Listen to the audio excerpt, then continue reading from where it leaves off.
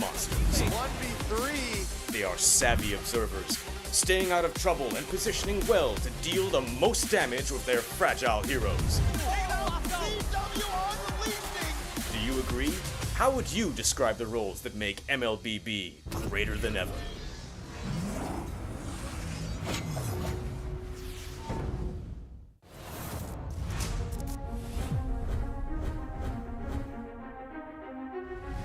A new era begins at M6. But who are the rising superstars leading the way? In Latam, Maycam Evolve emerges as the new gem of the region. With Aurora's fierce adaptability and rookie sensation Super Nahuel, the Dynasty Enders made history, toppling the undefeated RRQ Akira after a 2.5-year reign. At MTC Turkey Championship, S2G Esports rises as a new challenger. Led by Sigibum's superstar performance at the gold lane, Pagu's playmaking, and Begin's rotation, they are ready to shine on the world stage. In their M-Series debut from MPL Cambodia, CFU Gaming is ready to strike. With M2 veteran Poppy and core members Detective, Z, and Wadu. Can the Sharks are primed to make waves on the world stage? Returning to the M-Series is RRQ Hoshi, the Sang Raja. Looking for a trade as he finds the triple. Looking for the maniac. Reinforced by Sutsujin's lethal skill, and led by Skylar, this squad of young stars is on a mission for global dominance. The Indonesian cavalry made a bold gamble by swapping their lineup with MDL rookies. Uncovering gems like Fabian, the deadly jungler, a calculated roamer in Witty the Wise, and King Aaron Shiki, the next-level gold laner. Team Liquid ID rises as a new M-Series challenger. The double, the Roy goes down 1 by 1. It's a maniac. MPL PH Season 14 saw the debut of Aurora Gaming, with rising gold laner Domeng and MSC 2022 champion Demon Kite. The Kite-Kite combo complements Aurora's methodical playstyle, leaving fans to wonder how will they fare in M6.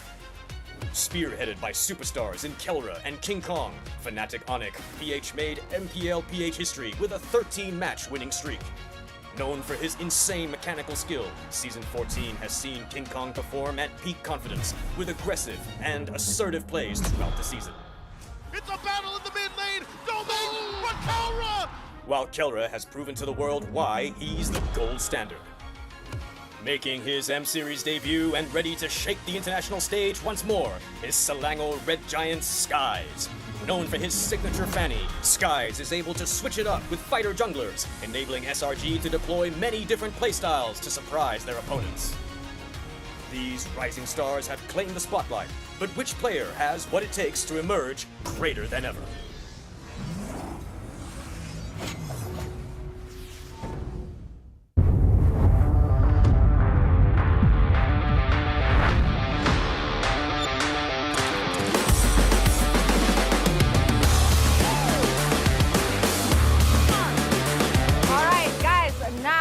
An Indo-MY rivalry over at the cornhole game. Two has to enter the hole. Okay, salam dulu, salam dulu. Salam dulu.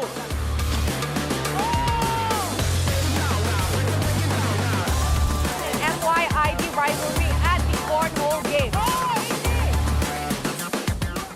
Okay guys, right now I am over at the basketball arcade machine because we are going to see a 1v1 situation happening, which is going to be Miles from Fnatic Onic Philippines going up against Tarzan from Twisted Minds. 1v1 going on. Who is going to win? Once again, we have a 1v1 going on. Hades and the one and only Domeng. As you can see here, it's a very tight game. Very, very tight. If you guys can do better than them. Here we have and that is Skylar. Nice one. Mantap. All right. Again, Singapore, which I'm assuming they should be very good at because Malaysia and Singapore we pretty have very similar childhood. Oh, nice one.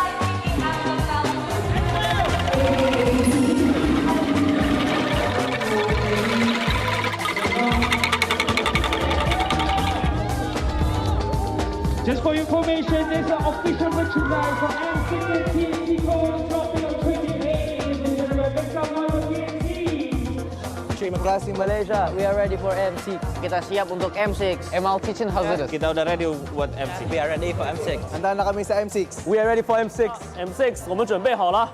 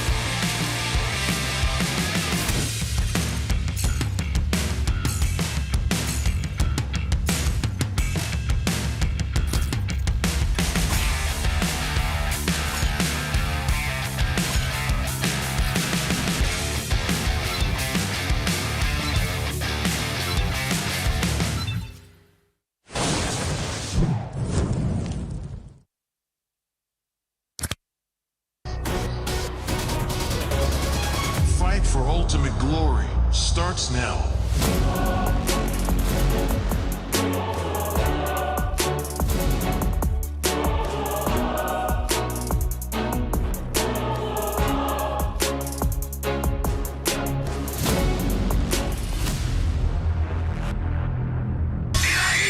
Mobile Legend M6 スイスウォッチ明治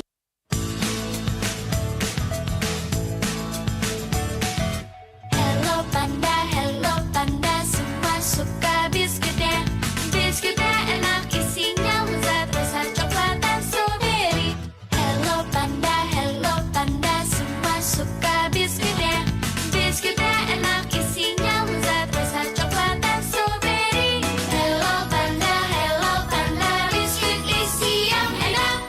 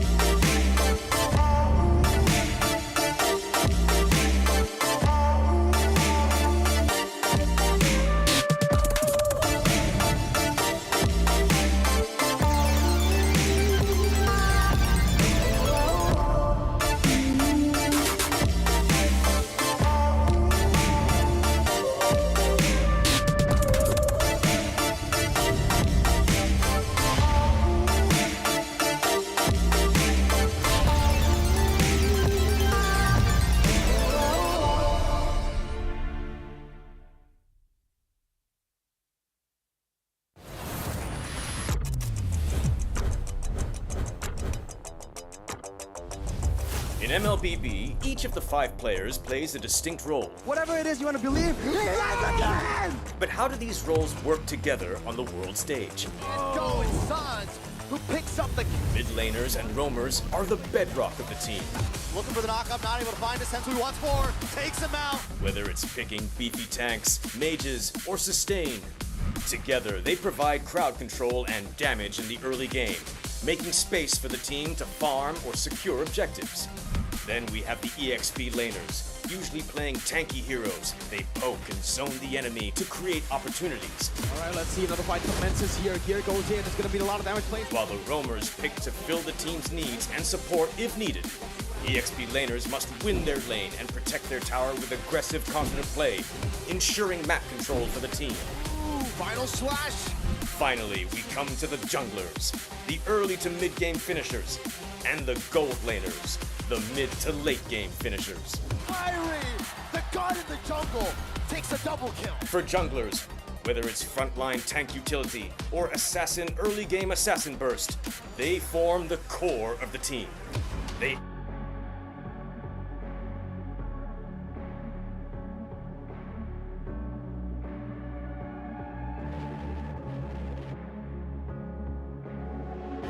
Lost in the shadows, feeling so small. But I've got a fire, won't let myself fall. Every hit taken, every scar earned, lessons in pain from which I've learned. When the world says I'm done, I'm just starting my run. Through the darkest of nights, I will find. You won't get me down. You won't get me down. I get back on track with a peaceful attack. I always come back around. I'll never back down. No, I'll never back down. At forced to behold any way to and fall. I always come back around. When worlds converge and dreams ignite, there are millions to witness.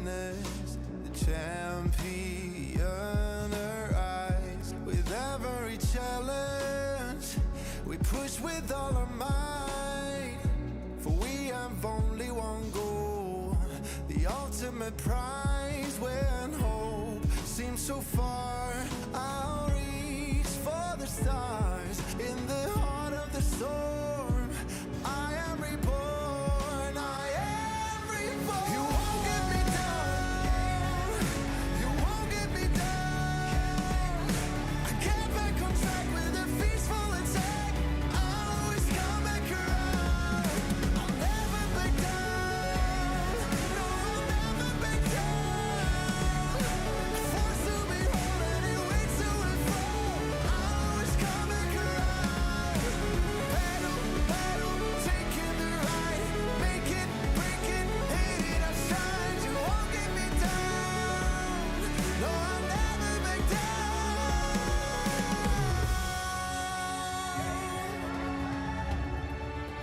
Can't take me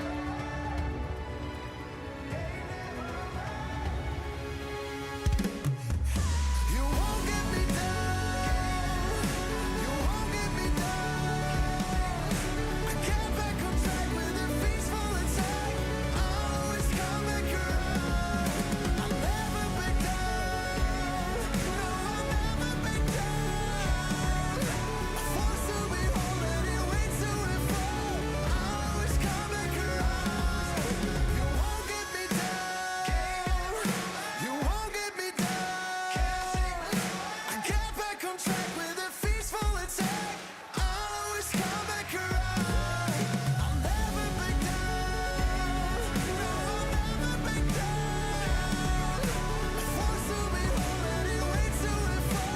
I'll always come back around, always come back around.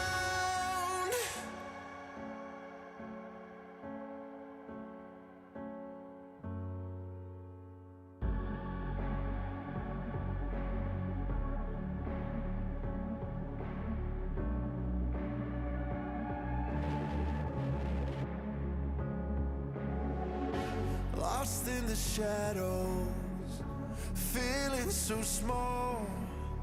But I've got a fire, won't let myself fall. Every hit taken, every scar earned, lessons in pain from which I've learned. When the world says I'm done, I'm just starting my run. Through the darkest of nights, I will find. You won't get me down, you won't get me down. I get back on track with a peaceful attack. I'll always come back around.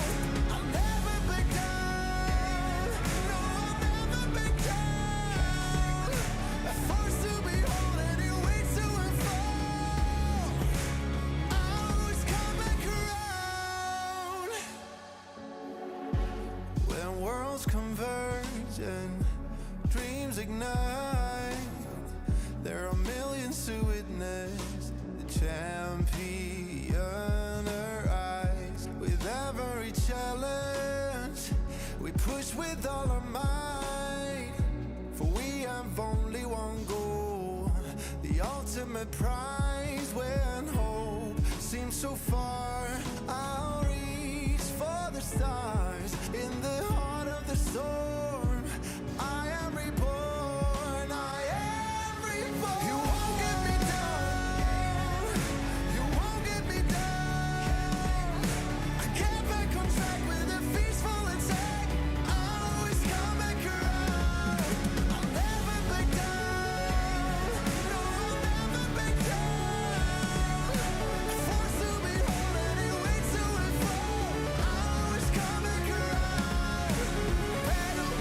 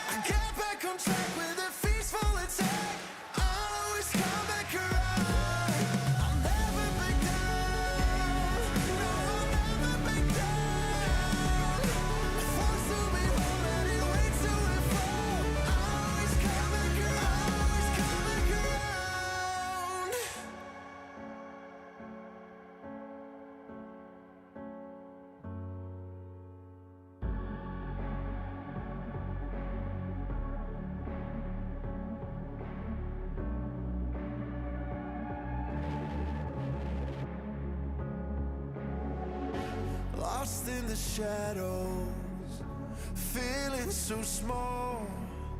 But I've got a fire, won't let myself fall.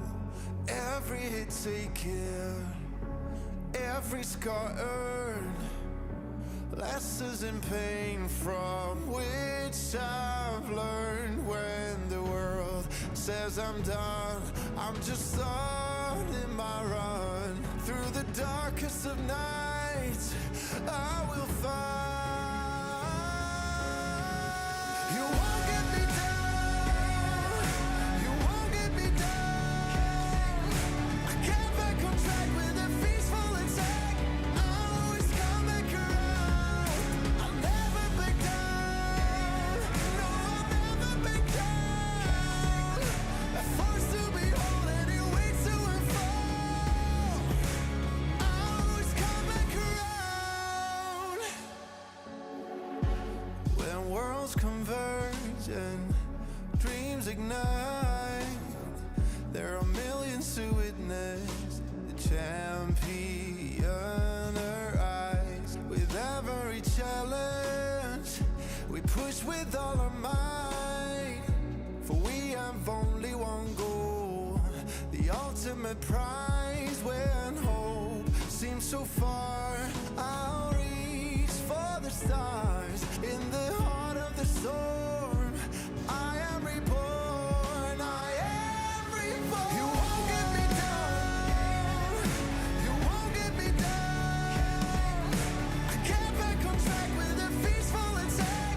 I'll always come back around. I'll never back down, no, I'll never back down. A force to behold and it waits to unfold. I'll always come back around. Battle, battle, taking the right, make it, break it, hate it, I shine. You won't get me down, no, I'll never back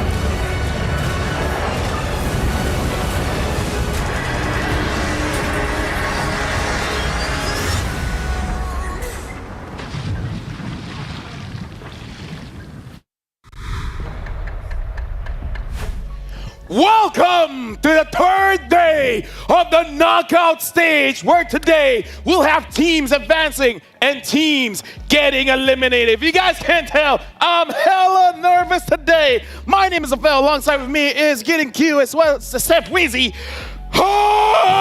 Gideon, how you feeling? Look, I'm just as nervous as you, but unfortunately, I don't have that kind of energy to give out right now, Steph. I know you got no stakes in this match whatsoever, but this is the knockout stage at this point. And I mean, expectations need to be set. I don't know how you're feeling about it, but I'm shaking. I'll tell you what. Okay, no, go ahead. Definitely a lot of energy. I can feel it, and I know why, right? Me, my region's gone. North America's been knocked out. You know, you guys took out BTK. Vamos took down BTK, so we'll see. A lot of emotions. When it comes to the World Championship, a lot of emotions. We've seen two teams already move forward, FNOP as well as TLID. They'll be going to Axiata. Now, while we're talking about today, for you guys, you can experience the thrill of gaming in real life at Kadia's Gaming and Esports District. Every detail is a celebration of play and entertainment. We would like to say thank you very much to Kadia. They've been here since the wild card, the Swiss stage, and now the knockout stage. Thank you very much to Kadia. And do you guys know 1.5 billion people have registered? They're registered as MLBB players. So we're celebrating this from the 6th of December all the way to the 23rd of December. Join the event and a complete task to get a random epic skin. It's an epic skin, folks, for free. Thank you for your unwavering support and for being part of this incredible journey. 1.5 billion. Let me tell you, LaFell, every time I get into the game, and especially for those of you who've been playing for a very long time, the one thing that annoys people is, why are you using the base skin? This time around, you're going to get a free epic one, so at least you can swag out with the rest of us pompous pricks. Yeah, you got to go out in style, right? I mean, now's a good time. You said 1.5. That's a good time to rank up. Maybe I can hit Mythic finally with all the brand new players in the pool.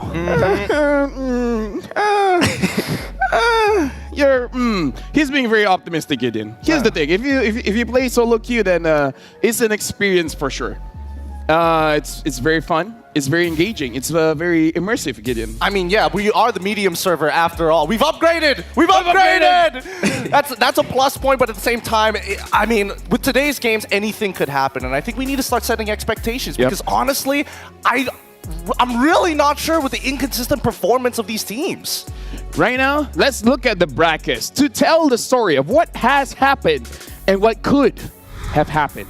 All right, right now we're looking at the knockout brackets here where no elimination so far. It's all about bracketing here. And now we are at the stage where we're looking at the bottom half of the bracket. Selangor Giants against NIP Flash. Whoever wins that one will go up against RRQ Hoshi. However, the ones that have lost will be eliminated. Same story with Vamos against Team Spirit. Wins, you go up against Falcon. Lose, you get eliminated. Let me tell you, gentlemen, for me, this is one of those situations. If you lose, you lose. And even if you win, you kind of lose. Well, I'll tell you what. It's make it or break it right now. The stakes are higher than ever. I can tell why you guys are nervous, right? I was there with you. I flew into Malaysia. And my team was already gone. Oh, well, honestly, I don't know. Even if your team was still part of it, even if it was a lower bracket run, it really is scary. Because usually in these M series, you have an optimistic favorite, and then you have a guaranteed favorite. I'm looking at that upper brackets, and I'm like, honestly, I don't want to see any of these teams in the lower brackets. This is crazy. When we're in the top 8, you kind of don't want to face against anyone. But now we got to look at the schedule for today. We have 2 best of 5 for you folks. Vamos going up against Team Spirit. Afterwards, it is going to be Selangor Giants going up against NIP Flash. And again, all the matches for today is going to be a best of 5. It's elimination day. These teams will play with single best of 5 to determine whether they move on to meet an even more difficult team or instantly get eliminated. And I would say that all of our 4 teams, especially playing in these 2 best of 5s, all have the potential to make it further, maybe even top 4, but it's going to come down to execution. Well, if it's anything like yesterday, we had 2 best of 5s as well, and those both went the distance. You thought it was going to go to one side with the 2-0, and then the other team bounced back, that rubber band effect, and I myself am hoping we see the same thing. I know you guys are a little nervous. There's a lot on the line for you guys. Here's the thing. If Malaysia wins the first game, then it'll be a 3-0. But if we're already losing 0-1, then it's like, okay, what about a 3-1? And then what about a 3-2, you know? But again, for me and Gideon, it's going to be hot racing for all the games today. But for you, Easy, what is the match to watch for you? Oh, honestly, both of them are full of excitement. I think with Vamos and Spirit, Vamos took down BTK, you know? So it's going to be entertaining to watch them, but also Team Spirit because the growth of EECA. Oh, yeah. You know, they've been doing so good. They've been in so many series. They have Sawa over there, a veteran player. And we got to see if they can get the job done up against a team like Vamos, who's been around as well with the revamps of Homeboys. And it's going to be some good games. It is going to be some good games, and honestly, I'm hoping that the teams are bringing their best because some of the teams in some of the series that we saw previously, especially in the decider bracket, some even coming from the upper bracket as well, have been a little, I would say, less than satisfying. So, if this full best of 5, if it does go all 5 games, I'm expecting a lot of it to come through the draft. Oh, yeah, for sure. Like, I feel like we're all in agreement here where we're looking at M6. The players are all good. Oh, yeah. It really does come with the draft where you know, certain drafts put the player in a disadvantageous situation where winning is great, but it's so hard to do. You know, and that's interesting, too, because I feel like Vamos, at least so far, they've been very experimental, right? They've even yes, that's one way to put it. They've thrown in the Hellkurt into the roam position, and they pulled it off. You know, once. Literally once. But do you think the higher we go on this ladder, do you think riskier drafts like that will be as effective? No. I really feel like when it comes to elimination, the only one where you can risk it is game number 1. After game number 1, it's all about understanding your opponents and then play around them. I think that's a fair point. Again, it's scary to do it right now, but game one, all right, let's see whether it's going to be experimental or not. Right now, I'm going to hold both of you to your opinions because right now we actually have to go to the backstage because we got interview with the players behind. I think it's with Poji. So Poji, what you got? Hello guys, and now we're here, me, Poji, and also we got Zons and Nets from Wamos team. So first question to Zon. Yes. Last year, you met with Team Kid Bomba, then lose against them. How do you feel for this year? Can you win against them? Yes, I very confident today we're gonna win against them. Mungkin boleh bagi pedas dan panas sikit. Tak apa, bagi je bahasa Melayu. Nanti kita translate kasi tajam dan panas. Sikit hati. Kalau bahasa Melayu boleh bagi net. Saya hanya bisa English, guys. Wow, English people. Okay. So for next. This is your time. You're about to go against Hiko, which is the only player in M6 that gets Savage. What do you want to say to Hiko? Hiko, good luck. Good luck. So what do you want to say to Kid Bombay and all of his team? Actually, for the team spirit itself. Team spirit, go back and practice more. No. No one. Next good boy. Good boy. Lepas menang, boleh bad boy. Bila menang boleh bad boy. So, mungkin kata-kata terakhir sebelum kita bermula. Final word before we start the games on. Doakan kita orang menang dan insyaAllah Malaysia boleh. Nice. Both of them squad macam struggle sikit. Sekarang kalau kita nak fokus lebih tak boleh. Nak marah, nak taunting atau nak spicy pun cannot. But then again, we hopefully got something nice from Team Spirit side. So let's go. Apa kata Eterna? Let's go. Surprise, guys! I'm back here for M6 as a courtside reporter, but that's not the only surprise because right now we have Kid Bomba as well as Sawo over here. And now we want to ask, earlier on we had a little bit of an interview with Team Vamos and they said that they're going to be confident to be able to take your team down. Now, let's hear your level of confidence. Let's start with you, Kid Bomba. 100% confident. All right, what about you? Same. All right, 100% confidence. I mean, you guys have been able to take down them in the past, a little bit of a snapback into M5. Now, what do you think would be different this time around? Nothing. All right, what about you? Just saying. Just the same. Okay, we're getting a lot of confidence here. I'm wondering how Team Vamos are feeling right now. But do you have any final words maybe to your fans around the world or maybe some words to Vamos? Good luck to Vamos. Thank you for supporting Team Spirit. All right. Yeah, thank you so much. There's really nothing else you want to say, guys? Good luck. Just good luck? Okay, fine. Predictions then. After the win. What about predictions? The series. 3-0. 3-0. Maybe 3-1. 3-1.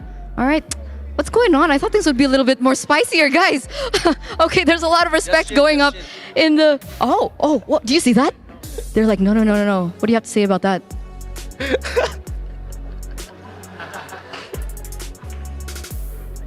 Yeah, it's fine. Keep it cool. It's fine. For sure. All right. For sure. Okay. Okay, full respect. Maybe after. Maybe after. So, thank you so much, Kid Bomba. Thank you so much. Sawo, good luck. And we're going to throw it back over to the panel to break it down.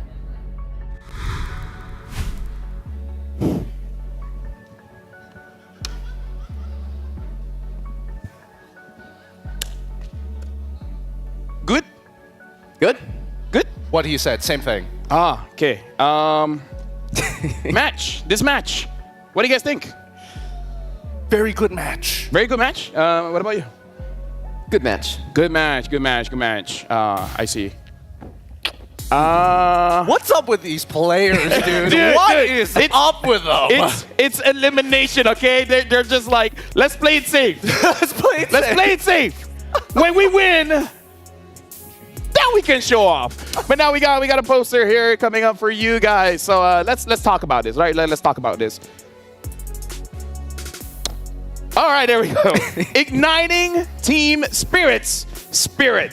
They're the last hope for the West. And heck, the only non-SEA team here. So a lot of pressure here. Gideon, you feel like a lot of pressure? I think that, honestly, I feel like it's a lot of pressure coming into this particular game. I understand where the players are coming from, but I feel like I was expecting a little bit more trash talk because these are very big personalities. And yes, it is the last bastion for the West. And even for Vamos, they've been knocking out a lot of Western teams. It's a strategy by Team Spirit. What? You want to know why? Why? Every team that trash talk Vamos, they become stronger. Vamos become stronger. So when you treat them nicely, they're not all that great.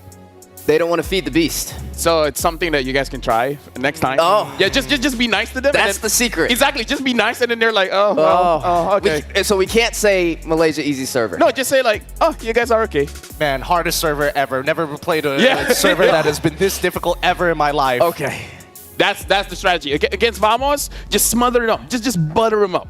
And then they'll be like, well, okay. As we're talking, we're going to look at the players using the ROG Phone 9 Pro, testing out their ping. As you guys see, the players are on stage, and they really do need it because it's honestly a good question coming in from Wheezy. Will we see some cheese coming in from Vamos, where we see like the Hellkirk picks and the such? I mean, yes, but I need to see the logic behind it, right? Everything we've seen from Pobs in the Swiss stage had some sort of concept towards it. Maybe the execution wasn't as clean. In Malaysia, we have one answer to those kind of questions. What could it be? Sebab boleh, dik. Oh. Okay, you got to break that down for me. So if someone asks you, right? Okay, what about a Hellkirk? And then someone like Gideon comes in and is like, okay, what's the logic behind it? And then you say, because I can. So that's it. That's it. Sometimes that's all you need. Like, why do you paint your house black? Because you can. Because I can, little bro. That's exactly. Fries in a little. Okay, you know, I need Leo.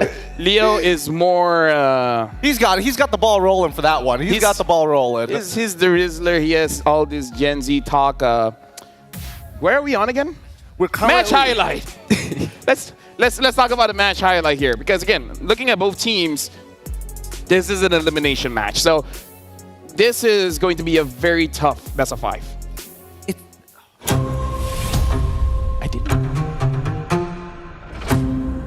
И Серегион не показывал себя так хорошо на М-серии, начиная с М1 до М3. Только недавно на чемпионате М5 они совершили камбэк, они заняли 4-е место.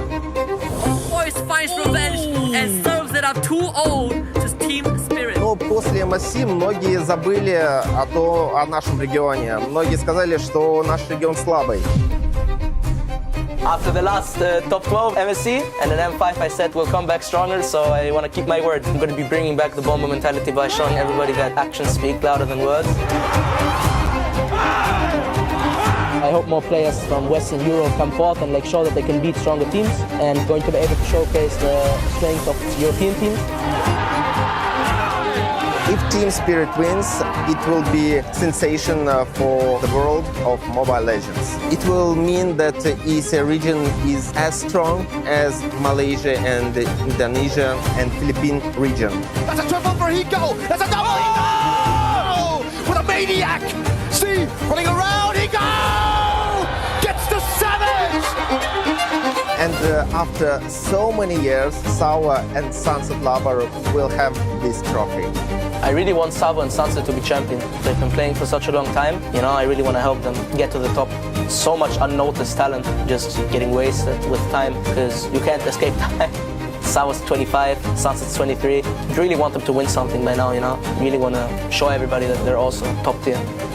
Здорово, Team Spirit. Я первый раз в жизни вижу наш регион в такой шикарной и обалденной форме. Мы топим за вас всем регионом, следим за вашими каждыми катками. В Сбере нет сильнее дракона, Спирит — гордость региона. Team Spirit, welcome to top 8. I think every team understands here that it's kind of like a war. You need men in war, so I'm trying to be the winner of the war. There's so much to break down. First of all, the Bomba mentality. Actions speak louder than words. But his words are pretty loud as well, as we can tell. And wanting a W for Sunset Lover as well as Sao, and then saying that they're 25 and 23. Excuse me, but that's still very young. They are extremely young, but especially in a mobile sport like this that goes at such a fast pace, I would say that the duration for a majority of players is a lot shorter in comparison to some of the other games out there. Well, effectively, they're the best in the West right now, right? Yep. The last standing West region. And this is a team that we've seen since the beginning, right? They've been here since M1. The only M series they missed was what, M4? Yeah. And here they are again for another shot at glory, and you can definitely tell the hunger's there. Well, I'm hungry too, but not talking about that. Both teams are ready. So after this, we will invite both teams coming up on stage for their best of 5 elimination match.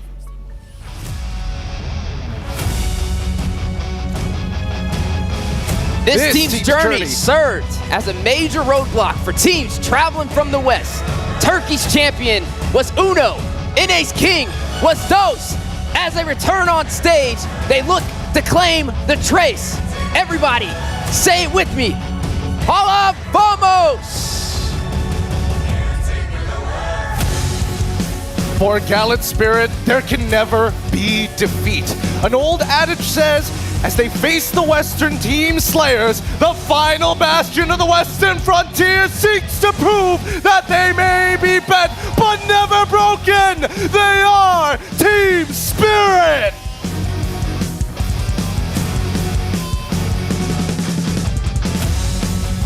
And now, introducing the coach coming in from both teams. Coach Pops and Coach Powie Bomb from Vamos. Coach Friend and DK Lana from Team Spirit.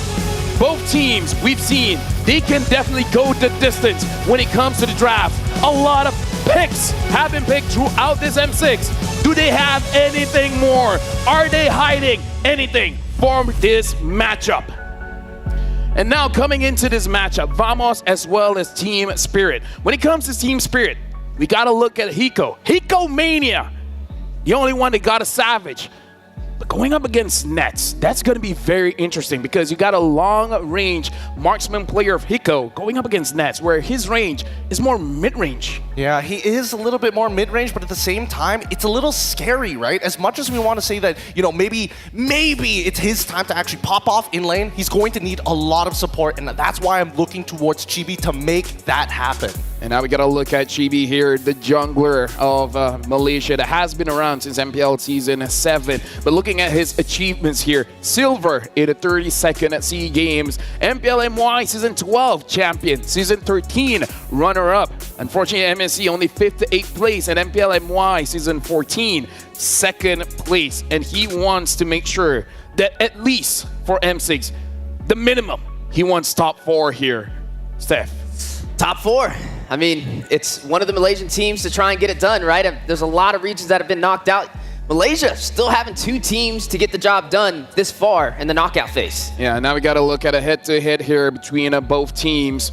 And we're looking at the jungler here, both Chibi as well as One Shot. If we're looking at the numbers, honestly looking at the KDA, One Shot has a little bit more. I feel like the game on the Fanny has definitely got him a lot of KDA on that game. But if we're looking at the gold per minute as well as average turtle, Chibi has been doing amazing, where I kind of feel like this is a testament to his retribution ability. Even in losing games, he somehow finds ways to get turtle and lords. That's the crazy part about Chibi, right? Initially, even before this, M5, he was already looking to be Turtle Mania Lord Destroyer every single time. However, in that matchup, that was against Magister. Coming into M6 with One Shot, he's definitely stood out compared to the rest with his flexibility, but more importantly so, the way the team plays around him.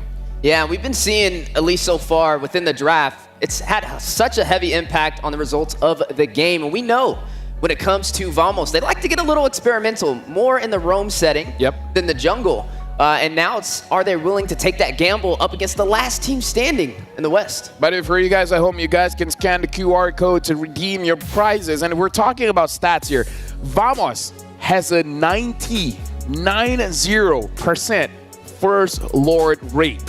Out of all their games, 9 out of 10 times, Vamos is the first to secure the Lord, and 70% first turret rate as well. So looking at the objectives, Vamos honestly has been looking amazing, and now we're jumping into the drafting phase between Team Spirit going up against Team Vamos. This is the game where you may experiment a little bit, but a reminder, man, this is where you set the tempo. This is where you set your momentum. Vamos, first pick. Team Spirit, second pick. And looks like Vamos, they ban out the Fanny, the Luyi, as well as the Hilda for Team Spirit, banning out the Jushin, as well as the Glue. So far, we've been seeing a bit of a turnaround when it comes down to blue side and red side from Swiss stage, from the wild card, even with a slight increase in red side win. Second pick for those who don't know. And most of the time, it just comes down to no matter what you look for, unless it is Suyo coming in from blue side, there is so much counter interaction from red. Yeah, and then you also get to see heroes like the Cho may walk in there. Could be Flex. It's a safety option. We know when it comes to the gold laners, especially Nets, he likes to play a little bit closer compared to Team Spirit's Hiko, the young prodigy. Suyo is open, Bruno is open as well. And so far, if I'm not mistaken, Hiko is the only gold laner that has not used the Bruno, even when it's open. So that's also an interesting point to talk about here. And Vamos, again, Net's specialty isn't really long-range marksmen like the Bruno. He does like the carry, the Harif, those that plays like a fighter kind of range. I mean, we say that he plays at a fighter kind of range, but Bruno really excels in those moments to clutch it out. Because again, if we're talking about heroes who can have sudden bursts of HP regeneration, in this case, lifesteal, Bruno usually follows that lane. So they're going to first pick it this time around. They're not going to experiment it and deny it off of Hiko. I would only assume that now, TS, they're going to be looking to kind of set up for a Beatrix comp, maybe a Granger. Hey, you know what? Listening to the crowd, I think they approve of this pick, Steph Weezy. I think they do too, and for good reason, right? Bruno has just been very effective so far in M6, but there's been some answers. Some teams choose to ban it out, others choose to work around it. We've seen an Angeline come out in the past. We've seen other things like the Granger to possibly counter it out, or even the Beatrix. So there's still some options on the table to be able to give Nets a little bit of a harder time. But it's interesting seeing Nets run on this Bruno, right? It's a little bit further, especially when you get that Malefic gun to be able to work in his favor. Can definitely be a challenge in the gold lane. I do think there's a bit of a relationship here, right? Because now that we kind of know where Vamos is leaning in towards that gold lane, we can expect a couple of things from a Team Spirit. Number one, the Beatrix and as well as the Granger. It doesn't have to come out now, so I want to see how they want to build around that. And Matilda and as well as Suyo is a very strong opener for this team. Right now, looking at the draft, there's two good junglers here. Joy is good against the Suyo, but the Fredrin is good for the Bruno. The Fredrin can defend the Bruno in very sticky situations, and when you have a Fredrin, you're allowed to give some of your farm to the other carries of your team. So now the Matilda, Suyo as well, and Steph Weezy, you mentioned both the Beatrix as well as the Granger, and arguably that's one of Hiko's best heroes. Yes, it is one of Hiko's best heroes, but at the same time, I was hoping that maybe the jungle spot could be a little bit more flexible here. I expect Vamos to maybe even lean into the Joy a little bit more. Oh, actually, wait. This is a different side of them. This is interesting because I was expecting if Joy shows up, we're expecting Belleru. But with an early Matilda pickup here, it looks like Vamos has came in prepared for this first phase. You know, it's interesting because I would have said an Eve could have been slotted in for the side of Team Spirit. But now that you're going up against a Hayabusa and a Sicilian, first of all, Sicilian's going to fight from afar. So it's going to be hard to get it inside of that RWM. And then you have a hero that's very effective of getting to the back line with that Hayabusa. So it may be a little bit of a challenge for Team Spirit. Let me just say, if Team Spirit doesn't pick up their gold laner here, probably going to get banned out. So they pick up the Granger very, very smart because I really see a future where Vamos is pretty okay with banning both Beatrix as well as Granger. But now, Team Spirit, what are the options? Because we've seen the Sicilian Carmilla combo, but is that something that Team Spirit will respect? Well, it's a little hard to say. Yes, it is a very interesting combo, but at the same time, I feel that right now that they've already secured their jungler, the question is, how are they going to take control over the lane? You see the Sicilian, even if you play with the RWM, there's a good chance that, at least from Vamos' side, they can turn into a pure dive composition. And not to mention, Hylos hasn't been touched just yet. I'm expecting one of these teams to get rid of it for the sake of their gold laners. Yeah, just to touch on that, that's where I was looking too. The Hylos could be very effective here, especially into the hands of Team Spirit, considering you're going up against an assassin. You want a hero that can, you know, maybe you have to stay in the XP lane now since you have the Matilda, but you can still invade effectively to kind of slow down that Hayabusa on these objectives. I mean, now we see the Carmilla ban. There is, I mean, we've seen it. The Moonlight Waltz really effective combination. Hey, Camilla, just do whatever you want. Worst comes to worst, I'll just suck you back in, put you in a safe spot, and then we can start playing with the rest of the team. So at least from the side of Team Spirit, great preparation in terms of previous drafts we've seen from Vamos. But now that we are seeing the Valentina getting banned out, I would only imagine that they want to really double down on this dive. Something that we have to see is looking at the lineup from Team Spirit. They're looking very strong in lane here. Granger is pretty strong in lane against Bruno, but having the Matilda as well as the Suyo, whatever mid laner that they pick up, they'll be able to move around the map very, very effectively, especially to the side lane. So this is something that Vamos has to be careful of. Whatever EXP laner that they have and the roamer that they have need to be able to either withstand the speed of the rotations or be able to slow it down.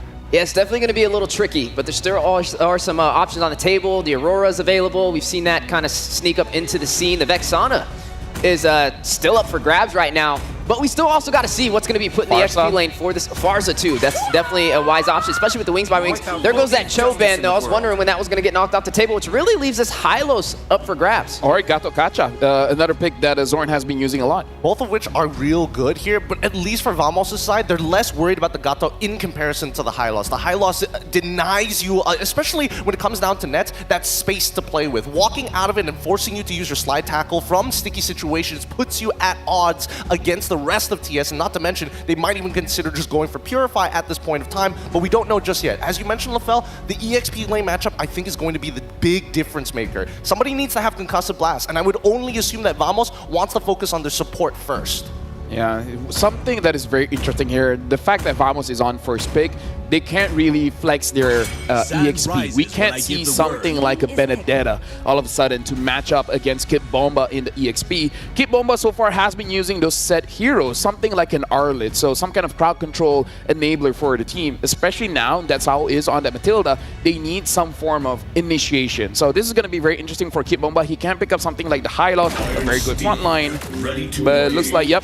He's going to pick up the Hylos. They're going to prioritize just big bodies for Hiko. Now, a couple of responses from Vamos' side. Either they can go for two setting heroes for both Roam and EXP to kind of force out a lot of spells, and they know that even if one fails, Matilda can pull them out. CC is another good option, but that's assuming that they're going to hard win that lane and actually put resources on that side of the map, which is something that we haven't seen teams do too often. They get a little greedy. They want to win every single lane rather than just focus on two. You know, and the question is, does Vamos go experimental? Because we have all this in theory.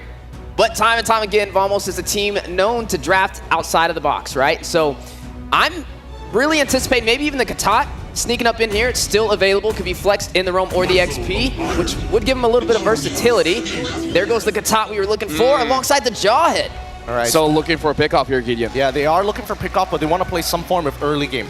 The last time we've seen a similar composition from this from Vamos was when they were up against S2G, and we saw a lot of macro feints to actually snowball that early game. TS, at this point, it's about lane control. If they can control the lane, then the early game is a free bypass. Now, honestly, this is a very smart EXP lane pickup by Team Spirit because we saw the amount of pressure on the EXP with the Hayabusa, so they're trying to mitigate that a little bit. But now they got to focus on Hiko, making sure that he doesn't get caught. And now, time to draw the beat of the flash. Looks like it's going to be a Joy. Where's the Joy going? Is it going to be a Joy mid? Or Joy, EXP, and then Matilda mid? Oh, look, I thought Vamos was the experimental one, but looks like it's going to be Team Spirit. Joy mid! This is going to be a wild one. Didn't expect that from Team Spirit. Well, looks like it's time to drop the beat of the flash. Thank you very much to our panelists. But now we're drawing over to Brigida as well as Mirko to call the match. I love the energy from LaFell, and I'm definitely carrying it over because this is a very important match between the only remaining team from the West up against the so-called Western Team Slayers. Welcome to the caster desk. This is Brigida and Mirko, and we're about to find out what's about to happen in game number 1. What are your thoughts on this surprise Joy in the mid lane by Team Spirit? You want to know a fun fact? What? Right after MSC, I spoke to Bomba. They were trying to find a new jungler for Team Spirit, and he said Sunset Lover might be the guy to take the jungle role. So, hey, I think they are not too surprised about this pick. They know how good Sunset Lover is on the Assassins. Now it's time to prove the world. Let's see if Sunset Lover can pull it off. Yep, I'm expecting a lot of very aggressive rotations, especially with this Joy in the mid lane. Wave clear definitely wouldn't be a question anymore. So it will be very important for Vamos to keep their side lanes in check. But it seems like they're also being very careful about that. Early leashes coming in from Team Vamos. So we'll see. I mean, it's not just the Matilda which is high in mobility, right? It's also the Joy. So they can really move quick around the map. And again, the panel also mentioned it earlier, there's little to no kill threat in terms of their XP laner. Kid Bomba right now, it's time for him to show that Bomba mentality. This is a high loss. You won't be able to pick him off that easily. Yep, definitely not. Especially with the Matilda, yeah, it's going to be really tough. Chibi looking for the early game steal, invade into the enemy jungle. By the way, if you guys want to steal some XP, or rather just claim some XP, go ahead and check out that M6 pass one-shot. Already over to Zorn. Sawo was initiated on earlier. Both the junglers, one-shot, maybe able to get first blood. There you go, one-shot. Claiming it early on, first minute. And there was no one else who could do anything in that situation. Zorn didn't even decide to use the flicker just yet. It seemed like he just accepted his fate. But where's the trade just now for Team Vamos? It seems like it's more of them just being very careful, and this is a surprise.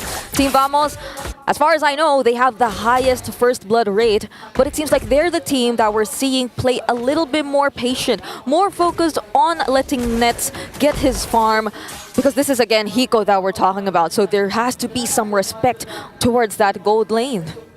Now let's take a look at the emblems here. It's the Impure Rage, so quite normal so far. Nothing really crazy. The Temporal Rain as well.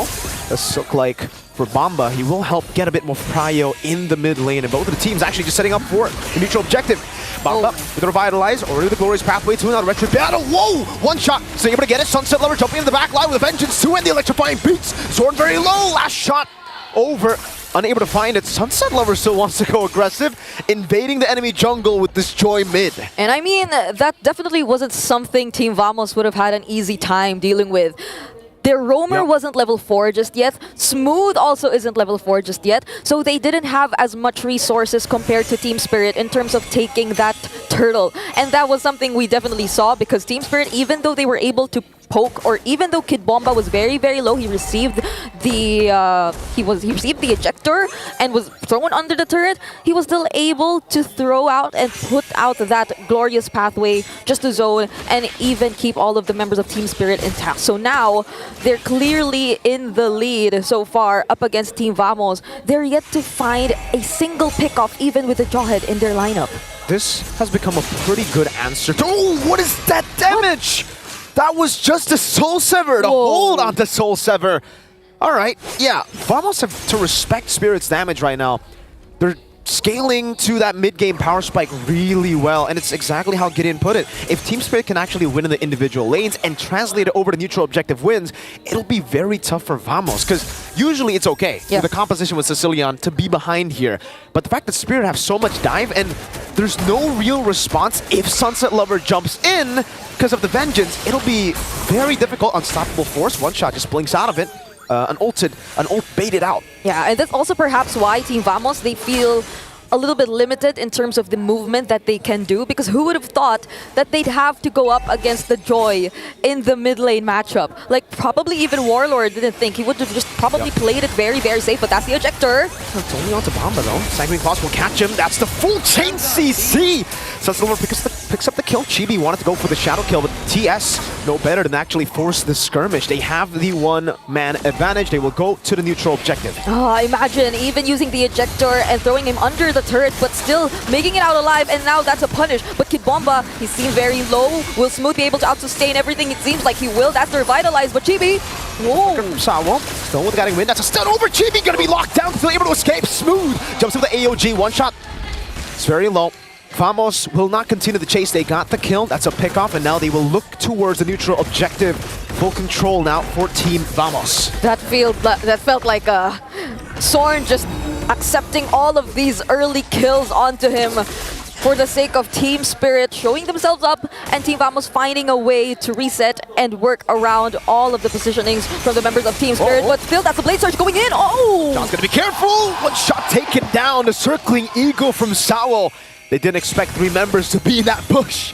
That was like, that was the best possible way to actually anticipate and deal with all these aggression coming in from one shot. I mean, for the past 5 minutes, we've seen him just keep on using that Soul Silver head-to-head up against whoever member of Team Vamos that he finds. But then now they have to acknowledge that Team Vamos, especially if they were able to pull out that beautiful chain CC, that layering, similar to what we've seen earlier, they actually have a way to deal with all this. And I mean, for the past few minutes, they've been so focused on making sure that lane doesn't lose in the laning. So they're definitely confident in terms of the damage he's probably able to put out right now, but man, we've been seeing a lot of action here in this mid-river side. I mean, it's almost as if the rotations aren't really happening. It's focused on the mid lane. You can see one shot there trying to read Chibi's movement too. He has to be careful here. If he stays too long, Chibi and Zorn can actually threaten him with a kill. Chibi going back into the bottom lane. One shot trying to just steal a few of these camps. Zorn doing a good job at delaying it, at least for a bit. But the wave in the bottom lane will be cleared out, and now it's back to just the waiting game. Waiting for the neutral objective. Hiko's farming, Nets is farming. And once we get into the mid game, I guess the question is, who's going to start popping off in these team fights? We heard just from Skylar that for Nets himself, Skylar's opinion is Nets is amazing in lane, but in the team fights, sometimes he doesn't do as well, you know, compared to the lane. Meanwhile, for Hiko, it's the opposite. He's great in these team fights. Yeah, and I mean, even looking at the gold rankings right now, it seems like Hiko's ahead, but Warlord, oh no, wait! No, Sunset Lover was ejected towards Warlord. Still becomes a kill, but two members are down there. Spirit with control over the turtle. Chibi wanting to go for the retribution here. Smooth needs to get that unblockable. Wants to jump in. Still with skill one shot. That's the shadow kill onto the back. Now jumping back again. Chibi's retribution cannot lose. Bomba with the stun over to Zorn. Rhapsody coming down with Revitalize too. Nets able to dodge away from that skill 1 stun. Now it's the AOG to the back. Hiko gonna be caught as well. Now it's gonna be the quad shadow from the back. Chibi with a flank. The assassination. Nets falling Sawo down, and it's a win for Vamos. And when it comes to sustaining the team fights and prolonging everything else, Team Vamos, it seems like they're well equipped to do just that. Oh, the ejector misses. But Sunset Lover, will he be able to clear the lane? Because it seems like he will be bursted down by Team Vamos, and they have their eyes set on taking that mid lane turret. 1v4, 1v5 even earlier. Sunset Lover, without the vengeance, he's got to respect Vamos, man. I mean, at this point, Vamos have damage to actually deal with Sunset Lover. When you don't have the vengeance, you're very, very vulnerable. Chibi as well, just always threatening Hiko here, rotating, showing up, forcing Hiko to fall back a bit. And we can see that Vamos have actually taken control of the mid game. Yep. Right now, they want, or Team Spirit, they also want to get the trades for themselves. That's a Circling Eagle being used onto Storm, but the Unstoppable Force, will he be able to cancel it out? That was great. Oh, the AOG as well. One shot able to claim the kill. Hiko goes in with the Rhapsody, but Smooth doesn't care. He gets tickled by the Rhapsody damage. Man, if Team Spirit decide to play it all together as well, if they go in all 5, you can't expect Team Vamos to find it that easy to position themselves, especially with Sunset Lover constantly on the lookout for disrupting these team fights, and them just being so confident to take out Zorn, who is equally confident in just standing in front of all the members of Team Spirit. But this is a different story we're seeing right now. They're more on the 5-man rotations, so from the bottom lane all the way to the top. And another thing that we really have to take into account is how, despite all the focus that Team Vamos has put towards the gold lane, Hiko's still leading in gold. He's still well protected. I mean, this is the Matilda that we're talking about. So for this Lord that we're looking at, it will definitely be a very important fight for either of these teams to eventually gain the map control that they've been looking for since the, I don't know, 5-minute mark, where nothing nearly seems to be happening just yet. 9 minutes in and we're basically still equal. There's really no lead here. The 1,000 gold lead for Vamos is great and all, but it's still very easily swung back in favor of... Oh, Bomba opening up. Getting the stun over to Chibi. Yo, change CC! Zorn left him, and Chibi got one shot by one shot. Spirit now gotta back away. They have to respect this. Chibi's down, and Team Spirit can just reset and go for the Lord. I mean, that was a great idea, right? Zorn and Chibi together in that particular brush. Probably they could have went for the sandwich play if Team Spirit had decided to show themselves towards the other side of the Lord pit, but it was a different story. They decided to check all the brushes, and now Zorn, oh wait! It's a vengeance, and electrifying beats over to Zorn. Smooth pops into Revitalize, now circling, eager to lock him down. One shot gets the snipe out to Zorn!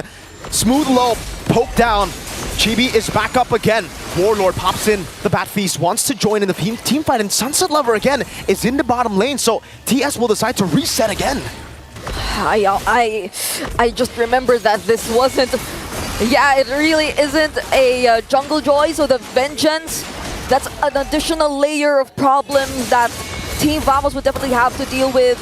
But we're still here in the Lord Pit. They don't want to... Either of these two teams want to give this up. That's the glorious pathway once again, but Smooth will be able to sustain this. He's in the middle of everything. And, oh, wait, it's from behind! Quad Shadow, AOG, he go with the flick around Smooth. That AOG won't connect. The Sanguine Claws will bomb up!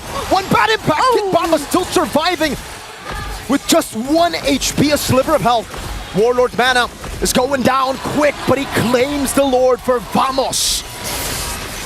Earlier, it seemed like Team Spirit were able to set things up for them to have that Lord take. But Team Vamos, they were just able to buy enough time.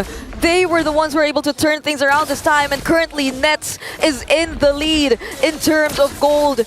And Team Vamos, they will definitely make use of this Lord, possibly taking out almost all of the inner turrets whenever they gain the chance or the access towards it. This is a very difficult situation for Team Spirit.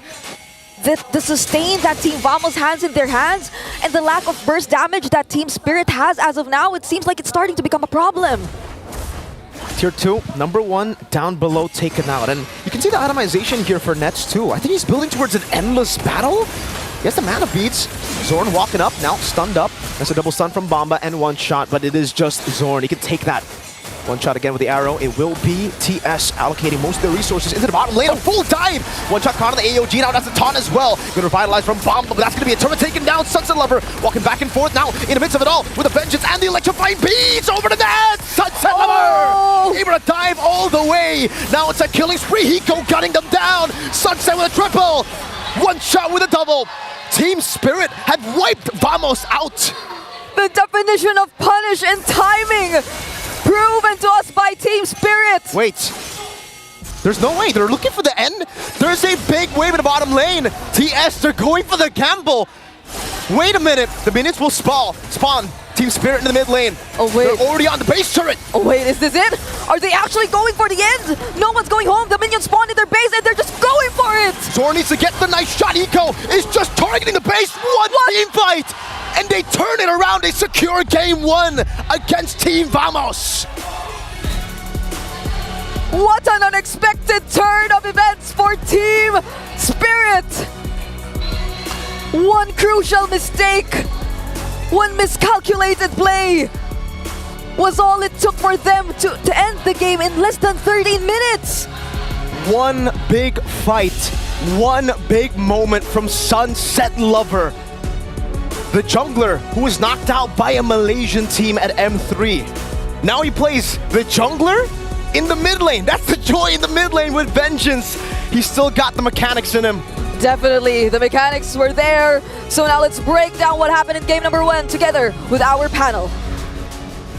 Thank you very much, and that's what happens. This is the life of a Mobile Legends player now.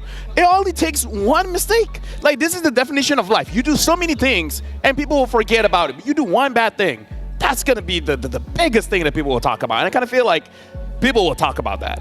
Oh, it's definitely going to stick for sure. It stings that we lost in that particular way, but why did it happen? Number 1, I gotta give it a Sunset Lover, right? Because in a majority of the early to mid-game fights, he did not want to participate. They were playing 4v5 in a lot of the scenarios, and he was able to get his 3 items on time, find the levels that he needs, and that Vengeance really making the difference for these dives once all the ults and resources had been used by Vamos. And it's interesting because it was on a little bit of an untraditional method, right? He pulls out the Joy and puts it in the mid lane. And I mean, I guess it worked because technically Joy can get away from all that aggressive gameplay because he has good peel. Honestly, I feel like the biggest thing is the Vengeance, right? He came in, he dealt the damage. Now, when he uses the ult, right, the electrifying beats, there's some magic resist as well as armor. But when you put Vengeance on top of that as well, and you have some return damage, we saw the hesitation from Nets to keep on hitting because the return damage, like the bigger your damage is, the bigger that it's going to reflect. And that was a big reflective damage there. Even Nets was like, I don't know if I want to keep on going. I think he learned his lesson after that very first Lord interaction. You saw him hitting away at Sunset Lover. He put himself down to a quarter of his HP, and then he had to tap out. It's like, I gotta hit. I'm sorry, GB. I gotta hit your purple. If I don't, I'm gonna die. I need the crits. I need this Haas Claw to work with me. But another genius thing coming in from the side of Team Spirit is the fact that if Sunset Lover can close the distance between him and Warlord, you lose so much damage off of the tip of the bat impact. And also credits to Sawo, right, on this Mathilda, just keeping the team alive, giving them the additional shielding,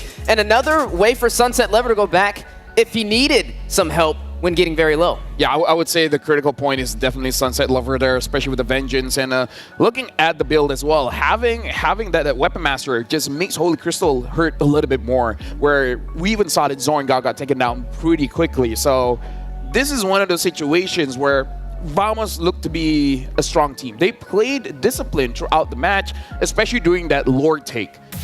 But then they just, I guess they didn't count on the Vengeance being up yet. Like they thought, okay, maybe the Vengeance is down, so we can deal with the Joy. But once the Joy jumped in with the Vengeance, GG, lights out. Yeah, but there's nothing much you can do with it, right? You're hoping that Smooth maybe has a taunt to try and kind of pull the Joy away in the middle of the dashes, but as you saw in that very final fight, Smooth already jumping in very heavily to try and take first inhibitor turret, which I don't think is a bad move. It's actually a very powerful siege tool that Gatot has, especially when you have the artilleryman Sicilian in your backline. But once you are out of ults, that's when you're expecting the clap back coming in from the side of Team Spirit. Yeah, one small step for Sunset Lover, a huge step for Team Spirit for game number 1 of this best of 5. The last team standing in the West. I mean, even the damage still goes over to Vamos, and it just shows you one mistake can cost everything. Yeah, and now we got to look at the goal graph here just to show how big of a swing that is. Look at Team Spirit. They actually controlled the game for the first like 6 minutes or so, but then Vamos was able to take the lead, and more importantly, they hold down the lead up until the last moment. That very last moment, look at how fast the dip was. They were 2,200 gold ahead, and then it swung all the way down, and then the game ended.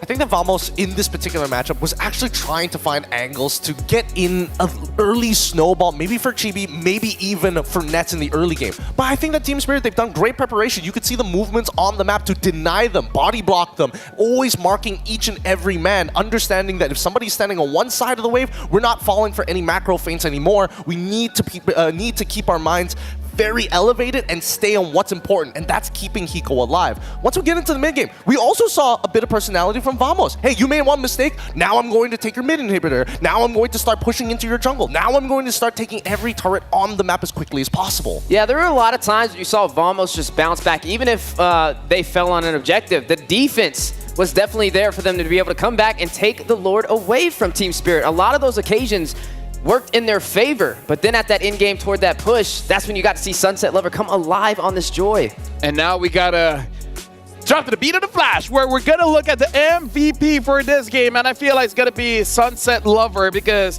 I gotta say that play was the game-winning play. Like if you want to see a play of the day, that's play of the day material for you. It's so good. It was so very, very good. I mean, look at his item build, right? We know that his emblem was my Weapon Master, but he doubled down on getting not only a Holy Crystal, but even the Blood Wings. And it's important to understand that with this emblem, you're multiplying your damage really, really quick. But he's not just greeting out. He's not like, oh, I want to get a lightning charge. I want to get the extra movement speed. I don't want to cut through with a Holy Glaive. No, he does initiate starting off with the glowing wand. He still understands, hey, I need to reduce your healing first before I can guarantee the one shot. Yeah, and then he runs the Temple of Rain as well, right? So when he uses that ultimate, that electrifying beats, his ults or his skills are going to go on cooldown, so it's going to be even more damage, and that works really well with a hero that gets up close and personal. Yeah, like we can definitely see it at Sunset Lover. He was completely fine. If I die, I die. As long as I take someone with me.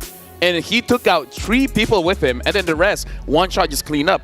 We're going to look at the highlights here, and I got to say, this is a good way to start game number 1, where you really can't expect anything, because if you're looking at the game, it starts off with Team Spirit doing well. And Vamos, you know, they were able to recover the lead and then just lose it at the end. Yeah, I mean, we also have to talk about the full composition coming in from Team Spirit, right? How does all these heroes interact with each other? I would say, yes, it does look a little bit like a dive composition. It's pretty good diving overall. Oh, But the beauty of it is how they run them down. Look, the inhibitor breaks at this point, and once the glorious pathway is through, that's when you're waiting for Sunset Lover to jump into that line. Oh, I just saw a mistake. Yep, they forced themselves into a choke point, and even worse yet, even Hiko was able to get free Death Sonata shots to allow the rest of Spirit to catch up. No, that was not the mistake. Was it the ejector? Yeah, like he wanted to eject the Joy, but he ejected Nets. Oh, yeah. So Zoran, instead of tossing the Joy, he accidentally tossed the Bruno. I mean, it's a double-edged sword. Yeah, if he threw the Joy up, they would have won the fight. But he actually threw the Bruno. Oh, that was.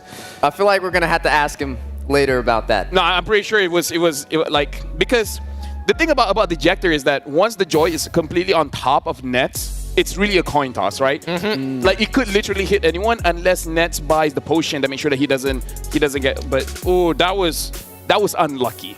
Yeah, that's why when they were walking off the stage, it's not like they were, we're really disappointed. It's like, all right, we made a mistake. We knew exactly what happened there. And honestly, TS, they played a strong game. They knew what they were doing, and it benefited their composition. Move on to game 2. Yeah, I feel like it was one of those situations where there wasn't too many wrong answers for Vamos, right? There was a lot that went right in that game for them. Yeah, there were some mistakes. There were some times where Spirit was in the lead, but it wasn't a one-sided story. And I think even with the draft, I'm okay with the way the draft landed for both sides. Yeah, so one thing that we have to say, they got to be careful here. They want to make sure that they don't get tilted because losing in that kind of way kind of messes with you. But something that we got to talk about, we have the ROG phone. No, it was physically, but unleash unmatched gaming performance with the ROG Phone 9 Pro mobile masterpiece that seamlessly blends high-power gaming with sleek modern aesthetic.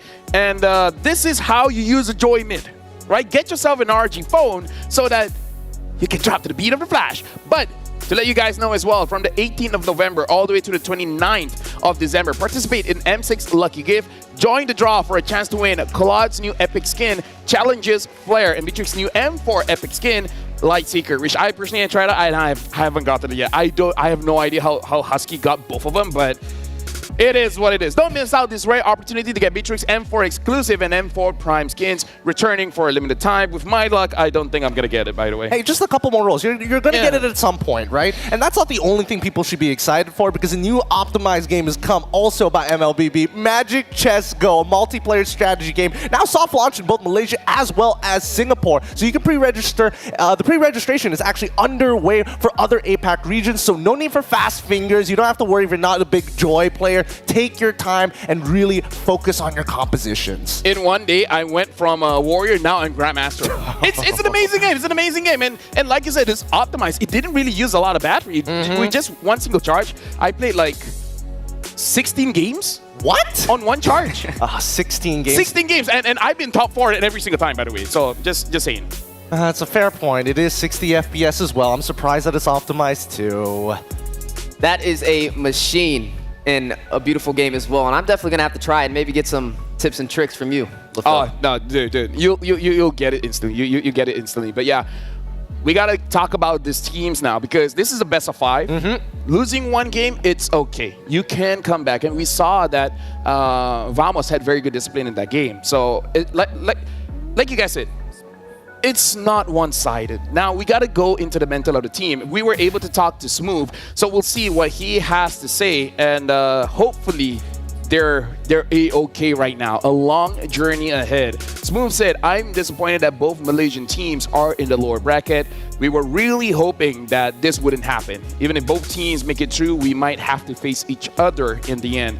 Our journey in the lower bracket will likely be a long one. We need to stay mentally prepared and build our stamina because only those who can endure will survive. And wise words where it's going to be tested right now. Yeah, it's truly going to be tested. And even if they do win this series, there's still a very long journey ahead of them. I love Smooth's mentality because he's very realistic about things, right? In his own professional career, so many times has he been cursed with second places all the time. And finally, when he qualifies and makes it into top 8, he understands the journey ain't over yet until you're lifting that trophy. Yeah, definitely a lot of pressure on the line for the Malaysia region, right? Trying to get out of the bottom bracket and get back up there with those at the top. And it's going to be interesting to see how they pull this off, right? I mean, even in the player interviews, we got to see Team Spirit and Vamos competing against each other, and they're very humble about the situation. Yeah, and now looking at Team Vamos here. Again, mentally, they got to be prepared, as well as their stamina. And sometimes in tournament, you have to have, short-term memory loss, right? Just like, okay, whatever happened.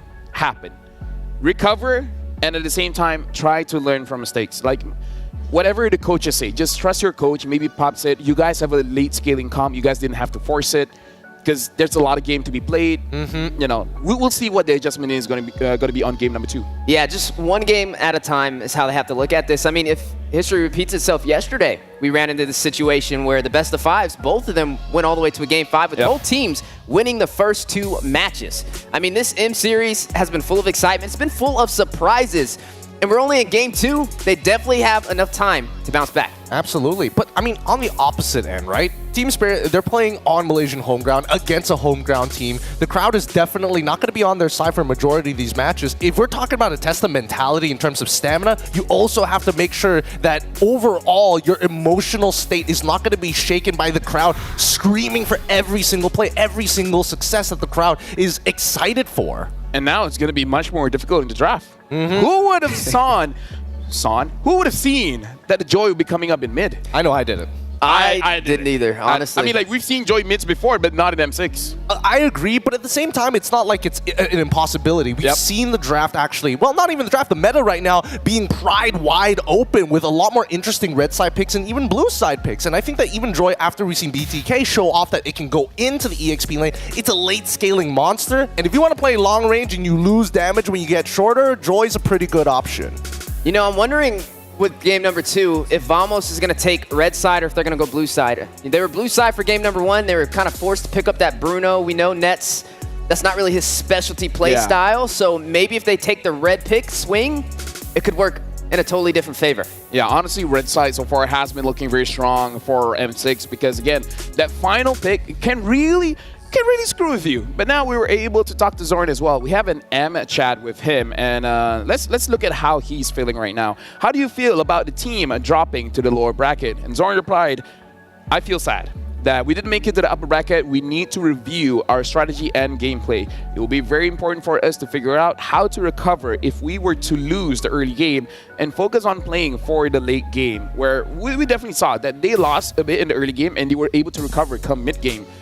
Now they just got to be careful not to make unnecessary mistakes or engages come to the late game. I think we can definitely see, the discipline being shown by this team. I mean, even prior to M6, we were always wondering if this team had hit a plateau because all they were focusing on was the early game for a large majority of the year. So coming into this, now I feel like Team Spirit is really testing that. How much have you evolved to your mid as well as your late games? I think that game 1, we saw a little bit of it, but now, since it's a best of 5, we're going to see a lot more, and I don't think Team Spirit is going to change the strategies. I mean, Team Spirit's comfortable. You saw Kid Bomba. He told Eterna, I plan on winning this 100%. I plan this to be a 3-0. And then you see beside him. Yes, I was like, maybe 3-1. He's like, I'm confident, but not that confident.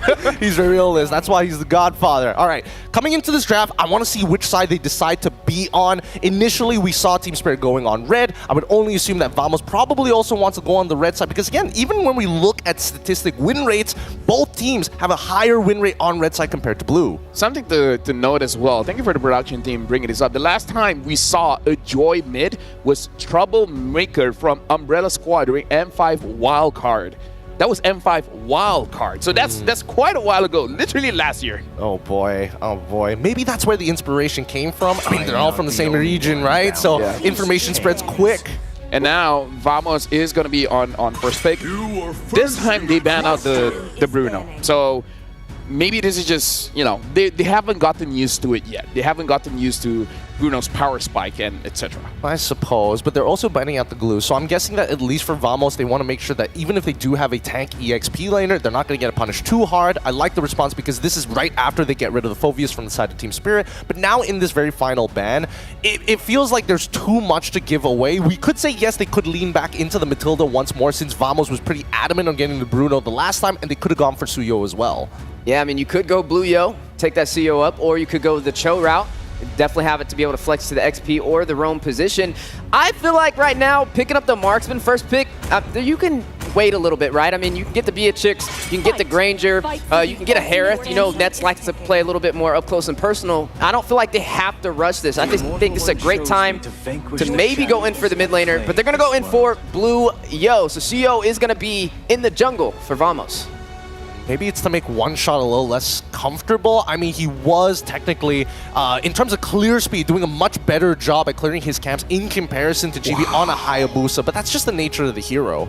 Wow, okay, now I feel old. This will be Sao's 62nd game. Oh my goodness. In the M series, just M series. It's his 62nd game in just M series. You know what's the wildest part? I've watched all 62 games. I have seen every single one of those games, whether on the desk or off the desk, just watching the M series in all of the games. He's heavily decorated. I mean, the only M series that we did not see him in was M4. So, yeah, there's a lot of legacy, there's a lot of history to kind of talk about between both of these teams. Vamos, Team Spirit, formerly Homeboys, Deus Volts, and now here they are again on the grand stage to fight it out again. As you are going to see that Mathilda picked up with the Hylos. They're going to go ahead and show some of these cards early.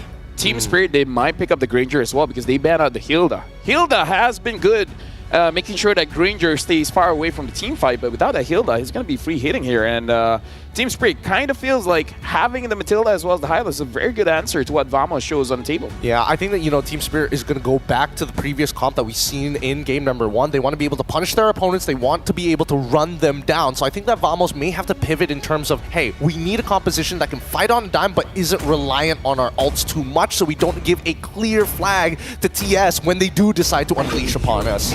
I wonder if Vamos... Okay, I was going to say, are they going to go the Sicilian route again? But no, they're going to go in for the Valentina. Now, with Team Spirit, do they still go in for this Joy? I feel like it'll be a little harder, especially with a Valentina able to kind of get a little bit more crowd control to stop that Joy from being as mobile. But for the side of Team Spirit, they definitely have some options on the table. Technically, the Aurora could come out here. We've seen that picked up a lot, especially up against the Valentina. The Eve would have been a great pickup, but you have to risk giving Vamos the RWM. Yeah. I mean, we saw that Team Spirit is pretty open to pick Sunset Lovers hero last. Like, that's just the Joy. Maybe they have something even crazier for us. Like, I don't know. Who should? Well, they show up the Joy. No, fun. No, here's the thing. It's flex, which is crazy. It's flex. It's flex. It poses a lot of questions whether or not Vamos is going to be able to handle it. Can they even find an early game opportunity against TS? If not, they're going to have to play mid to late. And even so, right now, I'm not seeing a lot of scaling on Vamos' side just yet. And right now, I feel like the high-value targets are going to be what's going to be ran in the gold lane. I mean, technically, you could go in for the Harith in this situation for Vamos, maybe something that Team Spirit wants to take off the table. The Granger, a high-value target as well, that's still walking for either side, and we have yet to really see what could be in the XP lane, because, I mean, the Katat could be roam still. Also a possibility. At least we understand that Vamos wants to hold back on what that gold lane pick is going to be first. I like the fact that, you know, Team Spirit, they're just covering their bases, make sure that you start limiting down on the potential options when it comes down to just the roam supports. Maybe even the Tigreal might be a follow-up ban afterwards. We'll see what Vren has in mind just a bit, because now we're looking towards Pops' side, right? If you make the comparison, we don't know where this, we're not exactly sure where this Joy is going to be, but more so the jungler is going to be a lot slower in comparison to the CEO, unless they're trying to play for something scaling or map heavy, like a Ling, or I would hope Alpha. Something crazy, like maybe Vamos can pick up, I don't know, Fredrin EXP. Against the Hylos? Against the Joy specifically. Against the Joy. Because Fredrin is good against the Joy, and we've seen the evolution of the EXP is basically just a second roamer, right? As the timer is about to hit 5 minutes, they're basically going to swap lanes, right? Where the EXP laner will move around the map, and then the jungler will go to the EXP lane and start absorbing those minions. So, you know, it's open, but now the Khalid as well as the Cho gets banned out. So, at least for Team Spirit, they're seeing this Gato Kacha to be an EXP laner. I mean, options are wide open on the table. In terms of the gold lane, the only thing you've seen take out so far was that Bruno in the first phase of the ban. So definitely a comfortability for both Nets and Hiko to be able to get the job done. Now, we got to see, right? If you do go the roam route, I believe Tig is still there. So Tig could go for the side of Vamos. Wait. I haven't seen Nets use 1-1, but that's that's an option here because they banned out the Faramis, and one of 1-1's weakness is the Faramis. Because I'm thinking, why do you need to ban the Faramis here? Exactly. I was thinking the same thing as well. I'm not sure why the Faramis, and then I would imagine that the Loi would have come first, and then maybe they start thinking of getting rid of Yves, and then force them to play something a little more awkward, right? But now that we're coming into the first picks of the second phase, I want to see how TS is going to respond to this, right? They could get their gold lane very early on, but I would imagine that they want to hold it to the very end unless they are abusing the Joy as the flex pick. Yeah, because they can pick up a Granger or a Beatrix here, because both options are open, and both Hiko is definitely comfortable with. If they really want reliable late game scaling, then probably the Beatrix. If they just want to bully out lane, then hey, Granger is a good pick. The Joy has just been such a power pick. It poses a lot of questions, right? Because now you see it in the mid lane, which means you could pick up the Eve. Okay. Because it's a flex pick, which means this is going to be Joy in the jungle. Yeah. All right. Something that I want to point out here, there's two, again, you have the Matilda who's able to enable somebody to dash out of tough situations. You have Joy, who I want to see whether or not Vamos thinks is a true problem. We've seen a couple of answers before, but maybe if they're going to experiment once again, I'm thinking maybe even a Minstar might be possible. Or Ruby, you know, or something Ruby. simple. Yeah, something simple like a Ruby. A Ruby would be good here. It has a lot of slow and sustainability as well. Like, the problem is the Joy. Who's going to stop this Joy from rushing in? There goes the CC, a great hero to get to the backline. All right. So they want to win out on that EXP lane. They want to make sure that High Loss is, a little uncomfortable here, but now they can still flex it out. That's why Coach Ren has done a very good job on this red side draft. Yeah, and right now Vamos is just picking comfort here because the CC is to face up against the High Loss, because that's a winning matchup. And Harif doesn't have a lot of losing matchup and is one of Net's comfort heroes. So Vamos, they're just going on pure comfort, and then we'll see how this works out for them, because there's a chance that Team Spirit can counter this Harif pick. And now, it poses the question, what's going to be slotted in that gold lane? I mean, there's still pretty much everything on the table minus that Harith. I mean, you can still see the Granger, you can still see the Beatrix sneak up in there. Hiko's definitely got a deadly Beatrix, but you have to worry about that AOG, right? You got to worry about that Gatot getting to the backline as well as that CC. And there we go. 1-1. The 1-1. I mean, I was talking about the 1-1, but I feel like it was going to be a good pick for Vamos, but they're like, you know what? It's open. Might as well give it to Hiko, and Hiko has used the 1-1 before to amazing success. Thank you very much to the panelists, Gideon as well as Steph Weezy, but now we're throwing it over to Brigida as well as Miracle to call this game.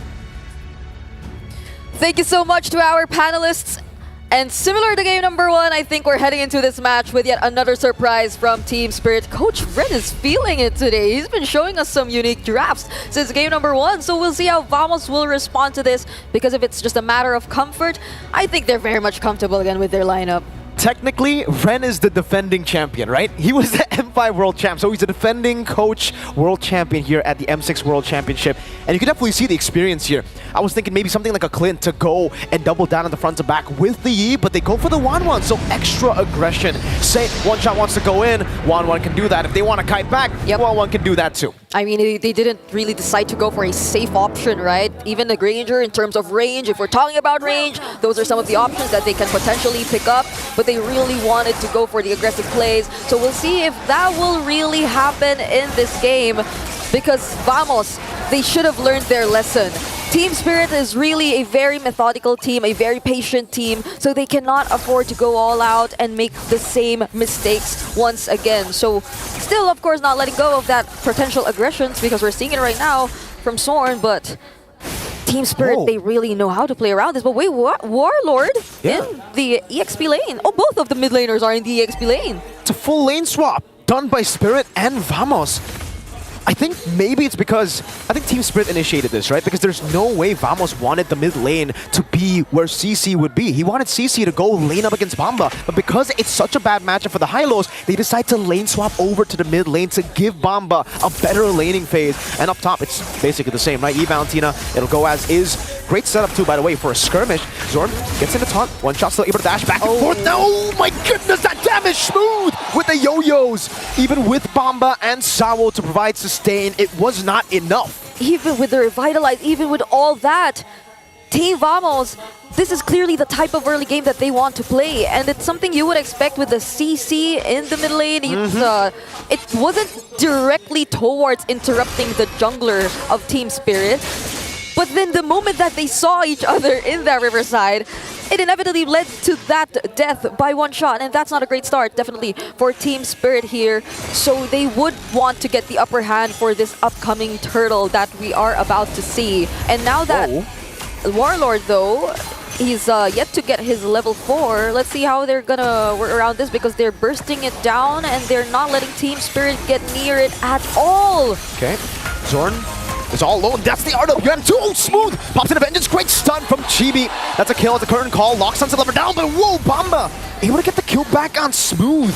Becomes a 2-2 stat line at this point, but Vamos did take the turtle. Now Chibi trying to go for this invade, but Sawo and Sunset Lover will be able to keep it safe from that invade. Yeah, and I mean, they try to at least play it safe, but still get some sort of trades against Team Vamos, even despite all that. And I feel like they wouldn't really want to mine their gold lane as of now, but this isn't quite the best possible scenario for Hiko if we're just going to base it in terms of the matchup. But we've seen a similar scenario for Hiko even in game number 1. Regardless of what kind of matchup you put him against, regardless of the amount of focus you put towards the gold lane, Hiko will just be able to maintain that lane and stay stable throughout the entirety of the game until the moment that you will need him. But Team Vamos, will they proceed with the aggression this time around? Will they want to go for the invades? Because as we're seeing it right now, we're back to the usual laning. And both side lanes of Team Vamos are having a relatively good time. It's a very good time for Vamos right now. The Harith winning in the lane, up top 2 CC. That one is the lane we kind of predicted to actually go in favor of Vamos. But even in the jungle, Chibi out farming one shot after getting that kill Smooth early. It does look like Chibi is just very, very comfortable. Oh, certainly Eagle over to Warlord. It's going to be one shot with the electrifying beats as well. No real kill threat as of right now, though. Both teams are able to disengage whenever, and one shot will just bounce away. Chibi stealing it away. Oh, Eco getting punished quite a bit on this 1-1. Not popping the Inspire, and up top, it's a yo-yo battle. Bamba will just accept some of that damage. We're seeing just what we were all expecting to happen, but this is space for Team Vamos. Oh, but Rico gets spotted by Chibi! What a read by Chibi! And that sets up perfectly for the next neutral objective. It spawns in right as Hiko died. That should be a free neutral objective. Yeah, I mean, no one else is probably going to attempt to contest this turtle, knowing that even all the side lanes, the mid lane even showing himself in the mid lane, it's only just Chibi taking that objective. Now they will immediately transition to stealing away this purple buff from a one shot, but will they be successful in doing so? One shot still has the retribution, but so does Chibi. And the skirmish is really happening. Oh, they take it away. That's the combo. The arrow into the retribution. Great usage of the arrow. Get a bit more HP to secure it. One shot will use the retribution on to another camp. And right now, Vamos are leading just with the sheer amount of neutral objective control and farm speed. Does seem like Chibi, every time he gets the Suyo, by the way, he's a neutral objective god. Even when he was up against the Suyo in game number 1, he secured more neutral objectives than one shot. Yeah, and honestly, this is a great scenario for Team Vamos because even Nets is having a great time. Like, both of them, they're just really able to perform this early into the game, but the real-world manipulation, though, oh, they go in! Zorn, very low, circling Eagle Horn coming down, real-world manipulation as well. There's AOG, Sunset Lover, flickering out from Chibi. Now it's Hiko, looking for all the weakness points. That's just one more, but he is able to dash away. Now in the mid lane, it's a battle, one shot, taken low! Taken down by Smooth, Sawo, cut down by Chibi and splashed by Warlord. Vamos getting everything on the map. They're definitely back in the game, and Smooth just denying the rest of the members of Team Spirit from catching up, even being able to handle them all on his own. So that's an immense amount of pressure that's coming in from Team Vamos right now. I feel like for Team Spirit, they really want to play into the team fights, but Team Vamos, they're handling all the split-up fight skirmishes really, really well. And now they're slowly able to convert into objectives. They might want to go for the defense, and they will successfully do so. But the other turrets, they won't be able to save them anymore. They even need to, use out these retributions inside of their own jungle just to secure it. Chibi, the British pathway is placed down by Bamba. RWM as well. The AOG will catch Sunset Lover. Oh, the ton, and that's the chain CC that we saw from Spirit, and now we see from Vamos. Sunset Lover down. Vamos controlling this mid lane. They don't care about the turtle. They want to get more structures. Now they're the ones doing these 5-man aggressive plays towards Team Spirit. Imagine 6 minutes into the game, exposing one inhibitor turret already for Team Spirit, and they could barely touch Team Vamos' outer turrets. That's how that's the struggle that Team Spirit is actually facing right now. They can't do anything. Literally, even if they want to commit onto Smooth, there's a vengeance. He can sustain all day. And unfortunately for Spirit, we're just so far behind. That's a 6,000 gold deficit for Spirit. Vamos are going to dictate every step of the way in this game. Yeah, and if you were Team Spirit, probably just really want to wait for that particular opening. But I'm liking how Sorn decides to time all of these Avatar of the Guardians, even Sunset Lover not having the best time just yet in this game. Look at that 2k gold lead in Net's hands compared to Hiko. That's a lot. Hiko only got his hands on the corrosion side, and imagine Net is probably looking to build his Holy Crystal. Yeah, that's a quick Holy Crystal if he gets it before the 8th minute mark. Yeah, Harith is snowballing. One shot. Dashing forward, Chibi. Oh, they get the retribution, gets stunned down. Oh, Chibi, this might be a mistake. Strictly Eagle knocks him up. One shot gets the kill. Smooth the backline, looking for the flank. Will tie both of them up, but one shot on Hiko will get the help to revitalize to escape. So they get Chibi, but there's no shutdown. So Vamos are still chill with it. Yeah, and the second skill really helped a lot for Hiko to be able to find his way out of that curtain call. But this is how you visually see the goal differences that are existing between Team Vamos and Team Spirit right now. Even in terms of their junglers, Chibi, with all the objectives that they were able to secure with the 3 turtles that are in Team Vamos' hands right now, this is one shot. He's finding it very, very difficult to dive in, to look for the targets. Aside from the fact that they're very high in terms of mobility, I don't think at this point One Shot will want to go in alone. Like, Team Vamos, they're doing a really great job just trying to protect nets. And Team Spirit, Hiko, I don't think he has the liberty to actually just jump around and dance around Team Vamos, considering the amount of burst damage that they could probably throw out at him. And now it's all about the farming game for Spirit. For Vamos, they can just take it slow as they want. They can constantly just play in the side lanes. And I think even if they force out a team fight, they have the tools necessary. A 6 that okay, that's a sign. That's literally the green light with the Holy Crystal to actually go for a fight if Spirit wants to contest. And yeah, there's absolutely no way Spirit wants to contest this. This is a free neutral objective. 4 out of 4 neutral objectives. 3 turtles, 1 lord for Chibi. And when you see Team Vamos spamming the recalls, or better yet, forming the letter V, that's the indicator that they're definitely in the lead, that they're really dominating the game. And as of the moment, it's looking very much possible because they're just trying to manage the lanes. This is discipline from Team Vamos, but again, they cannot repeat the same mistakes. Yeah.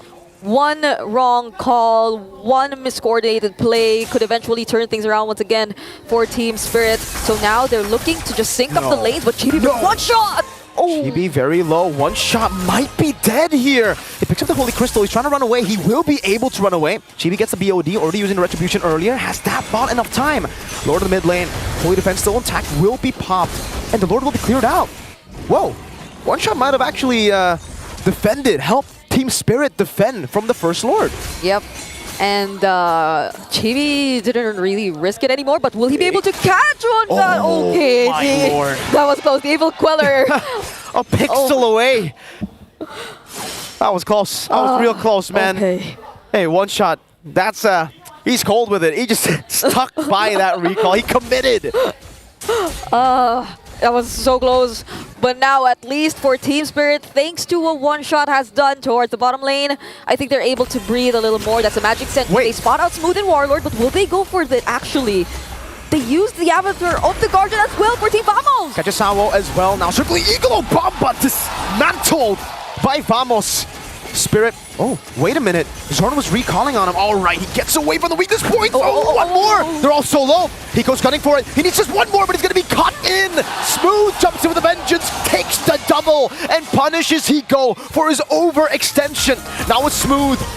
Getting targeted by One Shot. He's just there. Poked down by Sunset Lover 2. 7 seconds on Bomba, and there's a big wave in the mid lane. And interestingly enough, it feels like Team Spirit are taking advantage of all the range, the Void Crystals.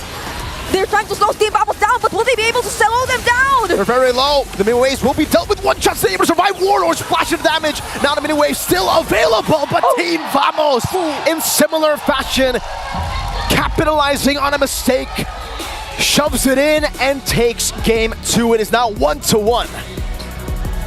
With just the glorious pathway down, Team Vamos' call was to proceed with the fight, and they need not wait for any other objective. They just forced their way through, and they equalize the series. 1-1. Vamos Spirit. I mean, are we expecting a full 5 games? I'm expecting nothing less, especially since we experienced it the other day. But let's break down what happened in that game. Let's head over back to our panel. Well, let me tell you what, just like Hiko's pick, this game is now a 1-1. It's interesting. It's interesting to see how both teams work with momentum extremely well. We've seen great conversions, but I think this time around Vamos has really solidified exactly what they want to do, and it's clear that both teams have done preparation instantly. Oh, you're playing a high loss, you know CC is a bad matchup. I'm expecting the early lane swap to the mid lane. Yeah, and you see Nets get a lot more comfortable with that Hereth in his hands as well, and it just showcases that even with the loss underneath their belt in this series, it didn't count them out of the whole entire match, right? So to be able to bounce back, now both teams are tied up. Yeah, now I feel like for Team Spirit, they got to consider quite a few things here, because them picking up the high loss early does leave the vulnerability of losing against the CC, and we see that Smooth can definitely use the CC quite well. Now, I want to take some time here and actually look at all the items, because we got to talk about the timing here, because Nats was 2-0-6, but we got to consider the timing. The difference in terms of gold, 10K against 7K. Nats got 3 items in the first 8 to 9 minutes. And that's very fast, considering you went up against 1-1. It's way too fast for most people. And with 1-1, even with 3 items, there's a very good chance that you're going to get one-shot by Nets, especially if you misplace your jumps, if you're not careful with the way that you move around your opponents to hit those weakness points. And I think, yes, it's not necessarily Hiko's fault. He was dealt a pretty bad hand overall, because worst comes to worst, if the fight's going bad, they're expecting the GOA to come save the day. They also have to worry about getting run down by Chibi. One other thing is that look at the itemization for Zorn, and then look at the lineup coming in from Team Spirit. Besides Hiko, everyone is magic damage. High loss magic damage, Joy magic damage, Eve magic damage, the Matilda is magic damage as well. We've seen a few Gato Kacha, especially in the EXP lane, using the Thunderbelt. But here Zorn completely understands that as a Gato Kacha, you're fine going up against physical damage. It's that magic damage that you really have to deal with. And instead of building more magic resist, he just went for the Winter Crown, because he's just like, I'm just gonna go in, have a good engage, and whatever happens, happens. And he only died once this game. Exactly. And I think, the best part about this is if he times that Winter Crown well, expecting people to jump on top of him, whether it be Matilda, but specifically against that Joy, miss that one dash, oh my goodness, it feels so bad. You're left out, and you're just hoping not to die at that point. I feel like Zorn's got to be like the recall king. Oh yeah, he is. Every time, the later the game goes, the more objectives they take over, the more he recalls. Let me just say he should have died there.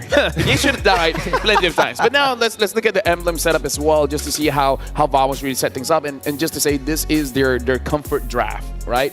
Only Smooth is not well known on that CC, but War Axe, CC, going up against a high loss, I would not want to be that high loss. It's a pretty free matchup, and even Bomba understood that. That's why initially it's not like it's the first time we've seen Bomba play a terrible matchup before, but they have ways around that with that initial lane swap. But Vamos with their pre-preparation, expecting to see it happen, also sending Warlord to take on Sunset Lover in that lane as well. It's all about control. And with Zorn, it doesn't really matter. Oh, you can't push as fast? Don't worry, I got Concussive Blast. I'll support you for that short bit of time before I move off. And you asked the question with Nets, 8 to 9 minutes, having 3 items, that 10K to 7K. He had the Bargain Hunter, right? So that helped him definitely get about like 90% of the original cost, and especially up against Hiko, where he went for the Tenacity route. Yeah, that's the interesting thing.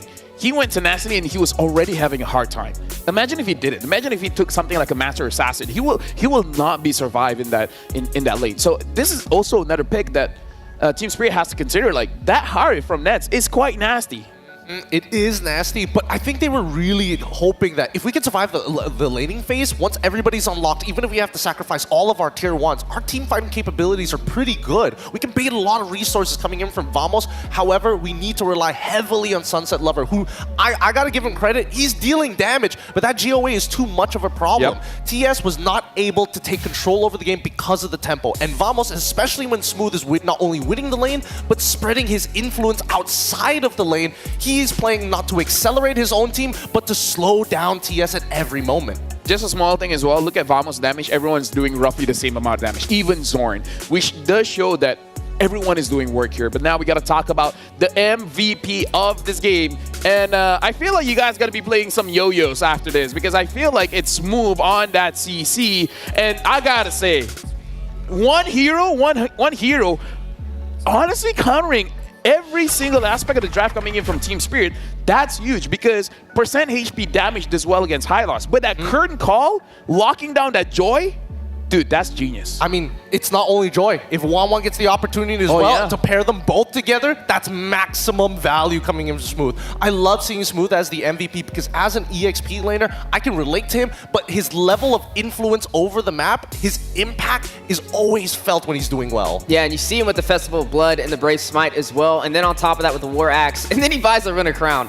So he's in the heart of the battle. He has not really too much to worry about, because he's going to get a lot of HP back inside of those engagements, and that just goes to show 6-1-4 on the KDA. He was everywhere. Oh yeah, he was definitely everywhere, and like you said, Gideon, spreading the influence, but that Winter Crown as well is very crucial, I feel like, for everyone from Vamos, because maybe they talked about it. What about just Winter Crown? Then we can deal with the Joy. Then it won't be that big of a problem. Now we got to look at the highlights here, and it's as quick as before 2 minutes here. Now Zorn honestly did a lot here, getting that taunt as well as the Revitalize. But then again, the damage coming in from Smooth, and this is like what, level 2? Yep, that was only level 2, and on top of the passive coming in from Zorn. Most people don't expect Gato to deal that much damage, but in the early game, that's kind of what he's known to do, kind of beat you up 1v1, even if he's 2 levels down. Although, we did see a couple mistakes coming in from Team Spirit, and a lot of it just came down to how hard do you want to force against your opponent. Their targets, Chibi and as well as Smooth. Smooth is a little hard to catch, Chibi may be a little more punishable, but at the same time, we heard from the cast itself, as soon as Chibi doesn't have that shutdown gold, there's not much value. And we've seen that even Chibi understands, hey, there's nothing to fight on the map. What I'm going to do is throw my body in, steal away your orange buff just to slow your EXP down. 3 level difference. Something that's nice to be seeing there is that Hiko got the weakness tag onto Nets. Nets immediately flicker out of there just to make sure that the range is not long enough for Hiko to use the crossbow of Tang. And then Smooth is just like, let me be the hero. He jumped in, immediately uses the Vengeance, because he knows what Hiko wants to do is get those weakness stack and then fly up. Vengeance killed Hiko first. And taking him down, I mean, it's huge, right? Without having him in the game, with Hiko falling, that led to them being able to pull off that victory, and it just showcases, and that's he had the tenacity, right? On top of that. And still to be able to be bursted down first. A major victory for Vamos to even out this series. The Battle of the Vengeance, man. Oh, yeah. Game number 1, it was on the Joy. Game number 2 is on the CC. Battle of Vengeance, there you go. Makes me excited for game number 3, right? Because now it shows that Vamos is saying, hey, even if you are winning on one side of the map, if we have another winning side of the map, we're going to have to trade here. It's a give and take in this draft. Let me just say, all hearts are beating for this game. And you guys can discover the beating heart of Qiddiya City, the gaming and esport district, the world's first real-life gaming hub and a beacon of gaming culture. Make sure you guys visit Qiddiya Gaming, because they've been here for the longest of time. And I kind of feel like they'll be involved in way more esports tournament coming forward. So thank you very much to Qiddiya Gaming. Now talking about game number 3, like we said, Gideon, draft. Game number 1, Joy mid, unexpected. Yep. Game number 3, CC, it might be unexpected coming in from Team Spirit. But you know what can be expected? What can be expected? A lot of guests for you guys at home. From the 22nd of November all the way to the 29th of December, the M6 support chats will be available for a limited time. Limited time, again, up until the 29th of December. Purchase the support chats for 50 diamonds only to get a large amount of past EXP. That's the best way for you to actually get the cloth kit as well as the figurine up in front of here. With the chance to obtain a basic M6 pass, use the basic M6 pass to instantly activate the M6 pass and then get all of the goodies. The easy way of doing it, and honestly, 50 diamonds, not that much. Now, one more game to see who's leading the tempo for this series. Something we saw different in game number 2. We still saw Vamos on the blue side, but they banned out the Bruno. Yep. Is that a hard tell is what I'm concerned about. I feel like as long as Vamos controls tempo, they have a very high chance of winning. But Team Spirit, at any point of time, could have easily bounced back off of a single mistake being made. So not only do you have to play a perfect game coming in from Vamos, but you also have to worry about the draft and more so some of the tells. Because again, it didn't necessarily have to be 1-1 there. I guess the thing that I'm afraid of is if the Bruno is left open. And if Vamos has a chance to pick it up. And then Nets is like, I don't want it. But then they're like, we got to pick it. Bruno mid. I don't know how to feel about that. I don't know how to feel about it. Warlord is like, yes, Pops, I can do it. I can use a Khalid mid. I can use a Bruno mid. But anyways, right now it does look like, okay, so she's tall enough. I can see her. So Eterna is there, you know. Shout out to Bude Clara. Shout out to Bude Clara. But now we're going to go with Eterna where it looks like she's alone. Or are you with someone? Let's throw over to Eterna. Thanks, guys. It's Eterna here, courtside reporter once again. And do I have a surprise for you today? Now, I'm wondering, do you guys know who Kazuki Official is? Yeah? You do? Exactly, yeah. Kazuki Official. Now, I've been hearing that he's apparently in the building. And yeah, a lot of fans in the building. And I'm hearing that as a special surprise for all of the audience in the building right now, he's actually going to show his face for the first time ever, special for M6. Now we're going to walk over to him. And now the thing is, this is the first time that we're going to ever see the face behind the voice. So it's a huge deal. Let's call him over. Kazuki Official, please join us. Hello, Kazuki. How are you feeling today? Yeah, it's amazing feeling, and I'm a little bit nervous also. And this is my first time to be here in such type of this tournament. And yeah, I'm a little nervous right now. It's okay. It's okay. It's okay. We're all here. We're all friendly, right? Nobody's gonna bite, right? You guys aren't. No. Okay. Yeah. No one's gonna bite here. So, why? Why after all this time? I've been hearing that you've been in the MLBB scene for quite some time. What made you? What drove you to finally, upload your identity here for M6? I'm playing this game from 2016, and yeah, it's already been a while. And I'm start creating content from 2019, and this is already 5 years. And this is the first time we got an invitation from Moontoon to be in the tournament. So yeah, I wanted to come before also, but yeah, this is the first time we got an invitation. So this is the first time you've ever been to an M Series event? Yeah, in any tournament even. Any tournament? Wow, it's an honor. Thank you so much for being here.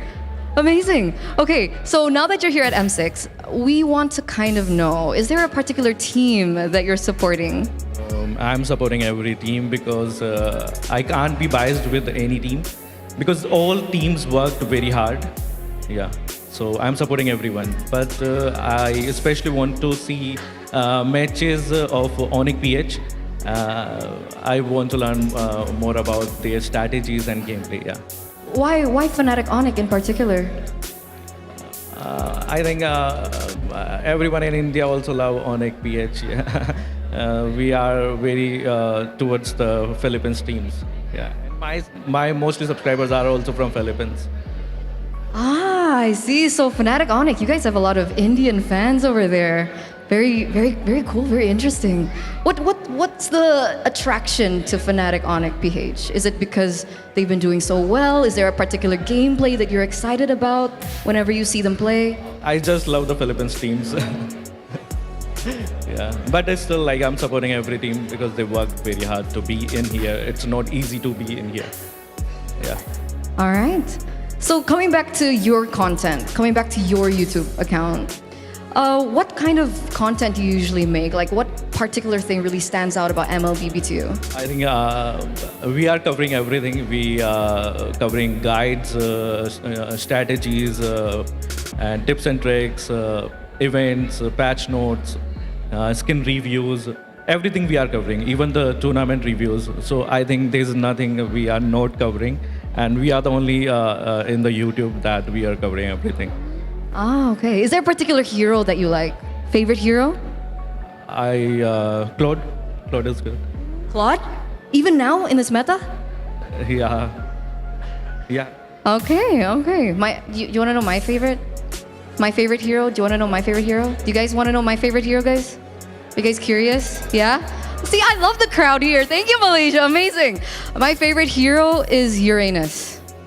Yeah. Do you like Uranus? I'm like an MM player, so. All right. So before we wrap things up and we continue this best of 5 series, I want to know what you have, or a message maybe to your fans out there who are watching right now. Okay, so thank you guys, thank you everyone to support me and your love, and it's like I'm honored to be in here, and yeah, and thank you my fans from the India. And I actually came in here just because I want to be, I want our country to be recognized in this tournament, and I'm also working for that. In next 2025, we will establish a boot camp in India, and I'm working for it.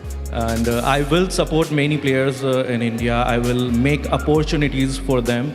And we will also host tournaments in there, and so guys, this is the time you should again start the game. Who left the game? This is I just believe in me and believe in Moonchun. We will have an opportunity to be in the tournament. So guys, this is the time. All right, thank you so much. We're gonna look out for that real soon. So once again, everybody give a round of applause for Kazuki Official. And we're gonna throw it over back to the panel. Thank you very much, Kazuki Official. By the way, Eterna, shout out to you. Very nice phone. And let me just tell Eterna, Gideon absolutely hates Uranus. Bad take. Terrible take. Awful take. Just the worst of the worst. Right? Like we've seen Uranus all around, but we really don't like it.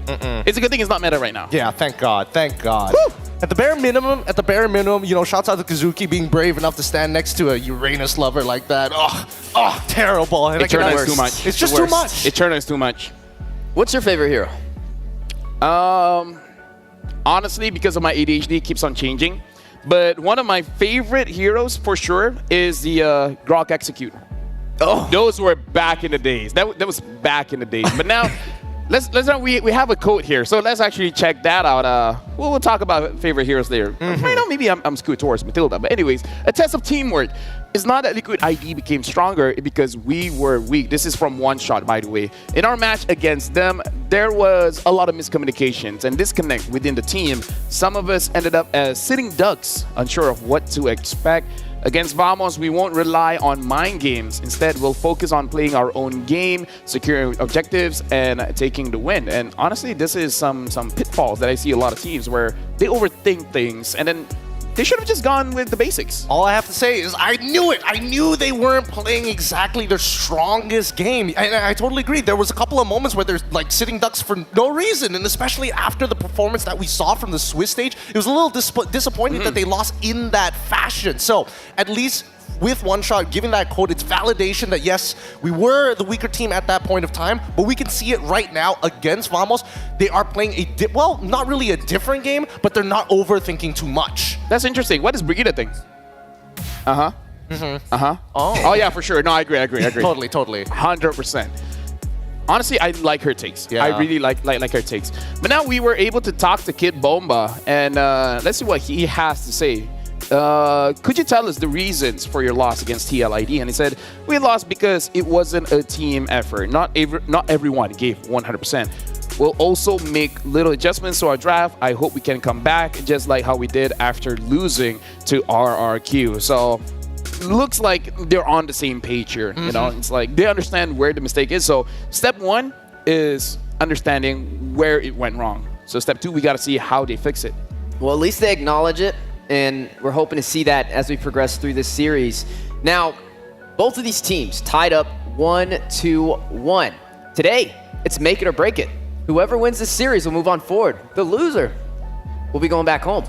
Man, it's going to be a very painful loss no matter what, but I think it's time. Everybody's been waiting for this. Let's get into the drafting phase between both of these teams. First things first, who is blue, who is red, who is first, and who is second? It's so important to see whether the adaptations in this game is going to say, hey, maybe we're going to show a different card, or are we just going to slightly adjust it? It looks like, for the side of Team Spirit, it's going to be slightly adjusting. So we got to see if Team Spirit will ban out that Suyo, because just like what Mirko said during the game, it's like, if he gets his hand on Suyo, every objective is for him. Win or lose, doesn't matter. He will get that objective. It's tough, but I think there's one more pitfall, and I think that's the Matilda. Showing it extremely early tells you, hey, it's not a flex pick, you know exactly what we're doing. And then also for Vamos' side, do they ban out the Bruno? Yes, they do. Bruno will be banned out again. Definitely has been a heavy hitter so far in the M series. Now, yeah, the Matilda is still on the table. It could definitely be up for grabs. The Eve has had a good showcasing today as well. Definitely something you want to be a little bit more mindful of. But then also the Blue Yo. Well, I don't think they want to ban out Blue Yo this time around. Unless, if that's going to be an adjustment, I would like to see what, whether or not they're going to try and force the Joy into that Beleric matchup we've seen before. Oh, that just might be the case here. So now becomes the question, what is first pickable here for Vamos? Because if we're looking at the junglers, I don't know, too much is open. The Alpha is still open, the Joy is still open, the Hayabusa is still open. We haven't seen Nolan around. Nolan's there as well. So I have no idea what the first pick is going to be. Hylos? Even Hylos is iffy. I would say Hylos or Cho could be definitely a great option right now. I would say something that could be flexed into one or two different roles. I wouldn't go so hard as picking up and showing a trump card this early, right? You want to keep Team Spirit on their toes. Or Valentina. That's what I was thinking as well. The Valentina opener might just be the way to go, because if you go into Joy, you're expecting the Beleric to be showing up on the other side. You go for Cho, then other picks are going to come through. Hilda, it's strong, but there is still counterplay for the side of Team Spirit. For an example, putting Alpha in the jungle, it's like, oh, you want to harass me? I got true damage. I literally don't care. Could be a threat. Definitely have to watch out for it. I mean, the Fredrin could be another viable option as well, especially up against that Hilda. The Assassins is where you're going to kind of be a little bit weaker with that Hilda, especially invading on those buffs. So for Team Spirit, the ball's in their court. They can definitely go in for their goat laner. They can pick up their marksman super early. They have Mage Prio right now. They could pick up something like the Eve. They were comfortable running an Eve against the Valentina. Didn't work out in their favor, but they were comfortable with it. I feel like the Hilda is just to shut down the Granger and the Joy pick. And the Joy still got picked. So this is Vamos anticipating this Joy pick and try to fight against it. And now even the Matilda is picked. Vamos has an option here. They can go Hayabusa, which goes well against the Joy. Even the Fredrin does well against the Joy. So it's really about what the goal lane is going to be that will kind of dictate what the jungler pickup is going to be. Not saying they pick up gold now, but meaning whatever either Hayabusa or Fredrin can kind of give us some kind of clue. Valentina picked up first. Okay, no surprises there. I want to see which shows up first, whether or not the there we go. The Hayabusa shows up first. Again, decent matchup, but we've seen how annoying this Matilda can be, especially when you're in the Oki Shadow Kill. You can help, make sure pull teams away, pull team members away from the Shadow Kill so that, maybe RNG isn't on your side, or at the very least be able to kind of body block a couple of the shots for your team. I'm still curious about the gold, because that's really what's going to predetermine how you want to play your composition or how you want to design it. Now, you might want to go for a marksman with survivability, just because not only you're going against the Hayabusa, but you're also going against that Hilda as well. We haven't seen a Natan in a while. Natan has kind of slipped through the cracks. The Claude has been a little out of the ballpark for a while, but things we have seen, the Beatrix still could be picked up, something that is definitely a comfortable pick, or the Moskov as well, but they're going to go in for that Alpha, and this just seems to be the case because of the Hilda. Is it too early to show, though, Gideon? I mean, you already have the Joy. Now you're just saying, yep, this is Joy mate. What are you going to do about it? I mean, it could be Joy EXP for all we know. That's true. That's another possibility. I don't want to keep speculating upon it, because at the very least, here are some of the perks of having the Alpha. The Alpha can only go in one direction. He's not very good at pulling himself out of hard scenarios, but at the same time, does that mean that they're looking towards that mid lane? Are they going to try and set up potential gank angles, or at least cut out supply routes, because a lot of the movements from Vamos are predetermined by the mid lane anyways? I'm expecting Team Spirit to go for, I would say, maybe a Hylos in the XP lane if they could pull it off, because it's still up for grabs. Maybe something that Vamos wants to take off the table. I mean, with the Matilda, they don't really have too much crowd control aspect. Yeah, you have the Alpha, the Spear of Alpha. You get a little bit of a knock up there, but they need a little bit more oomph when it comes to crowd control. I could agree with that as well. I mean, Kid Bomba can still pick up something like the Arla or Charizla. That's what I was thinking as well. I feel like the Arla would make a little bit more sense, but we're going to need to see those gold laners first, and that's the beauty of being on that red side. At least you get to see the full composition. So I'm assuming that they're going to wait until the very end to reveal it. They're probably going to pick 4th pick for Sunset Lover, and then 5th pick for Kid Bomba. But now looking at the bans, right? Banning out the Hylos, banning out the Harith. They want to give Hiko a good matchup at the bare minimum. Now, they could pull the okie doke on the Vamos, right? You could put this Joy in the mid. Then you don't have to worry about the Valentina too much. I mean, to be fair, I kind of feel like the Valentina has a pretty good matchup against the Joy because the Valentina can steal away the electrifying beats and basically just deal maximum damage all the time. So I feel like because this is not a Sicilian, at least Warlord has a better time going up against this. The Joe has been banned out, so Vamos has options here, right? The Gator is still open, the Jawhead is still open, and I don't know, maybe Zorn has some surprises here to deal with the Joy. Maybe he picks up the Belleric, who knows? I mean, I suppose, but I think at the same time, how are you going to kind of keep control over the waves? Like, Hilda, yes, is decent at like clearing waves, but then you start comparing it with like Gator, who basically one-shots the wave, right? Even Charizla is able to kind of hard sustain. We're not seeing enough of Vamos on ways to actually pressure the enemy jungler, or at the very least force out that priority, right? And I think at this point, now that they've gotten rid of the Hylos, that's one problem out of the way. But the Khalid, yes, this is something that I was expecting to be banned pretty early on. So does this mean Vamos, they're going to probably pick up... Well, no, the Harith is gone. So, I mean, yeah, maybe Beatrix... Carry. Yeah, Carry would probably be next over there for Nets. But for the side of Team Spirit, maybe the Beatrix is going to sneak into the occasion.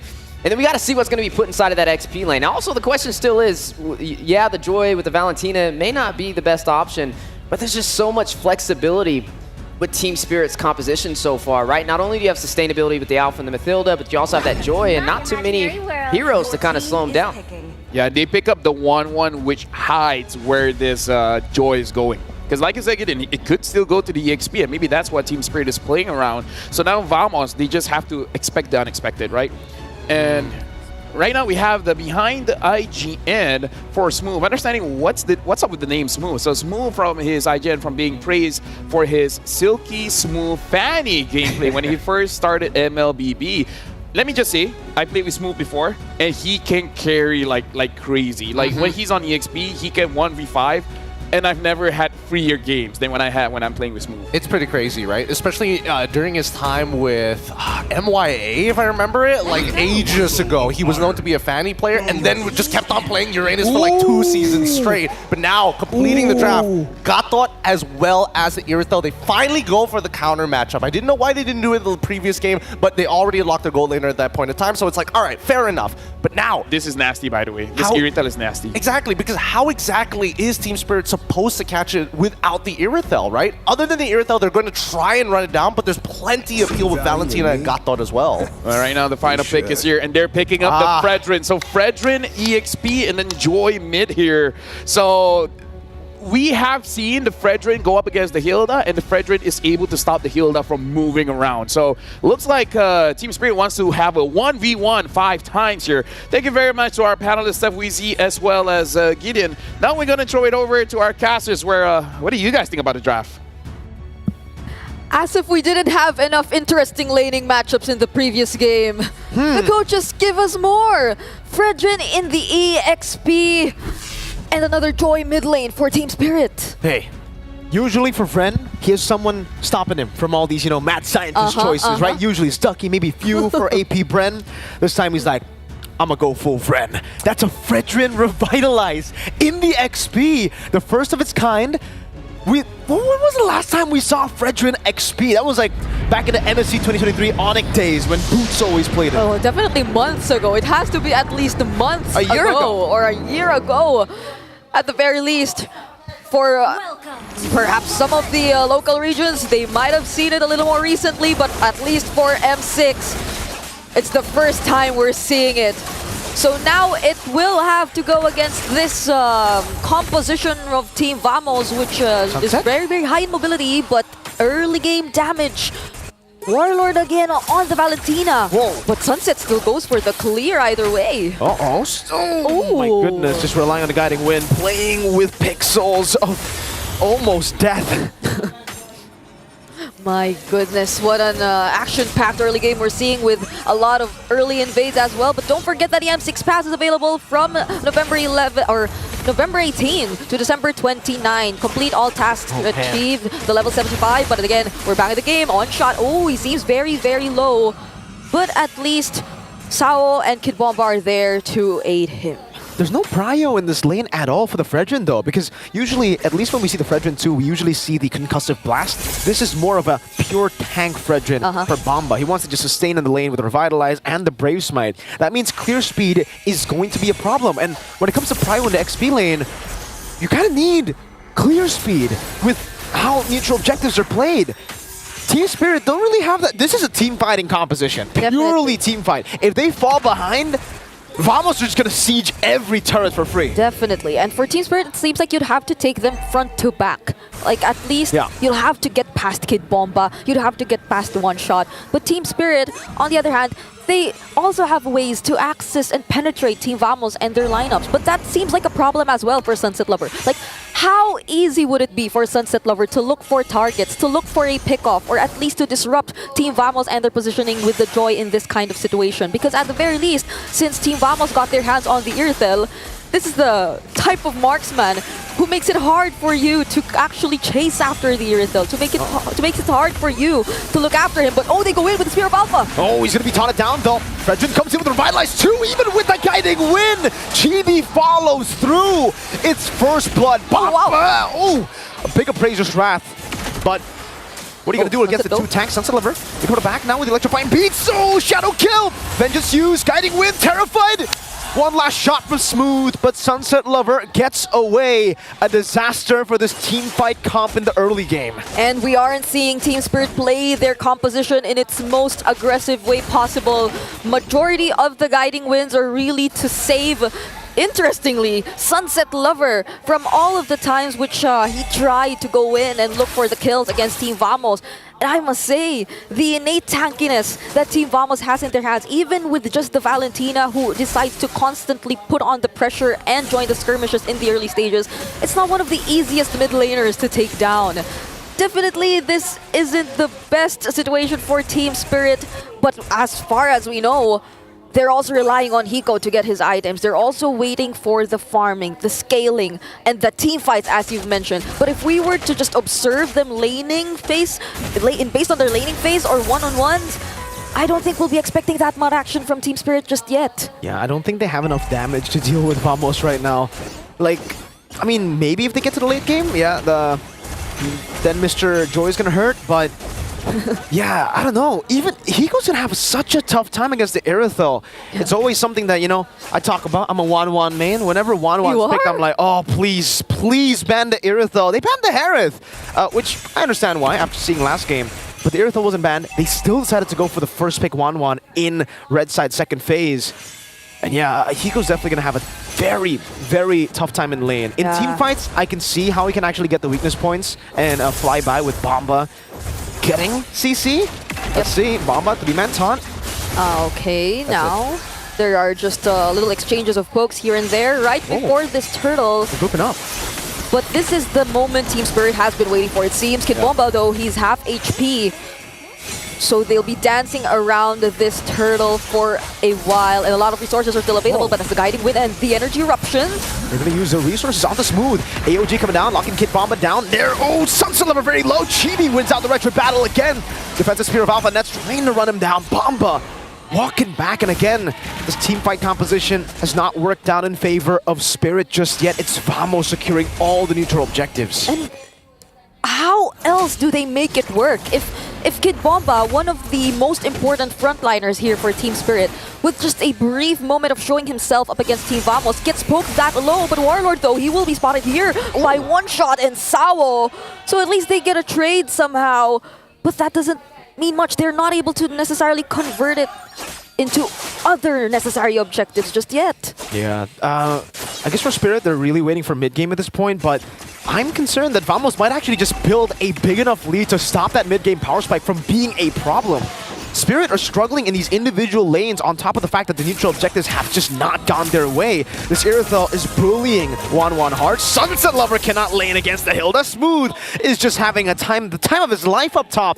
Hilda Joy usually meet him in the jungle in lane. I think Hilda's like, whatever. and they're forced to send Sunset Lover somewhere else at this moment because you're not necessarily wanting to engage in all these fights. I mean, if it was just like pure sustain, pure tankiness, Team Spirit, I think they have a lot in their lineup, but then it begs the question, where's the damage too? They're just really waiting for it to come, but the moment... while they're waiting for it to come, look at the damage though! That's a bait, shadow kill, Nets takes the kill. Sunset Lover, nowhere near enough damage to threaten Nets, even with the Vengeance. Nets still had Sprint, he didn't even pop it, he was like, yeah, I want all the smoke. And I mean, Irithel, it's not like it's the type of marksman that you could just force to stop all those attacks from coming in, right? You'd have to find a way to stop it, but it's okay with them and Smooth. Forces to revitalize. Two-man taunt, one shot already. AOG from Zorn catches two and Smooth bonks him in the head. Sunset Lover walks up. The electrifying beats is just the song of victory so far for Vamos in Game 3. They're just standing there. They're okay with tanking all the damage from Team Spirit because there's not much. There's not much damage yet from Team Spirit. At the very least, Hiko, he's untouched. But then what now? If every single time Hiko's left alone, or at least two members are left, but there's the stacks taken in from Warlord, but they're still not going to go for the engage. Team Vamos, all the while they're being very aggressive around the map, they're also just making sure that they're able to convert it into the turrets, into map control, and not necessarily into unnecessary team fights that Team Spirit may capitalize on. 3.5k gold lead. That mid-game power spike is looking very close for Team Spirit, but will it even be a power spike is the question that we have now. Considering Vamos have maybe outscaled that power spike. I think they have ways to actually deal with everyone. Nets, the gold laner now, 2 levels ahead of Sunset Lover and 2 levels ahead of Bomba. He's still level 8, now finally getting to level 9, but again, all in these individual lanes, it is... Warlord is 2 levels ahead of Sunset. Everybody is so far ahead. I think Hiko and One Shot, are the two...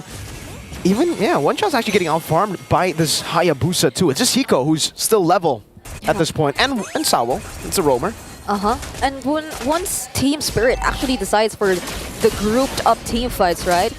And so long as they don't find Nets immediately, and if they just let him go in for those heavy crossbows, I don't think they'll be having such a great time too. Them being grouped up would just allow Nets to throw out the damage. Speaking of all the damage, look at that! Revitalize Bomba, the Sky Piercer goes through all of the healing.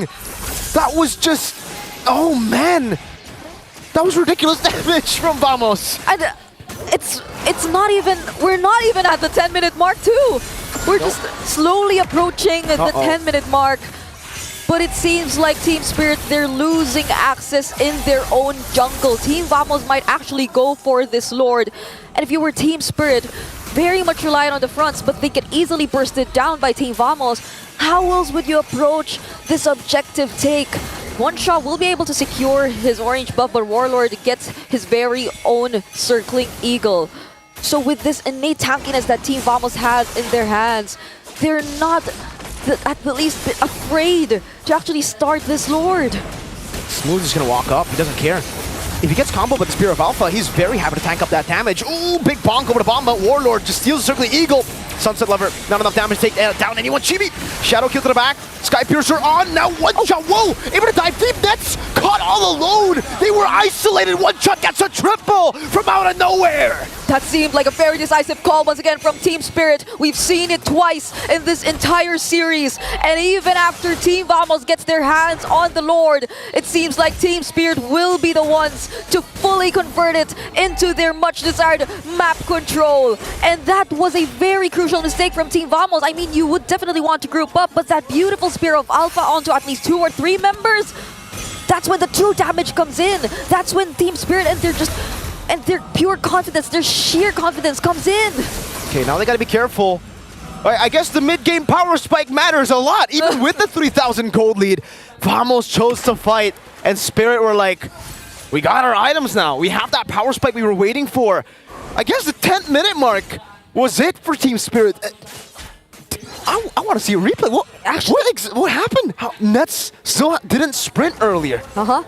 And it seemed like just a very decisive call again after Warlord has already used that circling eagle that he copied away from Sao. It was just Team Spirit going in. They already knew that they had no chances of contesting for that objective. So at the very least, they wanted to get some kills away from Team Vamos. And still, it seems like Team Vamos, though, will try to make use of the Lord, but they get the stack. They get the stack to the crossbow. Damn! Crossbow tang over the nets now. Over to Chibi too. Okay, they get away. The waves are cleared out, and Team Spirit are able to defend the first Lord, keeping 2 of their base turrets alive, only sacrificing the bottom lane. So they're equal in turrets, just like that. 4-4. And even the gold lead, it's negligible at this point. I mean, at least for other members, it's quite significant. But other than that, so long as they play the team fights, they can go for the protect.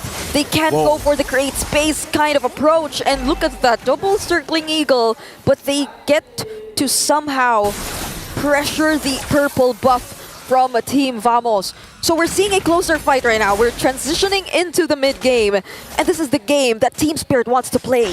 Oh yeah, definitely the game they want to play. With that one triple kill, One Shot has equalized his gold deficit against Chibi, who was 2 levels, 1 level ahead of him over the course of the entire game up to that 9th minute. So now that he's equal, they have... Shadow kill. Sky Piercer not enough. Chibi! Caught in the bad spot, Spear of Alpha, circling eagle! One Shot gets the shutdown! They just waited for the quad shadow! And Sao was just there to provide the additional sustain, the guiding wind, healing a little bit back of HP. The timing, it's a Lord! And that was the perfect timing for Team Spirit, as you've mentioned. One Shot also has his hands on the Winter Crown, so they can make some plays if they want to be more aggressive, but it seems like they're just going for the zone. So One Shot will be focusing on the Lord. Sunset. Smooth has some vision. Sunset Lover goes for nets! With a full dive! Sunset Lover with the vengeance again! He finds the hits, now he's jumping back again onto Warlord. It's baiting in everybody. Bamba catching Zorn, the cancel on the CC, the AOG gets him out just barely. Such a close call for Zorn, but he gets back to the base.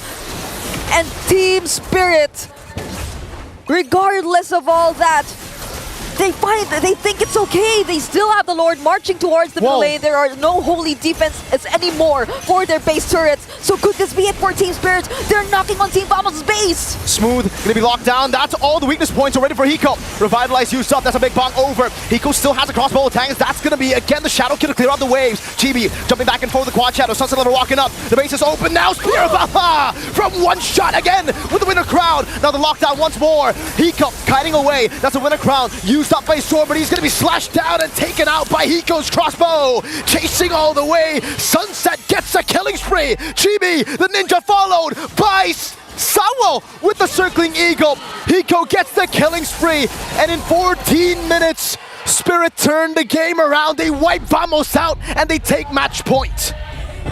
Regardless of that attempt from Chibi, there were other waves incoming. And so Team Spirit turned things around and are currently in the lead for this series. Coach Fren, you mad lad! What was that draft? Wow! That was the Bomba mentality right there. Just sustaining everything, buying enough time, creating enough space. And it seems like that's the way Team Spirit wants to play into the aggression of Team Vamos. They're definitely comfortable with all that. Let's hear from our panel what they have to say now that Team Spirit's leading 2-1. I agree with you guys. Something happened in that 10-minute where it turned things around. One Shot was able to get a triple kill, and after that, it was all Team Spirit. So that was good by Team Spirit, but this comes to the question. Nets, he had the Irithel, he had the items, but he couldn't execute on it. Nah, he was overextending. A lot of these fights, one shot living up to his name, was catching him with that Spirit of the Alpha. When honestly, as an Irithel, you shouldn't be that close in the first place. And not to mention you had plenty of peel anyways. A lot of things started to break down very, very quickly for Vamos. But I'm pretty happy with Team Spirit's overall draft, right? The early game is going to be the hardest part of this game. Once they start team fighting, that's when you see them be their strongest. Yeah, we saw a couple of mistakes too, a couple of greedy plays, right? Chibi, he tried to take down Hiko on that side push play right before the Lord spawned in and was easily picked off, which created the opportunity for them to kind of siege through that mid lane. He didn't know that there were people there, but at the same time, he should have had this instinct. Like, this 1-1 looks a little bit too comfortable. Something's fishy here. Unfortunately, he couldn't smell the fish. And again, I just got to talk about Nets here. 1, 3, and 3.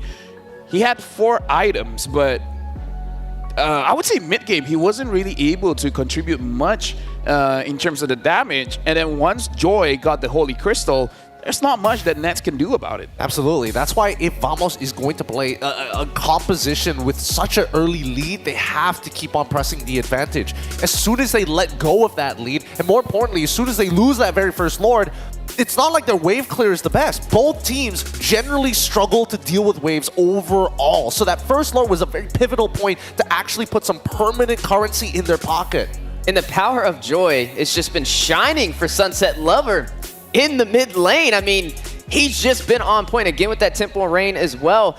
Very hard to deal with, right? I mean, it's picked up. You don't know if it's going to be in the jungle. You don't know if it's going to be in the mid. And that just shows the versatility from Team Spirit to pick up the pieces and take the advantage in this series.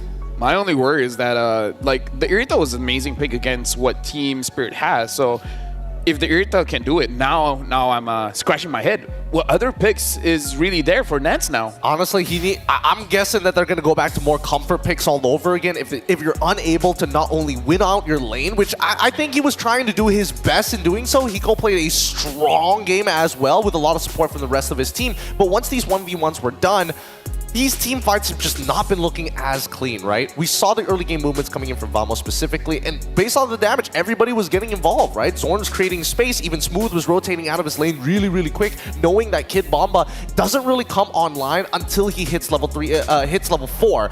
And in that short period of time, yeah, you're putting back one shot, but once those 2 items come through, once he does have that War Axe ready to go, once he does have that Queen's Wings, it becomes very dangerous to stick around longer than you should, especially once you've used your resources like your ults. Now, okay, so Vamos and Team Spirit, we have a trend here. One Lord looks like it's all it is. 1 or 2 Lords. Yeah. Right? The game really doesn't go all that long. So mid-game power spike looks like to be the name of the game, but now we got to look at our MVP, which, by the way, 1-1 was pretty nasty in that one, and this is Hiko piloting it. So the MVP is going over to Hiko on that 1-1, and again, like, he went deathless on that 1-1. He went deathless, even in a losing matchup in lane, which is very surprising. It means that there was a bit of sacrifice, there was a bit of give and take during the laning phase, but he still hit his item power spikes on the right time, right? He never felt like he was behind. He never felt like he was, completely out of these fights, but he was very intelligent with the way he's going in and out. He's looking for angles to kind of split the formation of Team Vamos away from not only Kid Bomba, but his general frontline. And that's when Sawo can kind of fill in the gaps with the help of the Guiding Winds. Yeah, I was going to say, with the Mathilda pickup on top of him already having the tenacity, it's a nasty combination. I mean, he was all over the place in Hiko. What he couldn't get done in the previous match, he was able to get done here for this game. And now, it bids you the question, is Mathilda worth the ban? Oh, I think Mathilda might just be worth the ban.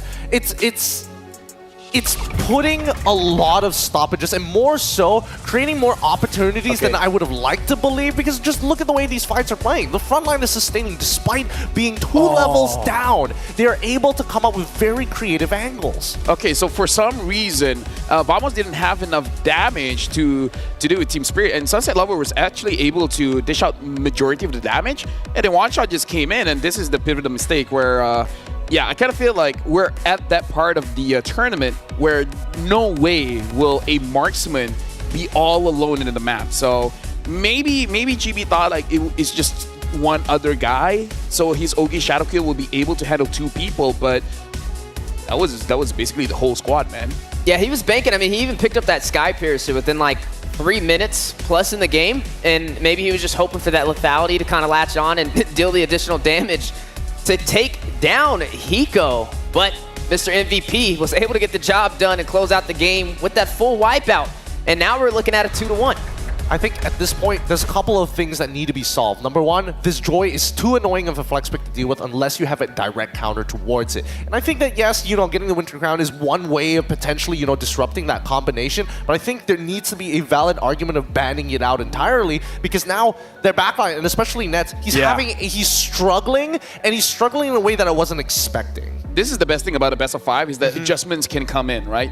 You saw what was the problem, and now it's really on you guys. Do you guys acknowledge it to be a problem, or are you just like, we just made a few mistakes. It wasn't that big of a deal, right? It's a good thing that after this we are going for a break, so both teams, honestly, Team Spirit as well as Vamos, can really consider it out. So we're gonna go for a short break. After this, we're coming back. Right now, the score is 2-1. One more win, and Team Spirit moves through. We'll see you guys after the break.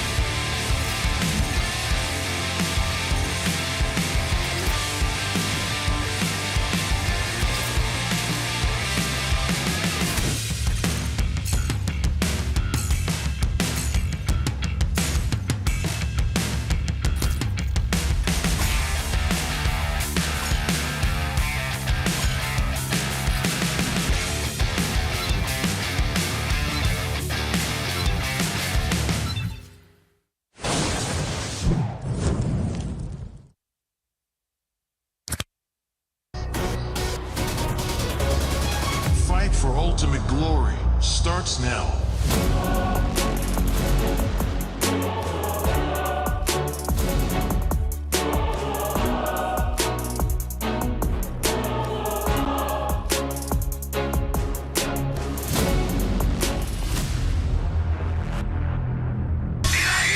Mobile Legend M6 スイスウォッチ明治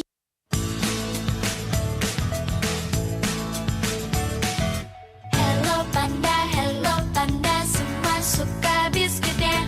Biskuitnya enak isinya lezat rasa coklat dan strawberry. Hello Panda, semua suka biskuitnya. Biskuitnya enak isinya lezat rasa coklat dan strawberry. Hello Panda, biskuit isi yang enak.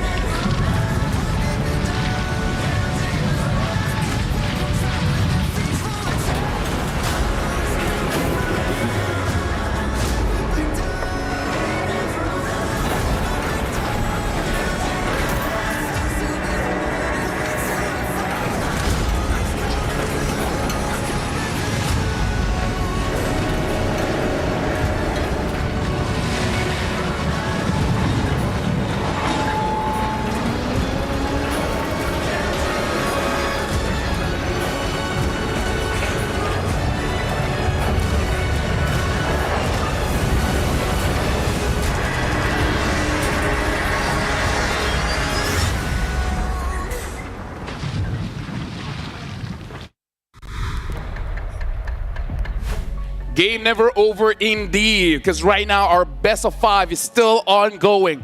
But for Team Spirit, they only need one more win to move on forward. While Vamos, they need to climb up. If they lose one more game, that's it.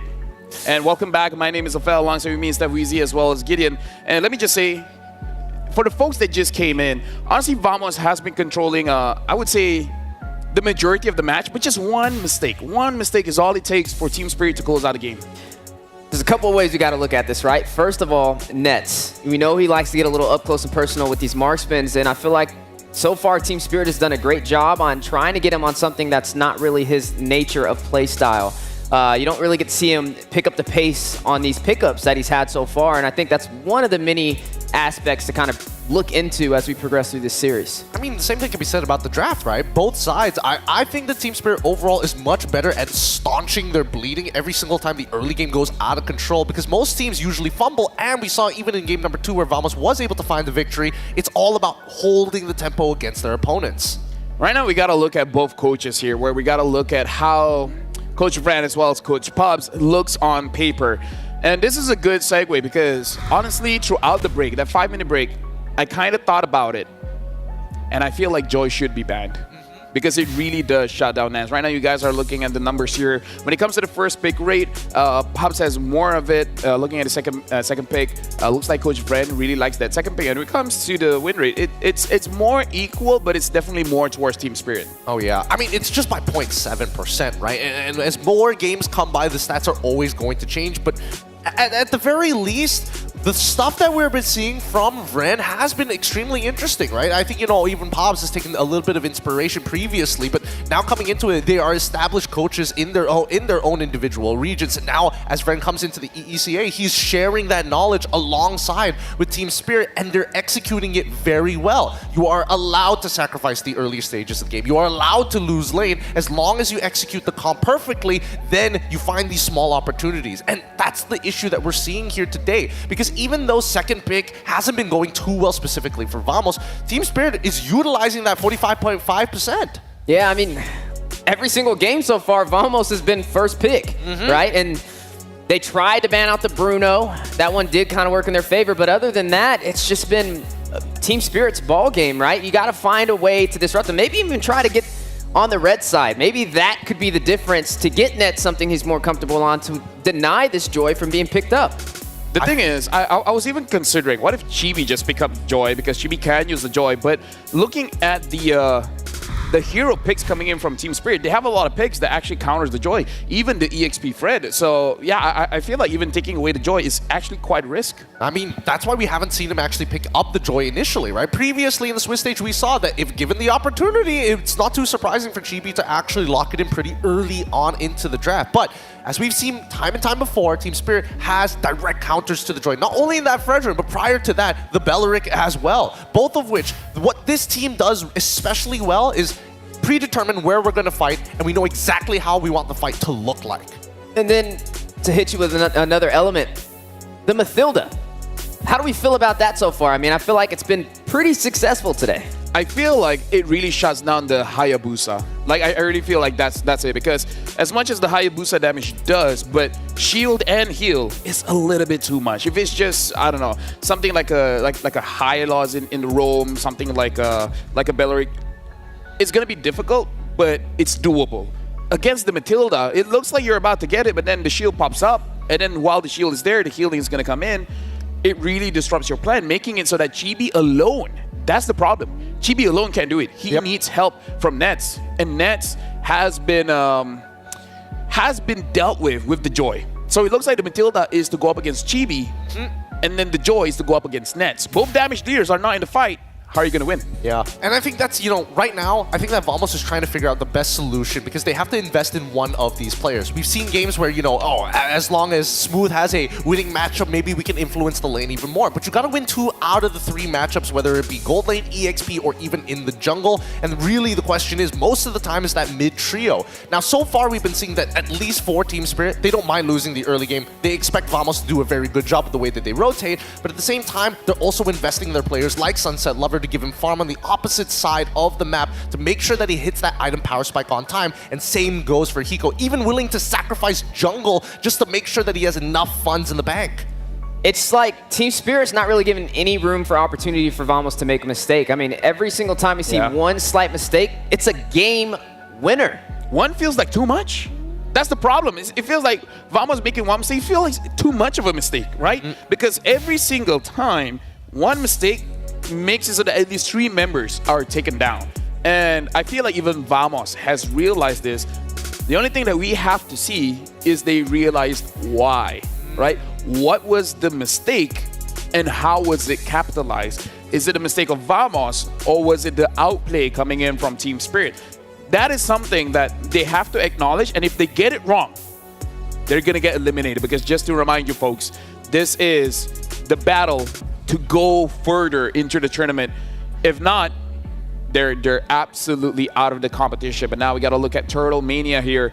Chibi is #1, and honestly by quite a lot. 28 turtles so far. The second being Dax with 24. Third being King Kong with 18 turtles so far. So Chibi has been contesting the turtle a lot, and more importantly, he's been winning a lot of those contests. Oh yeah, he's great at the retribution, but it's also great that he has a support system in the early game to get those turtles. And I think for these first 10 minutes, it's going to be really important for them to maintain that tempo, because we've seen Team Spirit do it again and again and again at completely shoving them down just before that very first Lord. Now we have Lord Terminator here, where Fabian is #1 alongside with Dax, both having 15 Lords in Turtle, followed up with Sakai's with 12 Lord and Chibi with 11. So, although to be fair, if you look at Vamos' game, again, just 1 or 2 Lords, and it's either win or lose.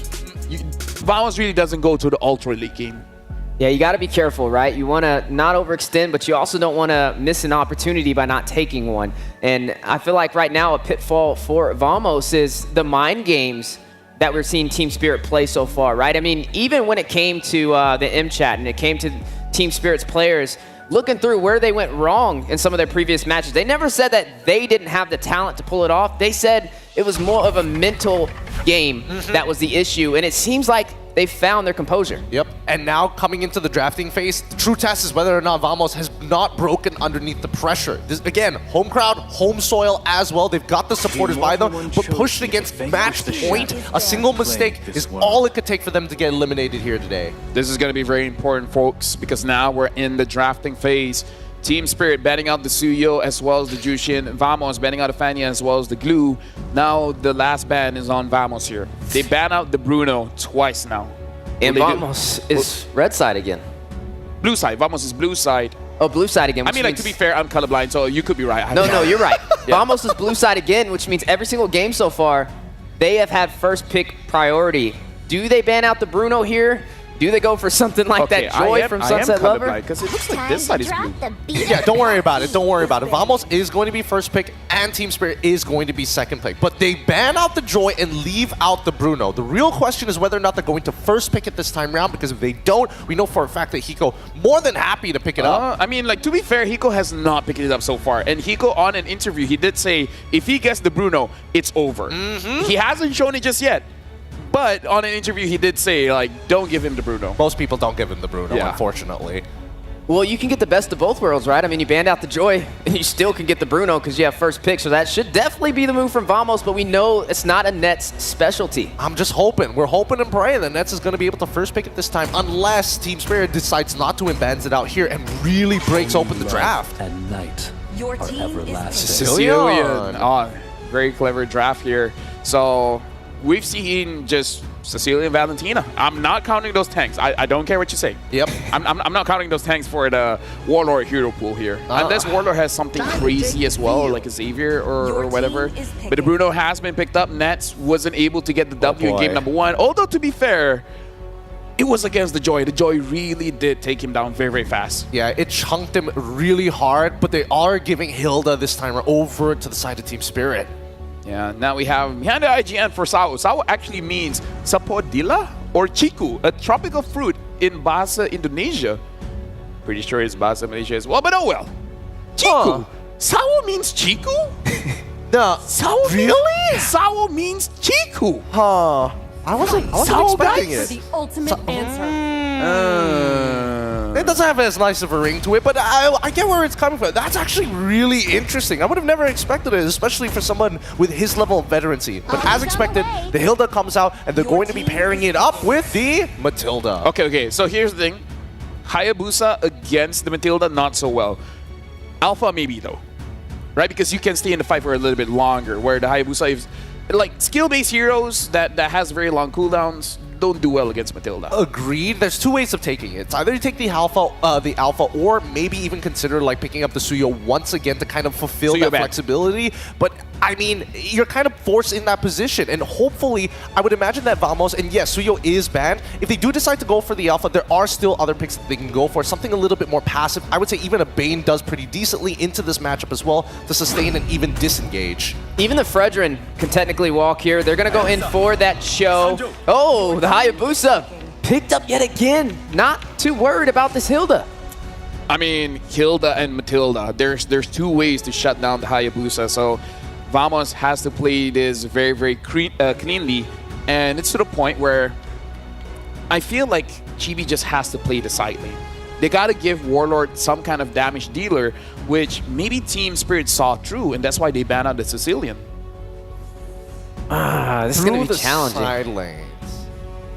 Meaning like just split push, you know? If they are going to try and split push here, I feel like they need to break the composition, right? It's all about timings, and I think more so it's priority. Can they shove out these lanes a lot faster than their opponents? With the Hilda, you basically got a winning matchup. So the real question is whether or not EXP, smooth side, can he find something that can actually match up against the Hilda? And as expected, Beatrix is going to get locked in for the side TS, so now they can force out the gold easily. Single ult clears the way if they move out from there. And now Team Spirit just bends out the Hive, and then what else does Nets have? They're going to have to dig deep, really, really deep on this one. We could expect, something along the lines of... Carry?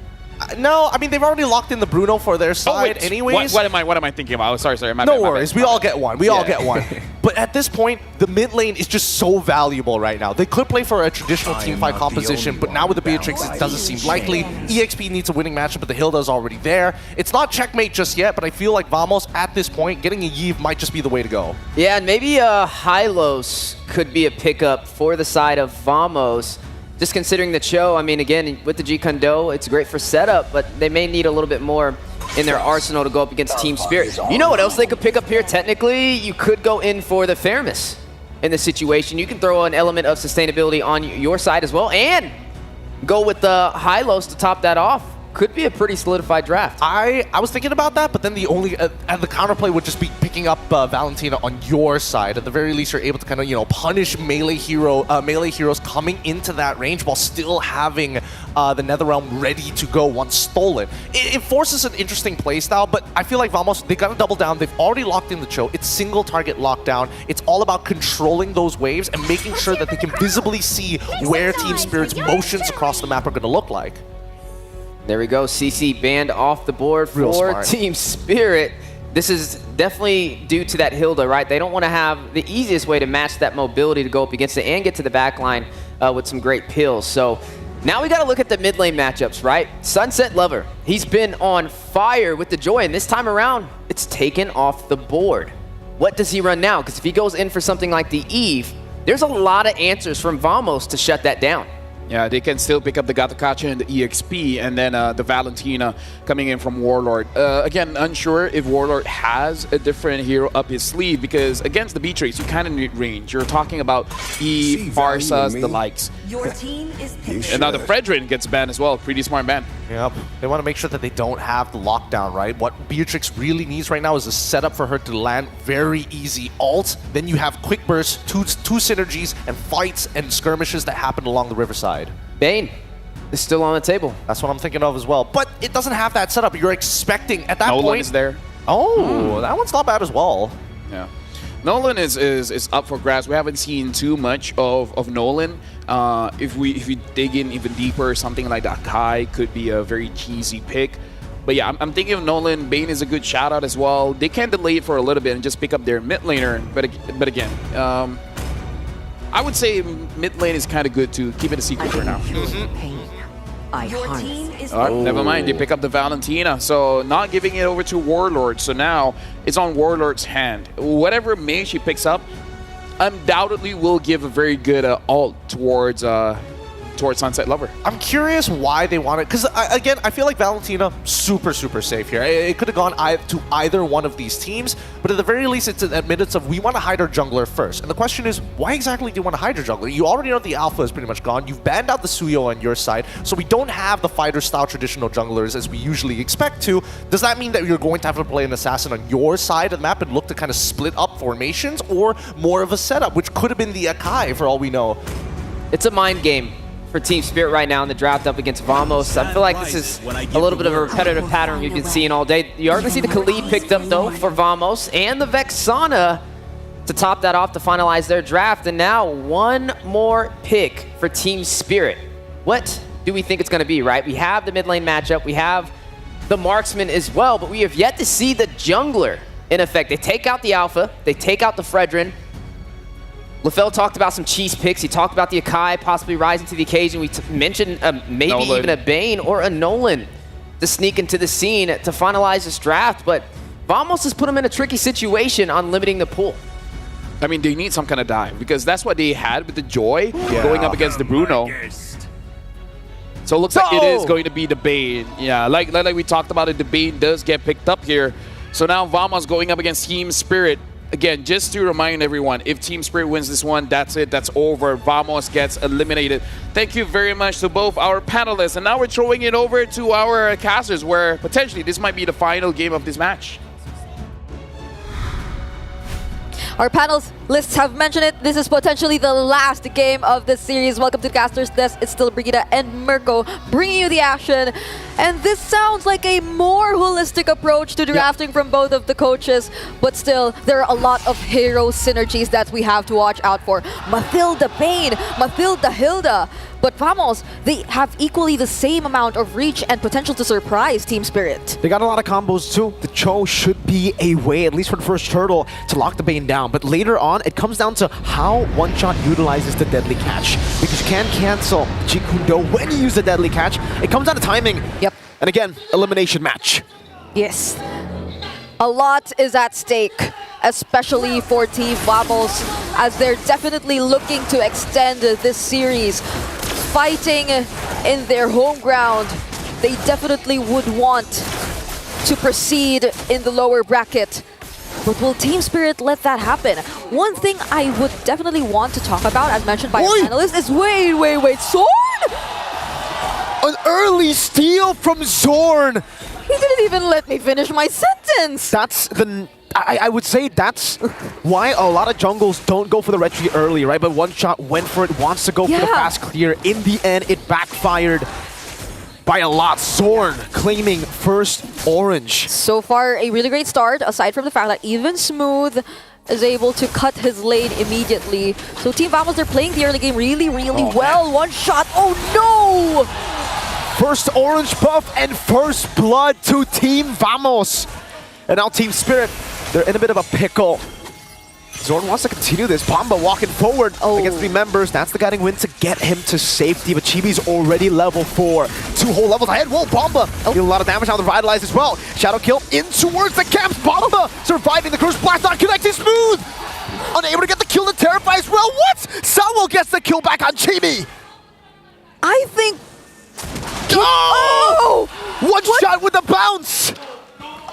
Kid Bomba was okay with that. I mean, they went in for the skirmish right inside the bushes, and we know how the passive works. And even towards the bottom lane nets, it seems like he's having a great time up against Hiko.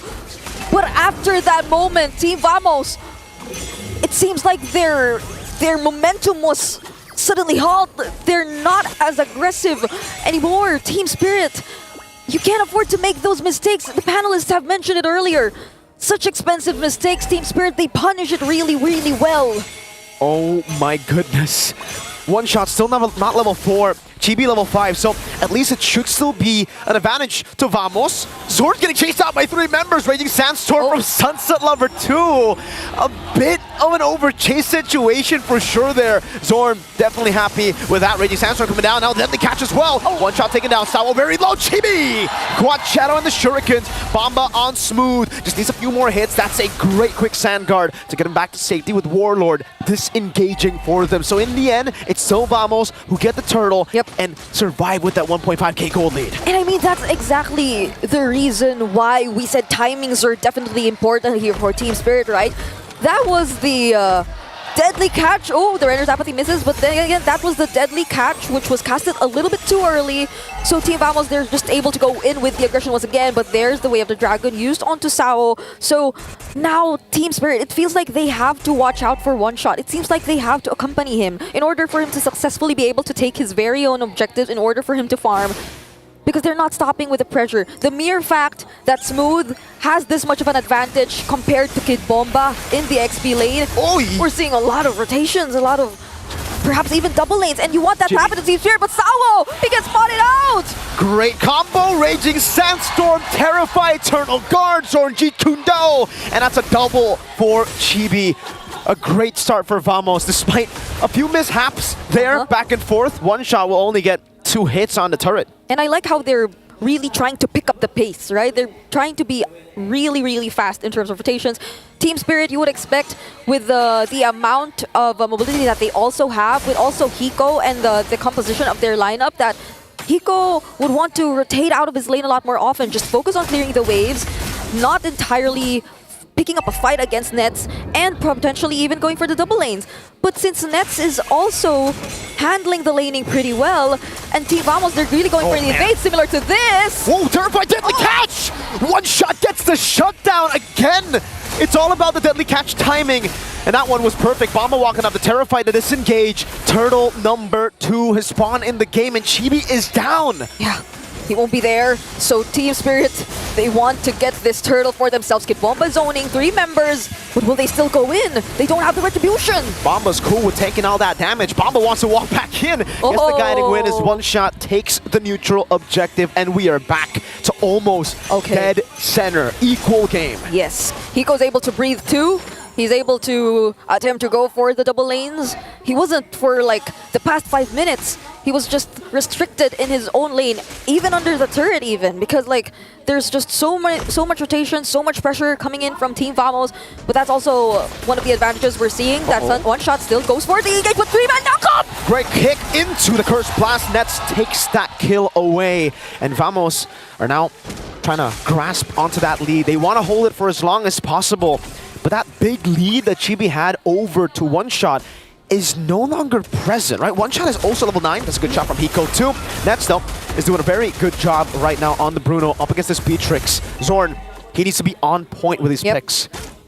Every single mistake, a wrong targeting on the way of the Dragon, and especially if it's not well coordinated with the other members of Team Vamos, Team Spirit, they have a lot of ways to punish that. Aside from the Deadly Catch, once it's timed really, really well, there's the Terrify and the AoE ultimates coming in from Hiko. But we'll see how this goes, because Team Vamos, they're starting to group up a lot more often. Checking out the items, there's not much of a difference in terms of the lane-to-lane matchup, but oh wait! Oh, Bennett's Rage! It's actually going to be turned around. Kid Bomba taken down, though. Smooth, able to chop enough damage. Sunset Lover goes over to Terrify. Chibi! The assassin coming in the end to assassinate Sunset Lover. That's a 2-for-1 as the Bane gets a turret up top, but it is traded by Vamos in the bottom lane by Nets, who is still free farming. Team Spirit, they have to be careful with this. I mean, I think they're sort of willing to accept all the pressure and all those kills that Team Vamos are getting off them, since one shot he's really consistent in looking for the trades. He's just trying to always make sure that at least the opposite lanes are shoved and at least a turret is taken down for Team Spirit. But then if they get more and more kills such as this, oh no! Raging Sandstorm into one shot now. Deadly Catch, but it's Rage! Hiko getting the combo down. Smooth very low. Still has a quick Sand Guard. No CC available. Eternal Guard not connecting though. Smooth running away. Sunset Level with the chase. Smooth should fall unless, no, he will be taken down. Vamos will be happy with the neutral objective trade with one shot and Smooth. Smooth and Zorn, I'd say they're really doing a great job. Amazing. At buying time, distracting Team Spirit, and preventing them from just keeping their head in the game and focusing on the trades that will not allow the lead to grow that big between them and Team Vamos. Each and every time Team Spirit chase after the members of Team Vamos, it's always either a neutral objective or a turret, as we're seeing right now. So Team Spirit, they're starting to feel that they're really behind. 2K goal lead for Team Vamos. And imagine, Chibi doesn't even have his hands on the Sky Piercer just yet. They're just really this much ahead and focusing on the damage. My question is, does Chibi even want to go Sky Piercer this game? We saw how volatile both these teams can play just last game, and Chibi had a Sky Piercer. He had a lot of stacks on that Sky Piercer, and when he died, when he got shut down, he had to sell it. That became a very useless item towards the late game. So I think for Chibi, it's safer to go for normal items, right? Just go for the Elphic Roar, Hunter Strike, maybe a BOD as well. Zorn has a great position, but gets spotted out in the bush. It's the Pixel Brush now. Hayabusa up top, Chibi still just farming. And based on the items that I'm seeing, yeah, Chibi is not going for Sky Piercer. Yeah, he's not. They're just going for sheer aggression here and damage. Both Chibi and Nets are doing really well. Nets hasn't even been picked off by Team Spirit just yet. Not to say that they have the pick-off capabilities, but oh, the way of the Dragon, there you go! Raging Sandstorm though, only connecting on towards Mr. Bamba. Raging Sandstorm from Sunset Lover! And Hiko gets the Nibiru's Passion! Bamba still surviving. Oh, Sawo with the save! Wow! Warlord down. They want to go for the chase, it seems. Hiko, no flicker, has to be careful. Team Spirit, they got that fight turned around. Clutch Flask of the Oasis. Sawo even using the flicker to ensure that Kid Bomba is within range. So now it seems like they will be accompanying each other a lot more often, trying to make use of the range of their capabilities to take some objectives away from Team Vamos, but they have to be wary of Zorn. Zorn's been on point on his targeting in terms of the way of the Dragon, but oh, there's the Bedded Rage already used! Red Tree for one shot, the Deadly Catch catches on the Chibi. What happened to Smooth? Evaporated. Eternal Guard connecting on a Bomba. It will be a kill over. Smooth for Bomba, but Spirit get the Lord. Sunset Lover always just scheming in these bushes. Yeah, and it seems like this is the way to play around this Bane lineup that Team Spirit has, right? If you just overextend a little bit, they definitely have the tools to be able to answer back. Now they have the Lord in their hands. They will try to gain a little bit more access towards Team Vamos map, and the flicker is still in cooldown for Zorn, so the could potentially be a little bit more aggressive this time around. One thing to note, if you let Hiko and one shot within range of a turret, they will definitely seek to take it down. What turret, right? Which turret? That's That's what Spirit will be asking every single time if they have the way, or wave rather, to siege in. They'll just be like, turret? What turret? It's gone. That's a minion to us. Even without minions, maybe. There you go. Oh my god. Turret tier 1 in the mid lane falling down as well. Team Spirit, they have match point. Lafelt spoke about this. There is no room for error for Team Vamos. Yep. Right. This is an elimination match. This is. And Soren, it seems like he still wants to look for the targets. They have a lot of information, but Team Spirit, they're all grouped up. So who would you want to target in this kind of situation? They don't want to let anyone behind. They don't want to let Hiko become an easy target anymore. And Kid Bomba, he's just going for it. Poking Soren down really low. They have another wave in the bottom lane. And there's just one inner turret left for Team Vamos at this point. The siege composition is ridiculous. So much poke from Hiko in one shot. Oh, Wind of Nature from Spirit. So the big problem, I would say, for Vamos now, another big problem to add onto the list, is the fact that there's a Wind of Nature for Hiko. Yeah. Most of the members, if not all the members from Vamos who can dive to threaten Hiko are all physical damage. Nets, Chibi, Smooth. It'll come down to Warlord to get the last hit, and on Axiata, that's tough. Yep. And this is the type of gameplay that Hiko introduced to us even. The first time they were able to respond to the Bruno and the Siege comp, Team Spirit were just able to play so naturally with the Beatrix. Picking up an immediate Malefic gun, and that's the Eternal Guard gone for Team Vamos. They know it too. 26 seconds before the next Lord, but prior to that, it seems like they want to go for a play. They're scouting for Chibi, but does Chibi know this? I don't know. They don't see anyone on the map, and they do see Hiko down below, so it should be a sign. Nets picks up the Wind of Nature as well, so he will have similar amounts of outplay ability to Hiko. That's a great sign for Vamos. Signs of life, I would say, in this match point position for Team Spirit. 1.7k gold lead in the mid game. Comes down to a big fight. Yep, Soren is looking for a target here. He's waiting, but they will be able to spot him down. Oh, they use the Circling Eagle first onto Soren, and they spot JB too. Eternal Guard unable to connect. Smooth trying to go for the flank there, and Team Spirit are just playing it so well with the bottom lane slow pushing. Team Spirit will just take their time on this Lord. Yeah, Smooth trying to look for an angle too. But Team Spirit, they know it. Oh, that's a thing, once again! He gets Hiko. The deadly catch comes down. It's a Wind of Nature. Hiko still able to kite away. Smooth gonna be locked down. Chibi gets the retribution, but two members have fallen. Sunset with a chase. Nets with a worldie. That's the bounce of the Crab Claw Cannon. Nets sliding tackle. Hiko with a dash forward. Nets able to escape the guiding wind. Gets him closer, and Nets escapes. Now, it's the Lord that will be dealt with by Team Spirit. They will be able to clear this Lord super quick.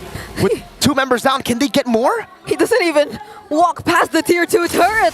That's just how quick Team Spirit are able to deal with it. And they are looking to get even this sole remaining inner turret for Team Vamos. Oh, our Wilderness misses. But they take out almost all turrets away from Team Vamos. This is a problem now. That was almost perfect for Vamos. They got the kick on Hiko yet, but it still did not get a kill. They didn't get Hiko. So what does it take to take Hiko down? They just have too much peel. The deadly catch, the Valentina Terrify, the Mathilda. Yep. Look at this. Yep, Nets was focusing on Hiko the entire time, but the heal was there, even the Wind of Nature. And they were able to just punish the members who were trying to go in for the backlines, namely Soren and Smooth. If Team Vamos were just a little bit closer, if they tried to go for the more committed follow-up, that could have been a wipeout too for Team Spirit. Definitely. So it's nice to see that Team Vamos, they're being very cautious with their positionings as well. Knowing that Team Spirit is one of the teams you have to watch out for in terms of the team fighting. So one unsuccessful play, it seems like the immediate call is to back off, especially if you know that you are at a disadvantage. But speaking of a disadvantage, it is Smooth. Oh! Doesn't get clipped by the Bennett's Rage. Sawa will get that Circling Eagle. Hayabusa spotted up top. Team Spirit will just set up for a slow push towards Vamos. They're the ones who want to pressure the lanes for Team Spirit this time around. Because Team Spirit, at the very least, you need someone to always be with Hiko. Soren is always on the lookout for Hiko. Like, he is the prime target here for Team Vamos. So they definitely wouldn't want him to be isolated. And it's good for them that not once has Hiko been taken down. He also has the Rose Gold Meteor alongside the Wind of Nature.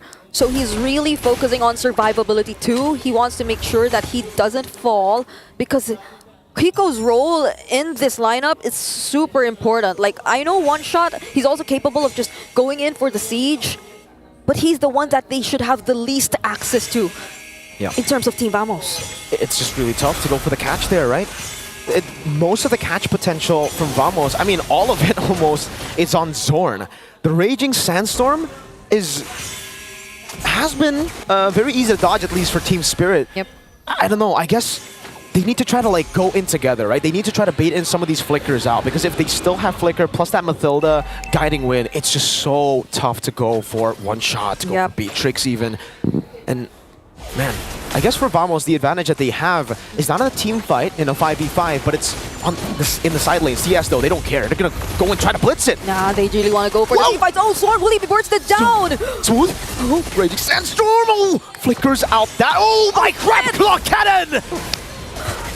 Oh my god, that was almost a one-shot by one-shot. That wasn't even a full-on team fight by two of these teams, but the amount of poke, the amount of burst damage, it's enough to zone Team Vamos away from the Lord, and it seems like they won't gain any access towards it.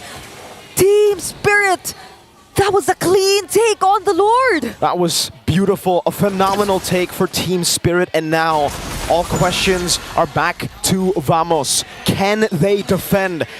It's a Vexana, it's a Bruno. They do have ways to deal with the waves, but then you look at this composition from Spirit. They got a Beatrix and a Bane. We were talking about the siege potential. They could use a deadly catch to try to get the turret, but if they do, that's a wasted resource in the team fight. Yes. Vamos, their big condition, I would say, is to bait out the deadly catch and then go for the pickoff. Yep, and Team Spirit, they will be waiting for that Lord. This isn't the evolved Lord just yet. We are still 17 minutes into the game, but this is still approaching the 18-minute mark. We know the death timers are deadly for both of these teams, whoever will fall. And now they will gain access towards the base of Team Vamos. Could this be it for Team Spirit? Smooth goes to the Raging Sandstorm. The Lens Rage to zone them away. The deadly catch has been used up. Zorn, this is an angle to attack. Bomba, Smooth loses the immortality. Bomba's on the turret right now. Smooth is down! The Lord taken down, dealt with the Terrify and the Wishing Lantern. Over to Hiko. Nets gets the Rose Gold. One last attempt. Oh my gosh. They're spamming the recalls. Team Vamos, is this it for the hometown villains? Zorn able to get in the way of the dragon, but he gets the kick back towards the team. Hiko with a nature. Nets gunned down, but the Mirror's Passion still able to slide tackle forward. Hiko gets caught by an Eternal Guard. Nets is fighting for dear life. Dashing in again. Hiko very low. Hiko going for it, but teammate shuts it down. And it will be a defense for Vamos. They stay alive at the M6 World Championship. Warlord focusing down onto Hiko, reserving the Eternal Guard and showing us how it's done. Team Vamos, they prolong this game. And Team Spirit, we have to see what happened. Let's look in for that instant replay. They definitely wanted to go in for the siege. There was a switch up, going in for the Bennett even for Hiko here. But there was just such a well-timed Eternal Guard and that defense from Nets as well. And the follow-up from Chibi, that cleanup, that was immaculate for Team Vamos. That was so well played. Nets, and Chibi. Great ultimate by Warlord, like you said. If it wasn't for that Eternal Guard, I think Hiko would have actually gotten enough space to maybe not kill Nets, but maybe kill the base. He was locked in. He was just so focused on it. We mentioned the switch up. So now Team Spirit, they'll have to back off once again. And we're probably waiting for the next objective, which is this time around, an Evolved Lord. Yeah. So you'd want to accompany this if you were Team Spirit. That's where your strengths lie too. It's really in your siege potential. But for Team Vamos, would they want to just burst it down the same way? Because I feel like if you were Team Vamos in this situation, Hero is definitely one way to approach it. But it seems like it's been unsuccessful for them. You've mentioned the countless times the Way of the Dragon has even landed onto Hiko. But the follow-up seems to just be absent for Team Vamos. So how will they deal with this time around? They're so grouped up, it hasn't even really been the follow. Oh no, Zorn! Able to dash out. Kid Bomba was walking forward, one shot. Raging Sandstorm onto two. No follow-up, Eternal Guard. Hiko's still able to flicker out. Mirror's Passion, Smooth flickers out as well. Now one shot, no immortality. Chibi with the Retribution saves the game once again! And that was just consecutive layering of crowd control to ensure that one shot will not find his way to the retribution, to securing the Lord for Team Vamos. Now they're able to breathe and they get another chance at fighting back. Team Spirit, fortunately for them, they also have a lot of wave clear in their lineup. They have the Deadly Catch again, they have the Bennett's Rage, the Nibiru's Passion. But what will their plan be really, to just wait for this Lord Siege up against Team Vamos? It seems like they're still looking for the members. It seems like they're still trying to scout them out. Hey, TS gotta be careful here. If they make the wrong move, that's an evolved Lord. Even one member left standing can end the game. Heck, even I think if both of them get wiped out, the Lord can end the game. He can do it alone. He can. Honestly. So they will be a little bit more careful, but Sawo and Kid Bomba still trying to get some information. Okay. It's Guiding Wind. Okay, so they will try to head back. They need to be safe in terms of positioning this time around. Team Vamos, they're the ones who will potentially be a little bit more aggressive. Sorn has the Flicker even. So he can go in for a Flicker knock-up on the Jeet Kune Do or even a Way of the Dragon if he wants to. So Team Spirit, they have to be careful this time. Flicker on Hiko, 26 seconds. That's the real resource that they want to try to, bait out here for Vamos. Oh, almost. Great Terrify, great Disengage. Circling Eagle already baited out the mid lane. There's going to be another wave coming down. The tier 2 should fall as Vamos take their time to build up this Evolved Lord. I think it'll be a base turret take for Vamos. Yep. Now they will eventually be the ones to pressure. That's the Conceal. Sword goes in, but he gets revealed. And still, they are able to take down the base turret. That's the Raging Sandstorm, which missed from Smooth. Will Team Spirit try to go for it? Because they'll just be focusing on defending the Lord for now. What a close fight. We're beyond 20 minutes in this game, so I think the statement, you cannot afford to make a mistake, matters all the more now that the death timers are probably taking more around 60 seconds if you fall in this particular situation. Wow. One shot. Topping the damage dealt ranking here. 71,758. Did he build full damage? Not even. No, he has a brute force breastplate. That's just a crab claw cannon for you. This is why Leo loves the Bane so much. Zorn's going to be spotted out. So what's good about Vamos' turret take up top is the fact that they got the far lane, right? So at least the minion waves will not be slow pushing constantly towards Vamos. That will mean that Vamos can actually play with it. They also have the Hayabusa, so I would personally think that the Hayabusa will be staying up top for a while to try to threaten a split push. Yep. And they'll have to deal with that. And for Team Spirit, who always wants to group up, that'll be a problem. But now that they find GB away, they seem like they want to go in for the fight! Turn a guard, Bomba's here able to actually dash away from it. The wave up top is still in equilibrium, no Flicker on Warlord. Immortality both taken down. In the back is a Shadow kill over. GB still able to survive, Warlord is down. Hiko getting them down slowly but surely. Revitalized, GB, can he run away? He buys the Immortality. Hiko has the Flicker. That's a conceal defensively. Warlord is down. What is the decision by Spirit? Team Spirit might just want to go for the Lord, but Smooth is there as well. He's not letting them out of sight, but Sunset Lover knows that that is the plan for Team Vamos. Will they go for the burst down? Chibi is still here. He also has the Retribution, but Kid Bomba, he says, let's go for Smooth! Chibi in the back with a Shadow kill again. Zorn jumping in, Raging Sandstorm. Eagle places the Wind of Nature perfectly. Zorn is down. Now another to add onto the death tally. Team Spirit on the Evolved Lord. 24 minutes in. They should be able to take this. And Vamos, there's just one question again that we've been asking the entire game. Can they defend? Nets hasn't fallen, not once in this entire game.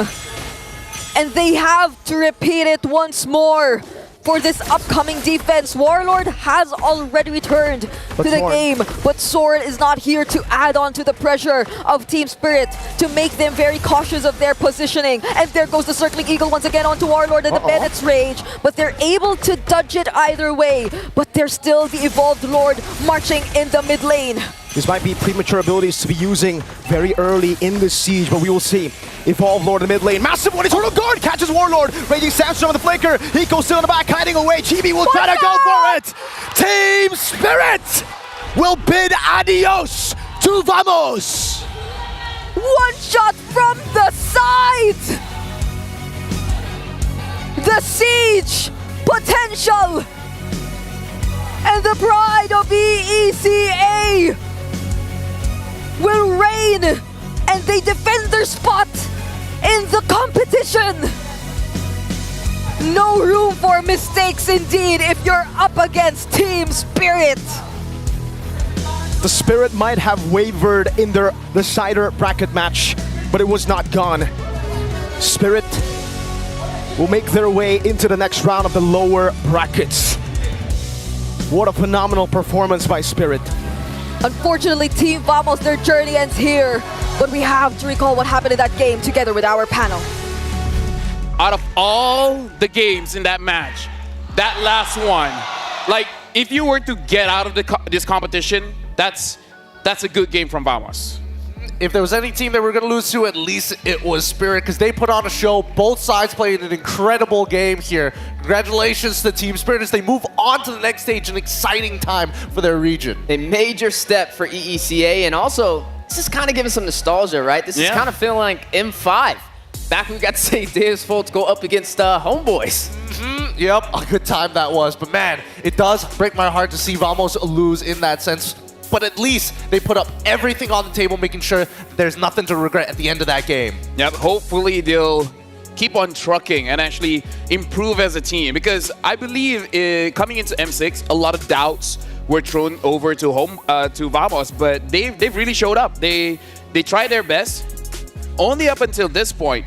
But again, now we just got to see what happens in the future. Speaking of which, looks like Rose is already on stage. So we're going to throw it over to Rose alongside with Vamos and then eventually Team Spirit. These anti-heroes had showed heroism towards their journey to be greater than ever. It is unfortunate that their journey will end today. However, ladies and gentlemen, in a count of 3, let us give them one final round of applause. In 3, 2, 1, everybody, this is Team Vamos. Thank you very much, and we hope to see you guys come back stronger next year. And the team that has just won this elimination match. Give it up for Team Spirit, Kid Bomba, and One Shot. Hello, how are you? Good. You're feeling good? Were you nervous just now? Not really. Maybe a little bit in the first game. I think the last game was more nerve-wracking for me. Not really. We understood what we had to do to win. Oh, you guys understood what you guys had to do to win. Maybe you can share with me a little bit what you meant by that? So One Shot lost the first minute, right? Yes. And usually it's impossible to come back games like this, but we still did it, so yeah. Okay, Kid Bomba, I have a question for you. We know that most of these players were the reason why you guys had an early MSC exit, right? Right. How does it feel getting vengeance on the international stage once again? Good, but we will face them many more times, so yeah, that's it. We will just face them many more times, you know, so it's just one win. I think the score now is 2-2. So it's like best of 5, the next one. Who wins the next one? Who wins the next one will win the best of 5. Okay, now One Shot, hello. Welcome back to the international stage. We know the last time you were in the international stage was M2. Yeah. How different is it this time to be playing in M6? Ну, стало менее волнительно. Я просто полагаюсь на свою игру, на игру своей команды. И, в принципе, все. So I don't feel nervous. I just play with my teammates and, you know, I feel good. Overall, I feel good, yeah. Yes. You know what? Seeing you guys play, seeing you guys dominate like that, I would feel good too if I were in your shoes. Like, a huge congratulations. You guys just survived another elimination match. But let's go back to the games, okay? Kid Bomba, we see that you guys have been throwing curveball after curveballs because you guys are coming up with very interesting drafts. Joy mid lane, all these kind of stuff. Why do you guys come up with these kind of drafts and how? We just try it in scrims, and then if it works, we play it in the tournament, stuff like that. Whose idea is it usually? Our coach's idea, sometimes mine, sometimes it's Sunset's idea, sometimes it's picks that we already used, you know. For example, Joy, Sunset already played in MCC Grand Finals when we qualified for M5, and it was played back then. Then when it got buffed, we just tried it on mid, it worked, so we just kept trying it. Yeah, I agree. It does work. I don't think Team Vamos could counter that. Now, will we see any more interesting picks in weirder lanes? No idea.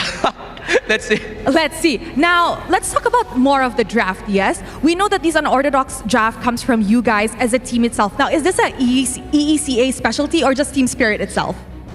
I'm not sure. I guess it's just us, you know, we have a deep hero pool and then we just use it to be able to overthrow the enemy. Oh, having a big hero pool really does play a big part, huh?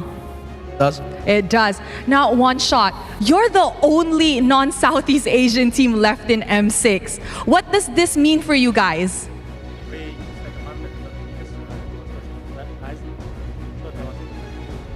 Мы хотим показать, что наш регион очень сильный, что с нами надо считаться. I want to prove that our region is pretty strong, so we continue the playing better and better, you know. So you guys want to prove that EECA is not something to look down on, right? That's what he's trying to say. Okay, maybe Kid Bomba, you could give a final word to the fans who has come and support you guys. Thank you for supporting us, even though we dropped through the lower bracket. We will keep trying our best, and our next game is us Falcons, so watch that match as well, and that's just about it. Thank you, everybody. Ooh.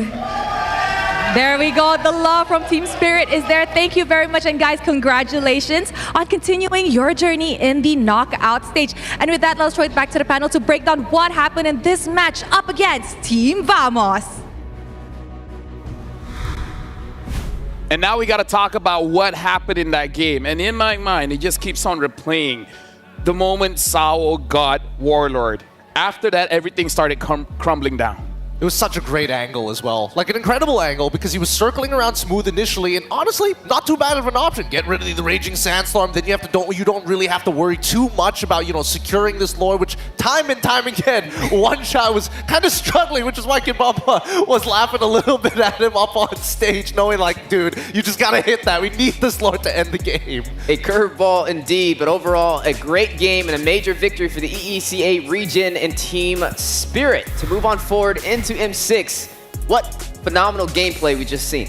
Now, honestly, I want to look at the items a little bit longer, especially for Hiko, because this is a bit of a different build coming in from Hiko. The one that I really want people to pay attention to is actually that Hoskklaw, because having that Hoskklaw, having that Wind of Nature as well, and before this even had the Rose Gold Meteor, that's a lot of defense for a marksman, where the Hoskklaw gives crit, but more importantly, gives that lifesteal. And having that BOD, the Blade of Despair, every single basic attack is going to hurt quite a lot because that's how Beatrix's passive works. And having the Hoskklaw just makes it so that even though Zorn was able to catch Hiko, what are you going to do about it? Like, once Hiko is free from the Way of the Dragon, he can lifesteal back up. If he went for a 100 strike build, then he might have died. Yeah, let's not forget about the consistency of his item swaps as well. Like, he is fast on it. He doesn't miss so far.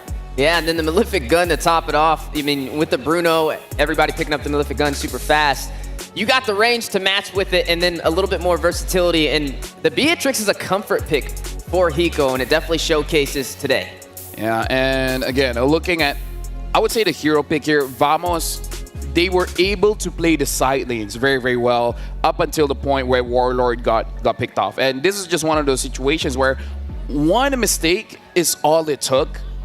And again, if Hiko didn't build the way that he built, he even had a tenacity. Zorn caught Hiko quite a few times. Hiko should have died if he went for the old build.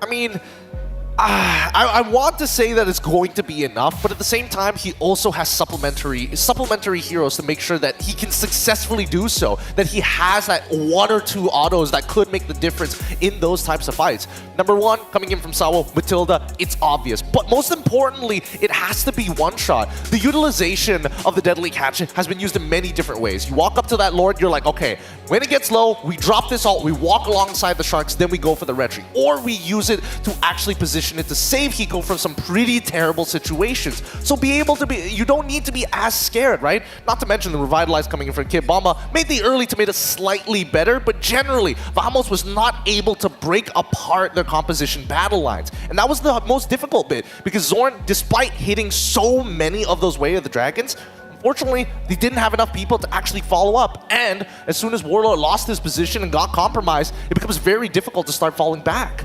Just a mind game overall for Team Spirit up against Vamos, starting all the way in the draft. And then we saw a few mistakes slip through the cracks, and Team Spirit was able to capitalize on that. Having the Matilda in the mix definitely made things a little bit more challenging. The sustainability, the later the game went, the harder it was to deal with. The curveball shots with the guiding winds and the circling eagles from Sawo were challenging. And then looking at Vamos, I mean, look at Nets. He, overall, we saw that crit come alive when they were defending for that base crystal, and he even has a higher damage output than Hiko on the Beatrix. The other, like the entire team, 77, like in terms of damage, Vamos did quite a lot, but now we got to look at the MVP, and let me just say, he got the Matilda all this while. It's only a matter of time until Sao gets the MVP. And again, that very last catch. Woo! Talk about game-changing. That was incredible. I mean, we've seen a lot of impactful plays coming in from Matilda players. Sao now joining the ranks of them as well. Again, most people wouldn't have seen that angle as well. The fact that he was able to get the knockup and understands how much range he has really shows mastery over the hero. Like a magician, like, look at this hand, and then the other hand does the magic. Yeah, I mean, man, Warlord, he didn't even see it coming. He thought, okay, I created enough distance, right? Like, I'm already in the mid lane. Smooth is already by Pixel Brush, past Pixel Brush. It's totally fine. And then the support system comes in. It's Mr. EECA. He's made multiple M-Series appearances. The only one he missed was M4. You heard Kid Bomba's promise, right? He wanted Sunset Lover and also Sawo to be able to make it to the grand stage, to be able to make it to Axiata, and now they're one step closer to that dream. And now we got to look at the highlights of this game. And honestly, this game, there's a lot of highlights. Oh, but yeah.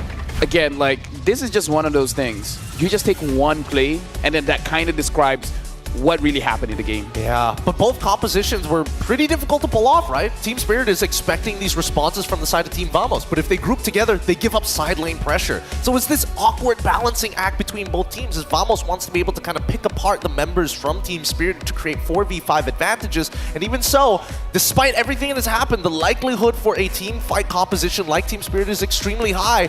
With GB, with the rest of his team, creating not only opportunities of finding Hiko, but stealing away the Lords when it seems nearly virtually impossible, helped drag this game longer than it should have been. Yeah, that Matilda was a problem, but again, we talked about it before the game starts. Pick your poison. Do you want to ban out the Joy, or do you want to ban out the Matilda? And Vamos picked their poison, then they took out the Joy, which again, looking at the game, it extended for quite a long time. So maybe it was the right decision. But this is the advantage when you have too many problems. You can't ban all of them. Yeah, you can't ban all of them. There's only 5 bans overall. It's an interesting take, and I think that at least from Vamos' side, this is quite the learning experience for them. We've seen them being really pushed all the way to the edge, back into the corner. We didn't see their mental break, and they were still making plays like their personality. They've been playing all year just like this, so I'm at least glad that they are, you know, putting everything on the table to say, hey, this is still us, we're not changing, we just need to polish it up some more. Going further, I'd love to see just the stats on the blue side versus the red side in terms of who's more victorious, because just off of this series alone, the blue side definitely got a buff. Or actually, no. They got second a nerf. Second pick. Yeah. Yes. It's because it's blue on. I'm already colorblind. Don't make it worse We're both for me. colorblind. Come on. Oh, you're red colorblind side. too? Just in this. Okay. With this situation. All right. I'm actually colorblind, so I'm like, what? I can't tell heads and tails. But again, that is the matchup between Vamos going up against Team Spirit, and again, Team Spirit will be going up against Falcon. And this does mean that Team Vamos has been eliminated. We have more matches after this, but before that, we want to say thank you to everyone supporting M6, and we want to improve. We want to make sure that M6 is an experience that everyone can enjoy, and hopefully all of our upcoming events will be better. So make sure you guys scan the QR code and let us know how we can improve and what do you guys really want to see for the upcoming tournaments. And make sure you guys don't miss out the M6 Battle Night happening from December 28 up until 29. So it's just between those 2 days. Enjoy exclusive bonuses, including a limited time 25 epic skin trial and all hero free trial. See you there. And here's the thing. This game, I'm only able to hold myself because of Secret Lab. Because Gideon, let me just tell you, that was a that was an interesting game to watch. Oh yeah, it's stressful, especially for those of you who are wondering, especially if you've got like the wide shoulders like us here at the desk. Let me tell you specifically about the Secret Lab Titan Evo. And I'm not talking about the Omega, I'm talking about the Titan. You can play better for longer with its ergonomic chair design, and it keeps you at the top of your game, just like our players playing up on that stage. All of them have a Secret Lab when they are playing in this competition here at M6. And it can be used for multiple different various uses. It's not even just for mobile game, PC game, and anything. Watching a movie, it's a comfortable chair. So treat yourself to the same match-winning comfort enjoyed by the best players in MLBB. Heck, we have a Secret Lab at home. We do have one at home. Actually, I have one. Do you have two? Well, yes, I do have two. You won in your... I passed one to my girlfriend, and that was the the M Series one from MSC, and I already purchased my own prior to that. I wonder if our producer wants one. Well, I'll tell you what, it's so comfortable that even with these engagements and these matches, normally I stand up, but no, not in this chair. Oh, yeah. I'm staying seated. Let's just sit down. Standing up is cool and stuff. But anyways, right now we got to look at the bracket to officiate what really happened after this matchup. And that's going to be all the matches for today, which, you know, is one other one. And now looking at this, Team Spirit will be going up against Falcon, which, reminding everyone, Falcon pushed Fnatic Onyx Philippines to all 5 games. So Team Spirit, this is going to be a challenging matchup for them. But if they do that, they can go to the Axiata Arena. Ooh. And after this, it's going to be Selangor Giants going up against NIP Flash in another elimination match. As you guys can see, Vamos has been eliminated. The very first team, actually, to be eliminated from M6. Yeah. Well, knockout stage. Yeah, from the knockout stage. And honestly, I was really worried coming into today because both of these regions, EECA and as well as Singapore, notorious for knocking out Malaysian teams. Oh, yeah. I mean, look, I've been to every single M Series, and I've seen the downfalls and also the rises of Malaysian teams and other regions at the same time. What the commonality between them is somehow they all have a good matchup against Malaysian teams. Yeah, we'll have to see if what Vamos couldn't accomplish, their #1 seed, can SRG take down NIP Flash? If not... Yep, screaming on the inside, keeping it chill on the outside. That's the way most people are going to be feeling, not only here in the arena, but for those at home. I'm hoping that SRG can put up a decent matchup because even when they did go into their decider match, not the best showing, including NIP Flash as well. I tweeted about this multiple times, well, X'd about it multiple times, that it just felt that they weren't giving their best just yet. Let me just say, I'm not Daijo Boo after what happened in the first match. We're going to see what happens in the second match. Thank you very much, Gideon, as well as Steph Wheezy. But we're going for a quick break. Thank you to the casters as well. But after this, it's going to be Selangor Giants going up against NIP Flash.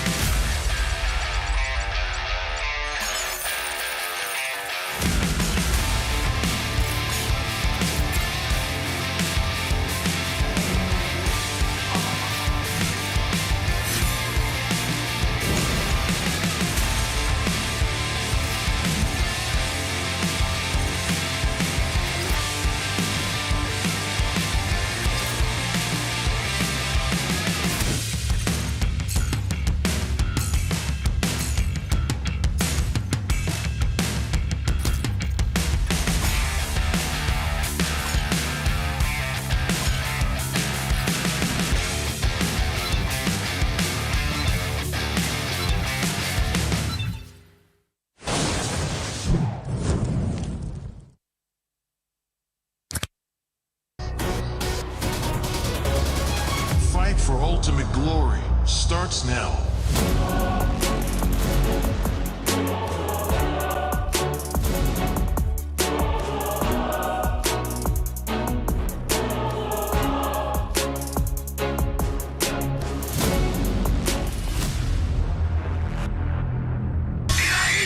Mobile Legend M6 スイスウォッチ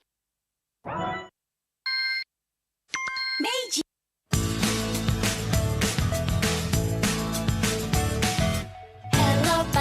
Hello Panda, semua suka biskuitnya. Biskuitnya enak isinya lezat rasa coklat dan strawberry. Hello Panda, semua suka biskuitnya. Biskuitnya enak isinya lezat rasa coklat dan strawberry. Hello Panda, biskuit isi yang enak.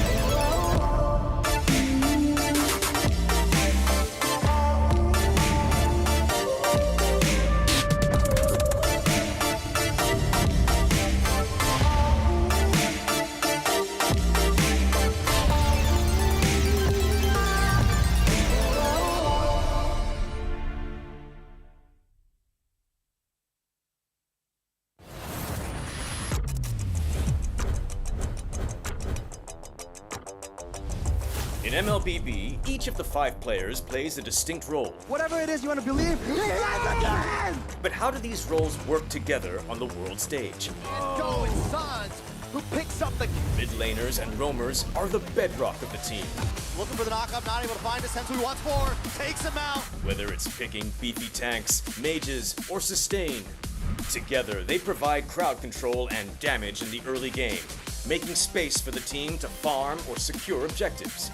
Then we have the EXP laners, usually playing tanky heroes. They poke and zone the enemy to create opportunities. All right, let's see another fight commences here. Gear goes in. It's going to be a lot of damage playing. While the roamers pick to fill the team's needs and support if needed. EXP laners must win their lane and protect their tower with aggressive, confident play, ensuring map control for the team. Ooh, final slash. Finally, we come to the junglers, the early to mid-game finishers, and the gold laners, the mid to late game finishers. Irie, the god in the jungle, takes a double kill. For junglers, whether it's frontline tank utility or assassin early game assassin burst, they form the core of the team. They act on the space created by their team to finish off objectives, utilizing power spikes with the early game advantage they get from farming the jungle. This should be a retreat from the Burmese Ghouls, and they get sent down into the ground. Gold laners focus on farming for gold to become late game monsters. 1v3. They are savvy observers, staying out of trouble and positioning well to deal the most damage with their fragile heroes. Do you agree? How would you describe the roles that make MLBB greater than ever?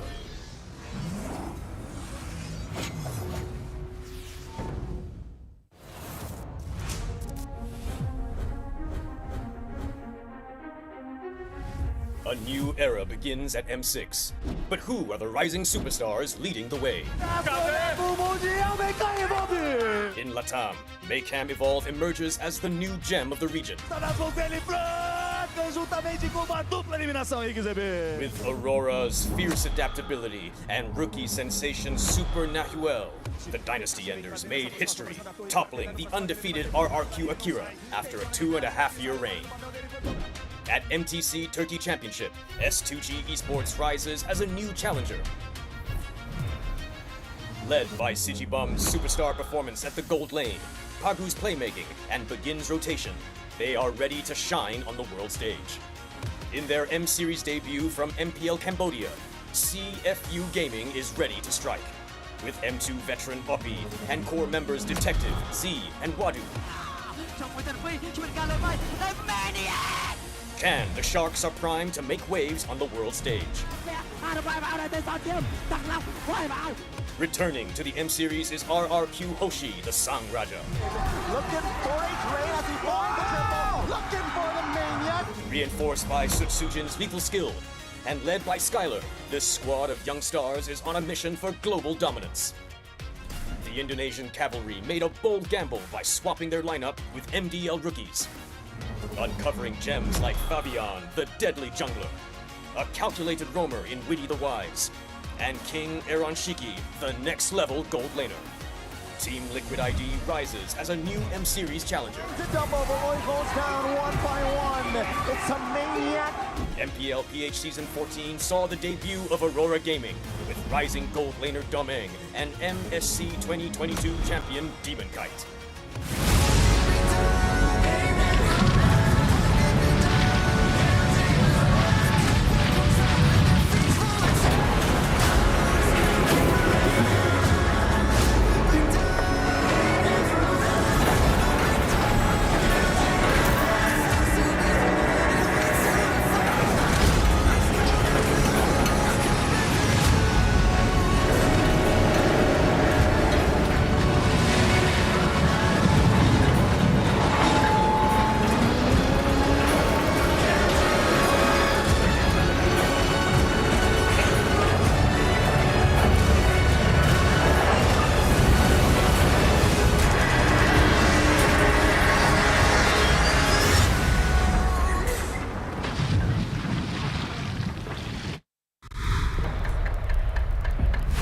Ohio minasan! Welcome back to the M6 knockout stage where this is an elimination match. And unfortunately, if you guys just tuned in, Vamos has been eliminated and another Malaysian team will be going up against Singapore team NIP Flash. Welcome back to the M6 knockouts. My name is Lafel. Alongside with me is Steph Weezy as well as Gideon to call out the games for today. And there's just one more game. And this is another elimination with Malaysia on the line. Ah! We're going to be keeping on screaming all day, man.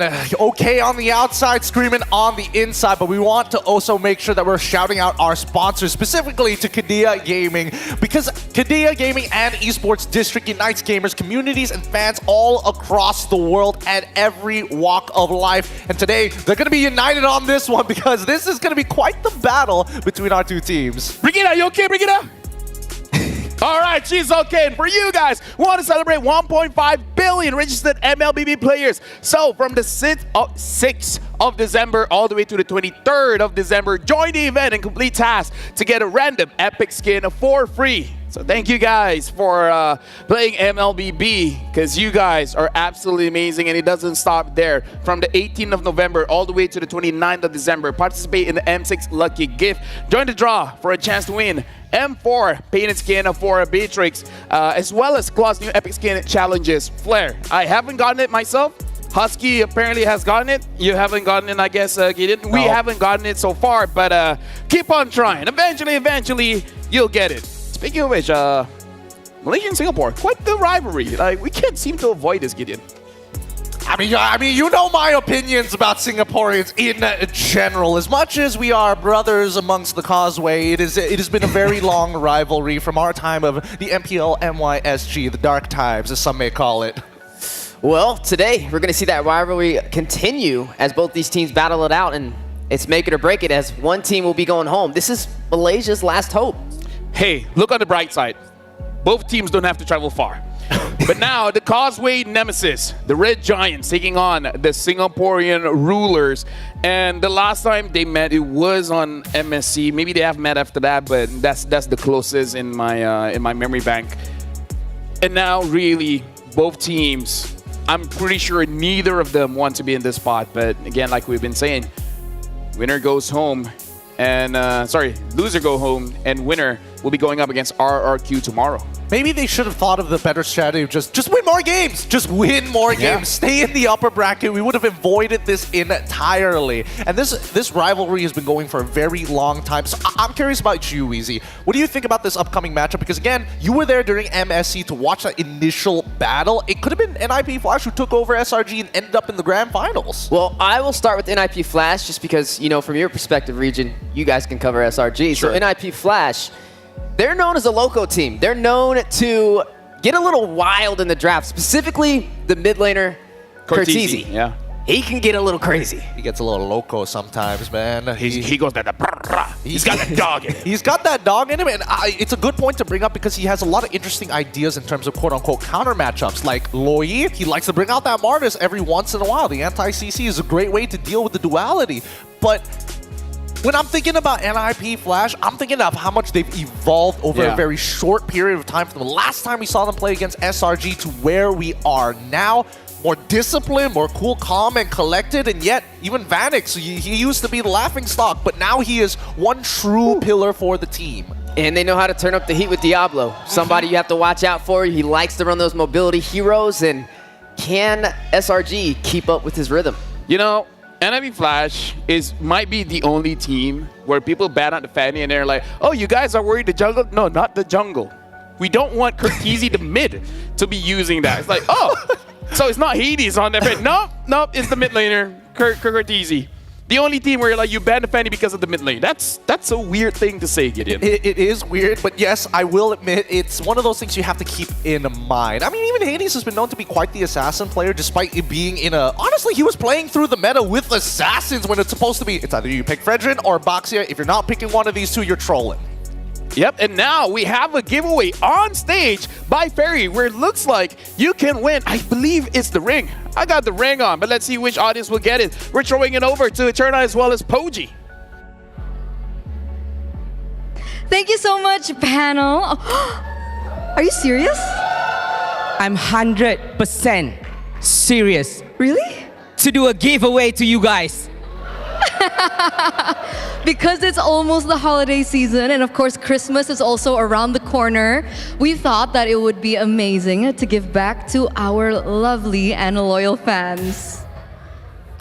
Now, whoever get this, they can play 90% like the player itself. But then again, they have to understand this is a very special ring, which is a hero ring, specially made to make you propose to a pretty girl. Okay. Again and again. Maybe after this. After this. Maybe after this. This is just a rehearsal. Oh, okay. Okay. We'll let them get to that, right? So yeah. They will be able to get a chance to win 2 fairy rings. True. I said wings. Why did I say wings? Wings. Because it makes you fly. Yeah. Because it's so cool. So they actually have signatures from SRG players. So if you guys are fans of Innocent, and who do you have on you? Stormy. Stormy. You guys can get a chance to get this. So, are you guys ready? Korang nak tak dapat percuma, kita nak bagi. Angkat tangan, jawab je soalan. Nak ke tak nak? Kan senang. Okay. So before we begin, we do want to let you guys know that whoever does get chosen, they will have to answer. You guys can't join. Analysts, put your hands down. You can't join. You can't join. Neither can you, Gideon. Lafel, no. Okay. You guys will have to put your hands up as soon as possible, and the first 2 people to put their hands up will be chosen to come up on stage and answer the question correctly. So we're gonna have a little bit of a countdown first. All right. Okay. Let's start with 3, 2, 1, and then 3, 2, 1. Oh, is that real? No, it's rehearsal. Oh, it's a rehearsal. Rehearsal. There's a lot of rehearsals going on stage. See, only one person focus. Yeah, that's true. We like that. We like that energy. Okay, you ready? 3, 2, 1. Okay, you choose first. I chose one. I'm gonna choose that one. The same person that was really super focused. All right, maybe. Yeah, you. Come up on stage. I need a representative from this side, my man. 3, 2, 1. One more time. Semangat sikit, bang, semangat sikit. Cincin. 1, 2, 3.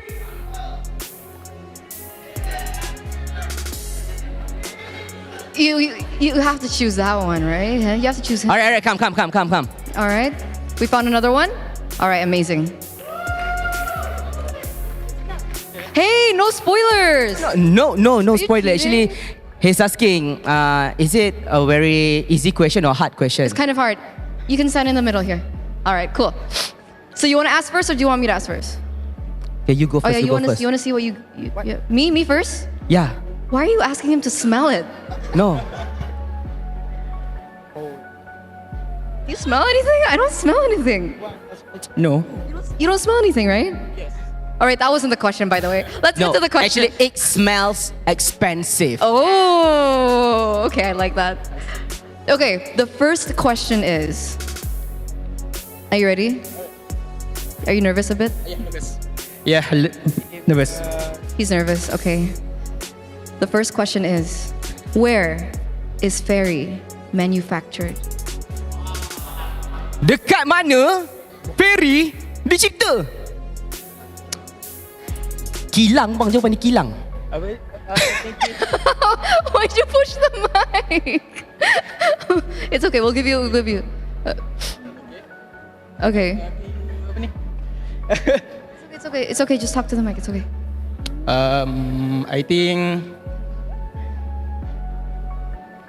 Can we phone a friend? Do you want to phone a friend?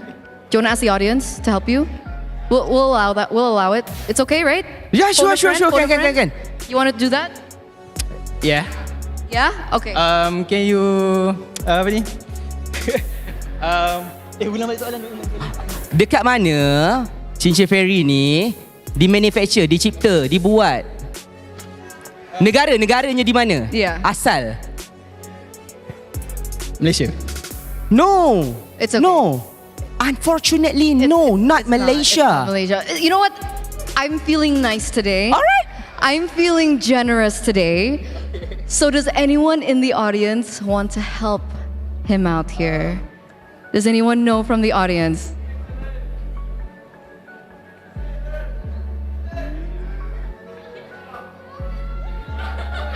Jawab situ. You heard it? You heard it? A lot of people are helping in the audience. Switzerland. Close. Close. Very, very close. We'll give you one more chance. Yeah. Okay, macam ni bang. Jawapan dia. Okay, I won't look. Round apa sebelum knockout? Tu jawapan dia. Sebelum knockout stage kita ada round apa? Oh. Okay. Okay, you got it? Nobody was helping you, right? Yeah. Switzerland. Pendek je.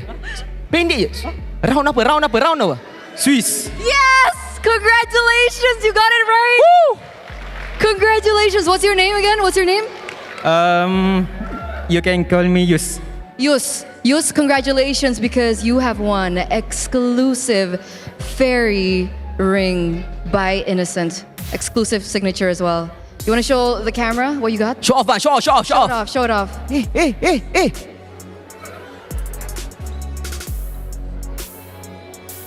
Amazing. Seronok. I'm so jealous. Oh, feeling happy, right? Feeling happy. Nice one.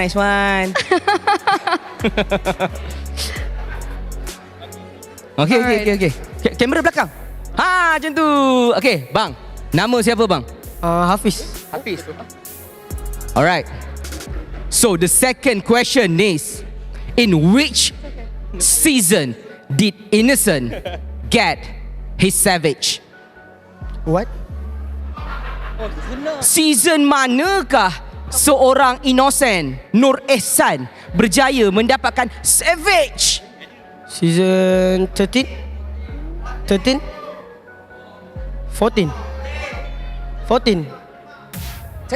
Kena yakin. 14.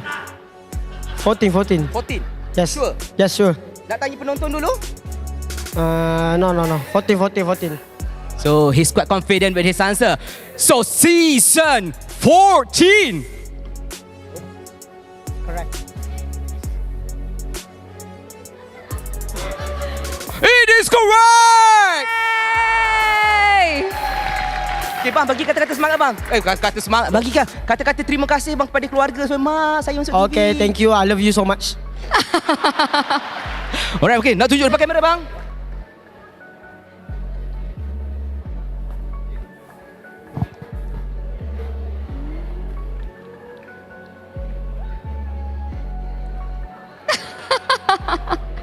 Alright, next one. Maybe Ferry should give us another 2 more for me and Eternal as well. Yeah, we're waiting.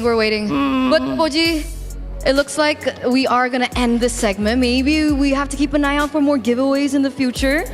But we are gonna throw it back to the panel. Do you guys want to help us throw it back to the panel? Help us throw it back to the panel? Lempar balik ke panel? Iya, no, bukan ring ya. Bukan. Maksudnya macam ni. Alright, let's go back to the panel. Macam Okay, tu. ready? 3, 2, 1.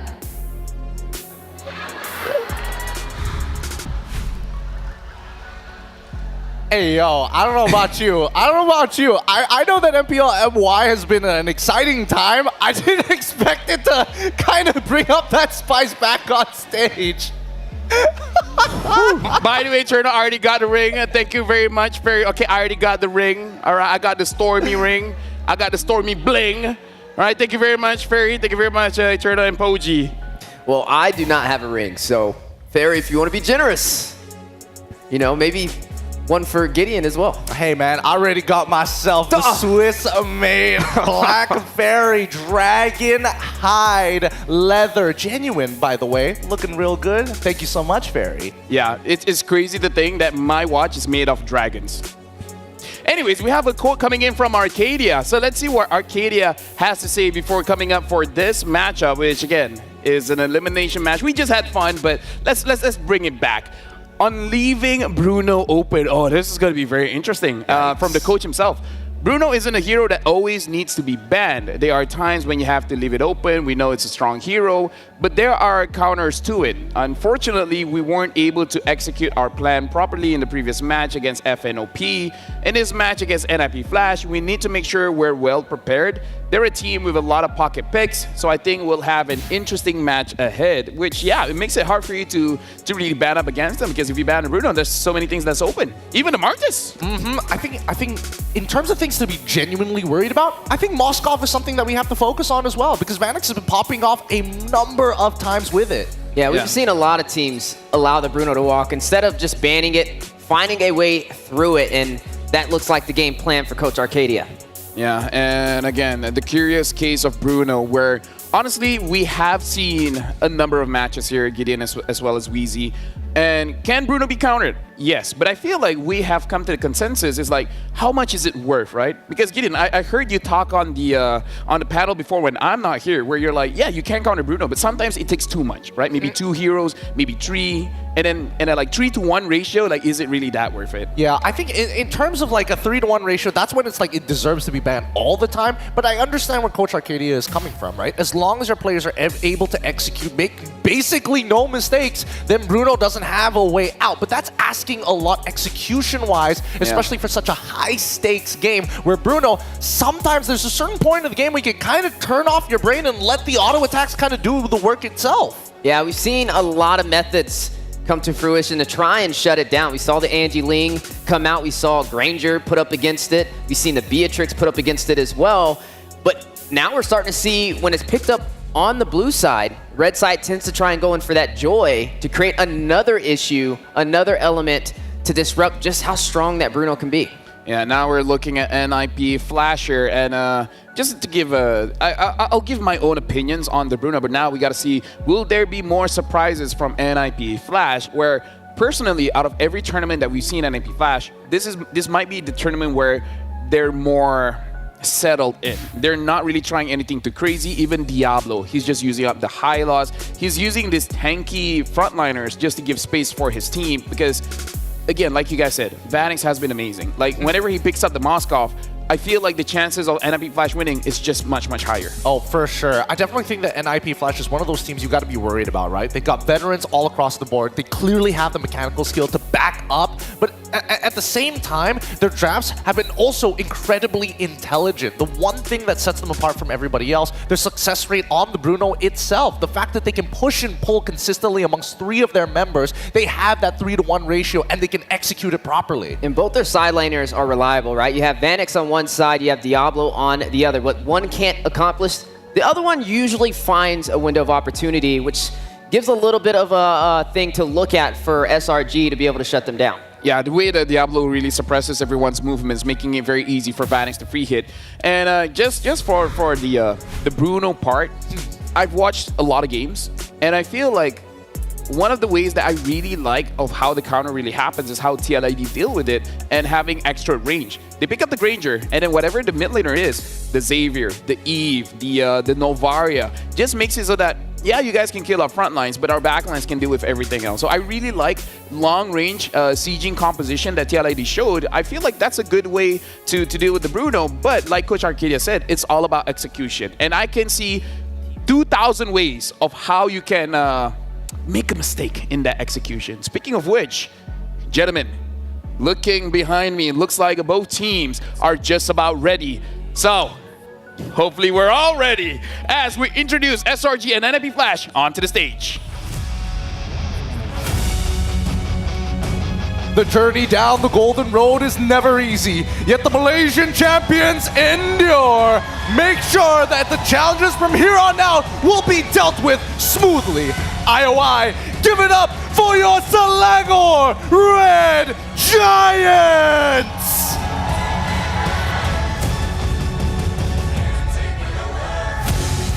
Going up against them is a budding rival seeking vengeance for the loss that stopped them from seeing the world. Dashing toward being greater than ever, it's NIP Flash!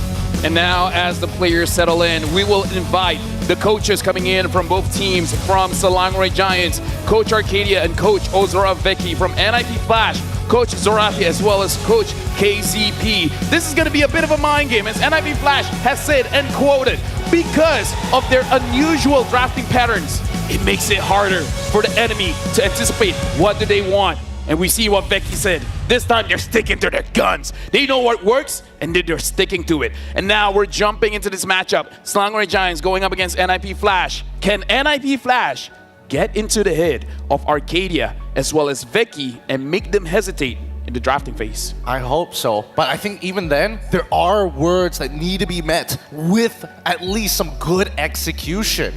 I'm hoping that the players don't kind of muddle it up as well. And now we were able to talk to Skies or Sikis. We noticed that you haven't been able to fully perform in your last match against Fanop. What happened? He said, I think we could have chose a better hero for me. A little bit sad, you know, with the emojis. Coach gave some suggestions and options, but I ended up choosing the wrong one. I couldn't play that game in the end, and I believe he's really talking about that Julian pick, which, to be fair, Onyx banned out a lot of his heroes, and he really didn't have much of a choice. Which makes me wonder, what were the other options? I'm guessing the Hayabusa. I mean, it could have gone, but the counters were already there, so there's no winning position for him. It's either Hayabusa or Julian at that point. Man, it's painful to see, but at the same time, it does mean that SRG need to evolve from their current position. So far, NIP Flash, it didn't look like they gave their best the last decider match, but coming into this particular game, hopefully it's going to be enough, because again, when we're looking at average GPM rankings, Aaron Shiki sitting comfortably on top, second is Innocent at 828. Oh my god, look at the names here. Which, by the way, King Kong is a jungler, but he snuck in. He's at number 5. The untouchable Aaron Shiki, the half-man, half-beast Innocent, Kara, the gold standard, and Benny as well showing up, coming in from Falcons. Looking at that GPM, it's quite stacked. And I kind of feel like even at number 5, King Kong is making a name for himself. As a jungler, he's keeping up with gold laners. Gold laners. The farming lane, he's able to get it. Well, technically that means he's number 1 in junglers. Yeah. He's crushing it. He's crushing it. And right now, coming into this upcoming matchup, we've seen even in our previous best of 5, the goal lane was a very big part, a very big proponent of how people have been drafting so far. I don't know if they're going to take the exact same angle this time round, especially against NIP Flash, because it's clear that Vanix, when he gets his comfort, it's totally fine. It could be a point of attack, but at the same time, we've seen SRG drop games because there's just no junglers to play. Yeah, we're going to have to see who gets the blue side and who gets the red side, as we're starting to see a little bit of a pattern with that Bruno being picked up on the blue side. Coach Arcadia saying he has a plan to work through it. We're going to see if that comes to fruition as we are now jumping into the draft for our final series of the day to determine who will be moving forward and who will be knocked out of M6. I'm just saying, I'm just going to say first pick, second pick. I don't care what colors you guys see. Don't worry. Because apparently I'm seeing different from you guys. Anyways, SRG, first pick here. Yes, I know left is first pick. I just don't know the color. Anyways, SRG betting out the Cho as well as the Lu Yi. And NIP Flash betting out that Fanny. Sakai's or Sakis has been known for that Fanny. And the last time it was let through, it was during ISF. And I don't think he's going to get it. And now the Alpha ban as well. This is what every team has been doing against Langore Giants. Man, the ban out the Singaporeans. jungles. I'm telling you, Singaporeans have like the best way of approaching when it comes down to draft as well as macro, right? They've seen you not have your jungle pick. We're gonna force it out as early as possible. 2 in the jungle bans, and the question still remains: are they gonna get rid of the traditionals, right? What about Zhu Xin? Are they gonna let that through? Yeah, or the Bruno still walking through as well. There goes the Granger ban instead. So great response. It's looking like SRG may actually just pick up this Bruno, and they're just trying to limit. Jushin. Bruno or Jushin, depends on the ban. I feel like they're going to take Bruno first pick over the Zhu Xin. But then again, that's just me. We'll see what this very final ban is from the side of NIP Flash. Because they were saying, hey, our first 2 bans, we're targeting the Sakis. And then SRG said, you know what? If you're going to target our jungler, we're looking at Vanix. No Granger for you. So what are you going to do about it now? Another hot pick too. The Mathilda still may walk through this entire first phase of the bans as well, which could be a 2-pick swing for the side of NIP Flash moving forward, as they are going to be banning out that Zhu Xin. So between Jushin and Bruno, they're like, you know what? We can handle the Bruno. Without the Granger, their other options are honestly 2 right now. The Beatrix as well as the Moscow, which is the picks that they have used before. And now the Bruno has been picked up by Innocent, half man, half beast. How does NIP Flash respond? All right. Firstly, they're probably going to look straight into the jungle, right? Suyo. Suyo for sure. That makes a lot of sense to me at this point of time. It fits in pretty much every single composition with its toolbox, overall toolbox kit. It's got sustain, it's got stuns, and it has iframes. Joy. We've seen how much of a threat it could be. May work inside of NIP Flash's toolbox. Can definitely be a threat. The Mathilda still walking. Could provide some survivability if they want to go that route as well. The Eve is still on the table, but they have to worry about the Valentina on the other side. If Leo is here, he would say the Matilda is still cacawing. Every time, man. Matilda Airlines saves the day, as we saw in our previous best of 5, but it's going to be Suyo and as well as High Loss. Once again, a staple for Diablo. I don't think it's going to go into the support roam section, mainly because JPL, he's more of a playmaker more than a I press 1 button and I tank, I big. Yeah, now SRG, just saying, if they don't pick up the jungler here, most probably it is going to get banned out. Oh wait, I just thought of another one, Nolan. I can't remember if the last game Nolan was banned or not, but either ways, it was. Either ways, SRG, Stormy has quite a big hero pool. If they want to pick up Eve, they can, because it is good going up against the High Loss. Afterwards, perhaps pick up the jungler, but they pick up the Hilda as well as the Joy, and the Joy does have a good matchup against the Suyo.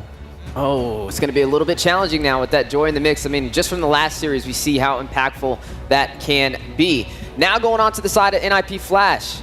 Do they want to pick up something to go up against this Bruno before more of the marksmen get limited out on the second phase of this draft? It would make sense if we do see a Moskov get locked in. At the end of the day, Moskov does pretty well, especially with the knockback both against Hilda, both against Joy. You're able to kind of create distance between yourself, especially when they want to get on top of you. But no, they're going to go straight for the direct counter matchup towards Joy Integral. Gentlemen, what do you guys think about the CEO pick, by the way? And before you answer, let me tell you why I asked. This is Hades' first Suyo in M6. And M6 has been going on for quite a while. This is his first Suyo. I agree. I think that he's going to do absolutely fine. He is playing more mechanically challenging, high execution heroes like Ling, like Hayabusa, it makes sense that Suyo, less execution overall, has a better skill set and overall toolkit like Bucks. Well, they prowed it super early, so I'm expecting him to be at least a little comfortable on that with letting that slide through the draft. But the question also to be asked is what's going to be put into this mid lane? You are seeing the Valentina taken off the board. The Lu Yi was banned out from SRG. They know how NIP Flash likes to favor that, to have the element of surprise. If you go for something like an Eve, which is still on the table, it's going to have a lot of threat with the composition that SRG has so far. You have the Joy, who can rush in, pick you off. You have the Hilda as well. Now we got to talk about fun facts here. From the Swiss stage until now, both SRG and NIP Flash have only been on the blue side twice. Both teams only hold 50% win rate when they are picking first. Will this change? It's kind of funny. Watashi wa don't know. Look, hey man, you keep that with between you and JPL, but between the two teams, the fact that they have only a 50% win rate on blue side is kind of ironic, considering that yes, they are able to kind of play very counteractive towards their opponents, and overall having a better win rate on red side anyways. Second part of the draft, Valentino followed up by the Harith this time round, really wanted to limiting that pool. Oh, okay, so Aurora possibly could be picked up here for NIP Flash. Like I said, I just don't feel like the Eve would be the answer with this composition. Maybe even a Vexana could be something they pull out here. We have yet to see the response back to the Bruno, though. We talked about Coach Arcadia and how he felt about the Bruno. But for NIP Flash, we don't know what their game plan is for it. More so, it looks like it has to be very team fight heavy. They've got the Tigreal, they've also got the high loss. It only makes sense if they do so. Interestingly enough, they ban out the Vexana. They don't want some form of disengage. They might just devolve back down to Veil. I mean, like, here's the thing. Yeah, they ban out the Vexana just so that they can pick up the Aurora themselves. But like you said, Stormy is kind of bored using Valentina all the time. Towards he asked the coach, can I just pick up a Veil? Which, by the way, if they lost the game, they would have been eliminated. And then the coach is like, sure. So sometimes maybe just look at Stormy, and then coach is like, huh? And then Stormy's like, okay. Well, keep in mind, in NIP Flash, they are the Loco team. I mean, they could pull out something crazy in the mid lane that none of us are expecting. That's a good point, but now we're seeing that the target is definitely towards Vanix's side. They got rid of the Harith. They also made sure that the Moskov is out of range at this point. With Granger gone, it kind of forces him on the other counter, which would be Beatrix, but that's only to a certain degree, and it doesn't look like, well, actually, with the Tigreal, maybe possible. With what Wheezy said, it will be funny if it's a Suyo mid. Because again, Hades hasn't used it so far. Don't you Not dare. saying Cortese has, but I've watched clips on YouTube. It has happened before. So I'm not throwing it out the window just yet. Oh man, how illegal would that be? Let this be a mid lane pick so that we don't talk about it anymore. Oh, okay, all right, fair enough. But let's see what this next pick is going to be. All right, Suyo jungle. Thank God. But it's Farsa still. Farsa can still be cancelled out by a number of abilities coming in from the side of SRG. I mean, Joy's already can close the distance, right? But that's threatening. It doesn't immediately cancel it. There's some punish too. I mean, when you have a strong front line like a Tig and a Hylos on your side, and then you have the Farza who already has mobility, and then you stack a Flicker on top of it, there's a means for escape if you have the Joy or the Hilda trying to rush in. So definitely have to be careful for that. Not to mention now you have the artillery on your side, right? When it comes to these neutral engagements, these turtles, these lords, they have more range in this composition compared to SRG. I would agree with the range, but I'm also worried that SRG might play a really difficult comp if they lock in Matilda, for an example, take a couple of Purifies. It's really difficult to execute. Among the planes. Oh, so they pick up the Eve as well as the Guinevere as a roam here. So this Farsa kind of doesn't have a choice but to go Purify. But again, you Purify for the Guinevere, but you want that Flicker going up against the Joy. So honestly, this kind of puts pressure on JPL, where I feel like he wants to engage, but at the same time, he has to look at his backline, because if Cortese gets caught, he has to be there to back him up. Yeah, at this point, you might as well go Claude, right? You're able to use the BMI, close the distance, and natural counter towards Eve's side. That would make the most sense at this point. I mean, you're gonna, no matter what, it's gonna be a difficult lane against the Bruno. If you want to play something more passive, sure, you can go for the Beatrix, but at the end of the day, you need a wombo combo with something. Both are viable options. That I see the fondest. Oh, but they pick up the Natan. Works so the same. A very late game carry But honestly, looking at how Natan has been playing, honestly, I feel like Natan has a one item power spike at this point. So maybe we don't have to wait for that long. But now, thank you very much, panelists. Now we're going to throw it over to our casters for the very first game in this match. Thank you so much to our panelists. We're down to the final series of the day, and it's going to be between back-to-back champions of their respective regions. It's Brigida and Mirko bringing you the action once again. And surprisingly, it's a balanced composition for both of these teams heading into game number 1. More surprising for NIP Flash, right? Yeah. I mean, when was the last time you saw Curtisi on an actual mage? You know, does the Farsa have like the Decimate ulti? Is this the new Farsa or what? Because yeah, Curtisi, we have seen him on mages before. Just it's not the common, it's not the thing we usually think about when we think Curtisi. But let's see how it works out up against SRG's Bruno and Yums' Guinevere. Yes, because if there's one thing I would immediately want to point out when it comes to Curtisi and his confidence heading into this game, it's that he's not picking up the Purify on the Farsa. So he's really confident in terms of positioning, or it's important that he has to be, because Yums would probably be constantly on the hunt for him, but it's not just Yums actually, it's even Sekai's, it's Cram. There's a lot of members from SRG who could just hunt the backlines of NIP Flash. Yeah, it does seem like for NIP Flash, their draft is more to shut down Bruno and Joy, right? Yves is going to have a very good time, I would say, the Guinevere and Cram on Hilda. We should see Cram able to get into that backline, but again, JPL goes in. Oh, what was that damage? Hades! A double kill! Yums and Skies disappeared! And I'm not sure if there was the Sacred Hammer too, or it was just JPL right in front of two members of SRG, but that was a beautiful Blade Surge. What was that? Stunning two members and that immediate burst down as well. So I think this is also one thing you'd have to be careful if you were SRG up against NIP. The amount of early game damage that they have in their hands, they could literally burst down any member they spot out from SRG at this point. Both Hades, Curtisi, and probably even a bit of like poke here and there from Vanix on the Nathan. I'm still surprised that that dealt that much damage. It's not like he went for Thrill, so there's a bit more damage there. Season Hunter, Impurage, nothing too crazy there. Bargain Hunter for Vanix though means that, yeah, like LaFell said, we might get like some power spikes very early on. If Vanix is able to just farm up and go even with Innocent on the Bruno, we might actually see the power spikes be very, very similar to each other, the timing at least. It's Tenacity too, by the way, for Innocent. This is something I'm personally not used to seeing. We usually see more of an aggressive stance for Mr. Innocent. Great push. Wow, Hades with a blink getting away from the Spatial Migration. That's the glory of my lord. Yums just disappeared again. Curtisi will be traded in. But NIP Flash are playing so good. Yeah, Curtisi stood there. He knew they were winning anyway. And you could see the priority of NIP Flash in terms of objectives. Diablo just making sure he would be accompanying his other members even though he doesn't get his hands on the level 4 yet.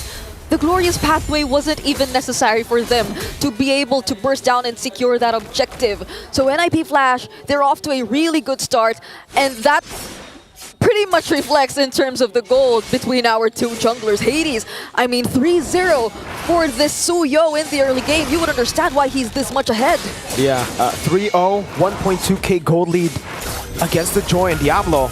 Here, Electrifying Beats, Diablo should fall. Oh, he jukes him! Revitalize, gets away. He's gonna buy a lot of time and a lot of positions from SRG will have to be given away to rotate over to deal with Mr. Diablo. For the airstrike though, on the Stormy, that's 1, 2, 3 hits, 4 hits. Every single one of those feathered airstrikes was on Mr. Stormy. Why does it feel like Curtisi, if only second skill even hit at that moment, could have bursted down Stormy in a full combo. That pretty much reflects how NIP Flash is ahead, but Hades spots Sekai's.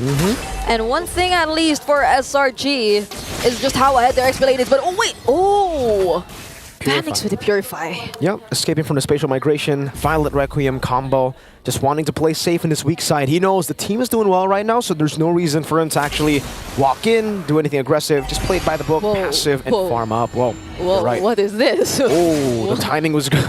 Oh, a bit unfortunate timing for Hades there. He was charging up that skill 1, that stun, but Yums came out a bit late from the bush. Good timing from Yums. And now turtle number 2, bottom lane, Cram diving. The turret is nothing to Cram, but it does give all the prio over to NIP Flash up top around the turtle. So it'll be a kill on Vanix, traded for the second turtle of the game. You gotta take note of this. SRG, it's not even their mid laner, it's not even their roamer suddenly rotating to the bottom lane. It's their XP laner rotating to the bottom lane, helping Innocent. So the priorities for Cram, you're seeing it, like just how focused they are in terms of securing that early game for Innocent as well. And they're about to take out almost all of the energy shields. But for Vanix, it is equally important for him to not get picked off. I mean, they should be wary of that. These rotations from Selangor Giants, they're pathing. It's really interesting.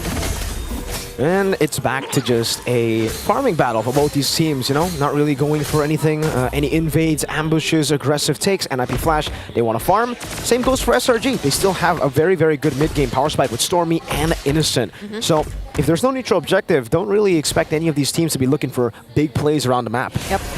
So for now, we were just waiting for that next neutral objective potentially and that major rotation that we'll be seeing from both of these teams. Because again, Crab here in the mid lane, adding a bit of pressure as well. And it's it kind of limits overall the rotations that NIP Flash could do as well. But Hades versus Sekai's in the top lane. But even in the bottom lane, there's action too! The Worldie! Bouncing from the mini waves, Innocent getting the solo kill there. JPL with a good shove to escape. Oh!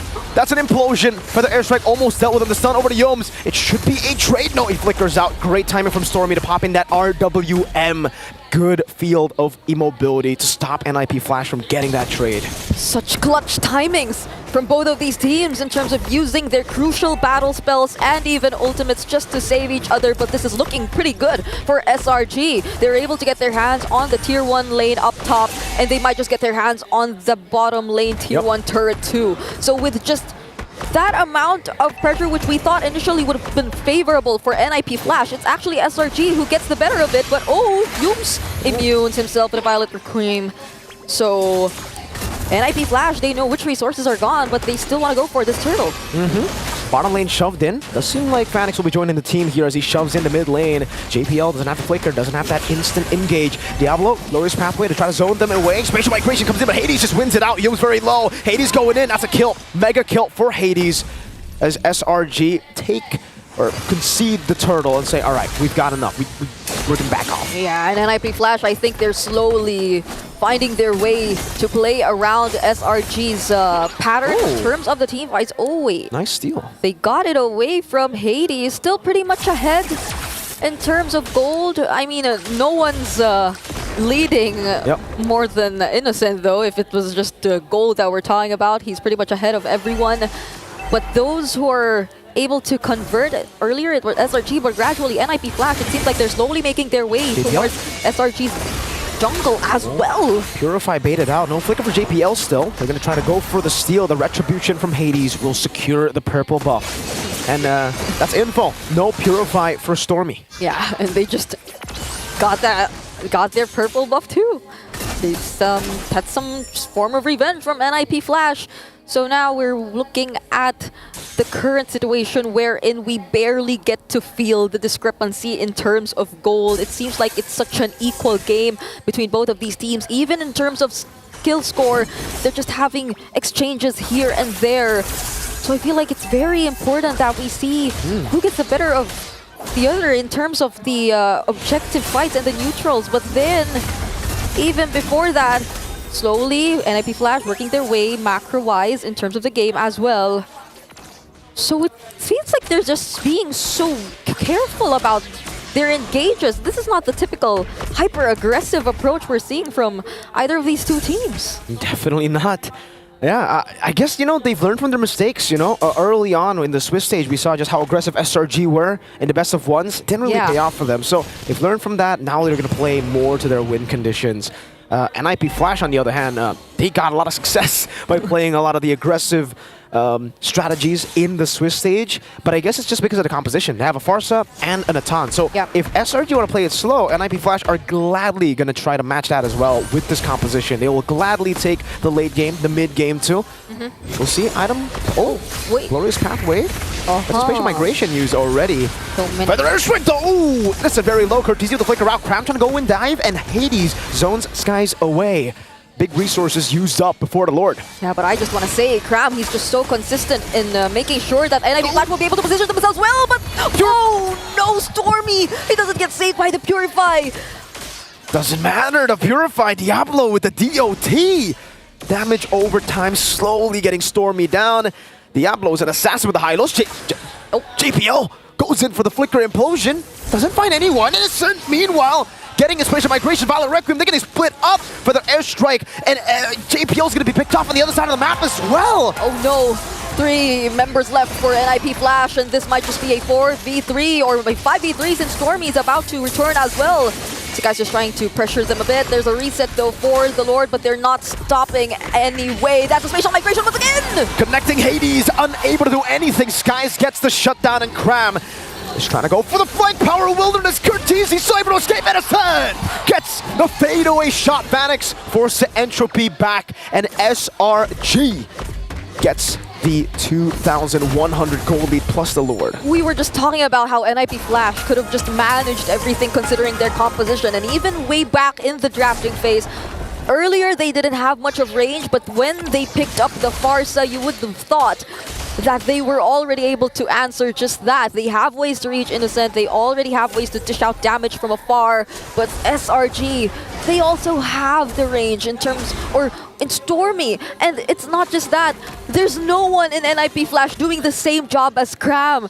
There's no one in NIP Flash just forcing out the cancels on the Feathered Airstrikes and forcing those 2 damage dealers to stick together to make sure that they don't get picked off by the Hilda. And now it's SRG slowly knocking on NIP Flash's base. Holy defense already used for the bottom lane turrets, and they just have to really work their defense to this. RWM2 trying to get Innocent as much room as possible. You can see the 2 basic attacks on Vanix there.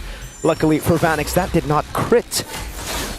Wow, it was just so stunning to see that Lord fight, right? It was like NIP Flash were everywhere, and SRG just capitalized on every single mistake. They got the top lane as JPL failed the implosion flicker. They killed Diablo, who was alone with no initiator.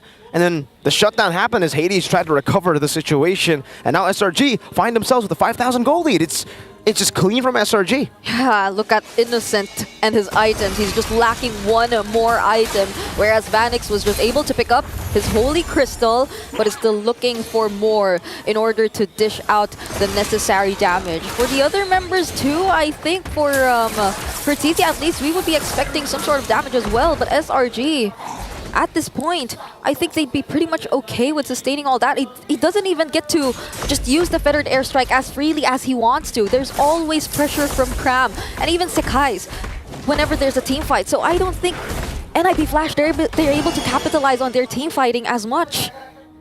Not at all. Now they're really going to have to wait for late game. Vanix already has the Holy Crystal. Does Vanix have enough to actually deal with Cram? Because Cram has been a nuisance. So Stormy caught opposition. Diablo goes in for the airstrike as well. Purify used. Oh, spatial migration finds Cortese. An implosion though to catch them now. Vanix, will he be able to go through everybody's skies? Is on a killing spree.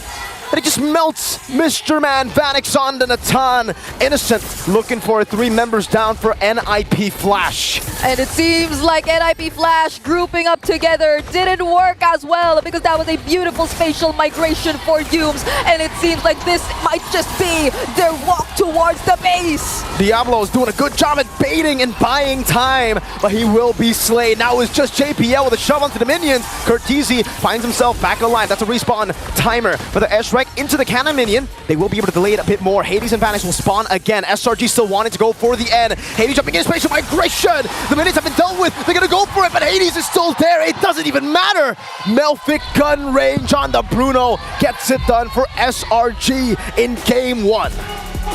They didn't even want to reach the late game, nor even probably stay in the mid game. SRG ends it in less than 14 minutes.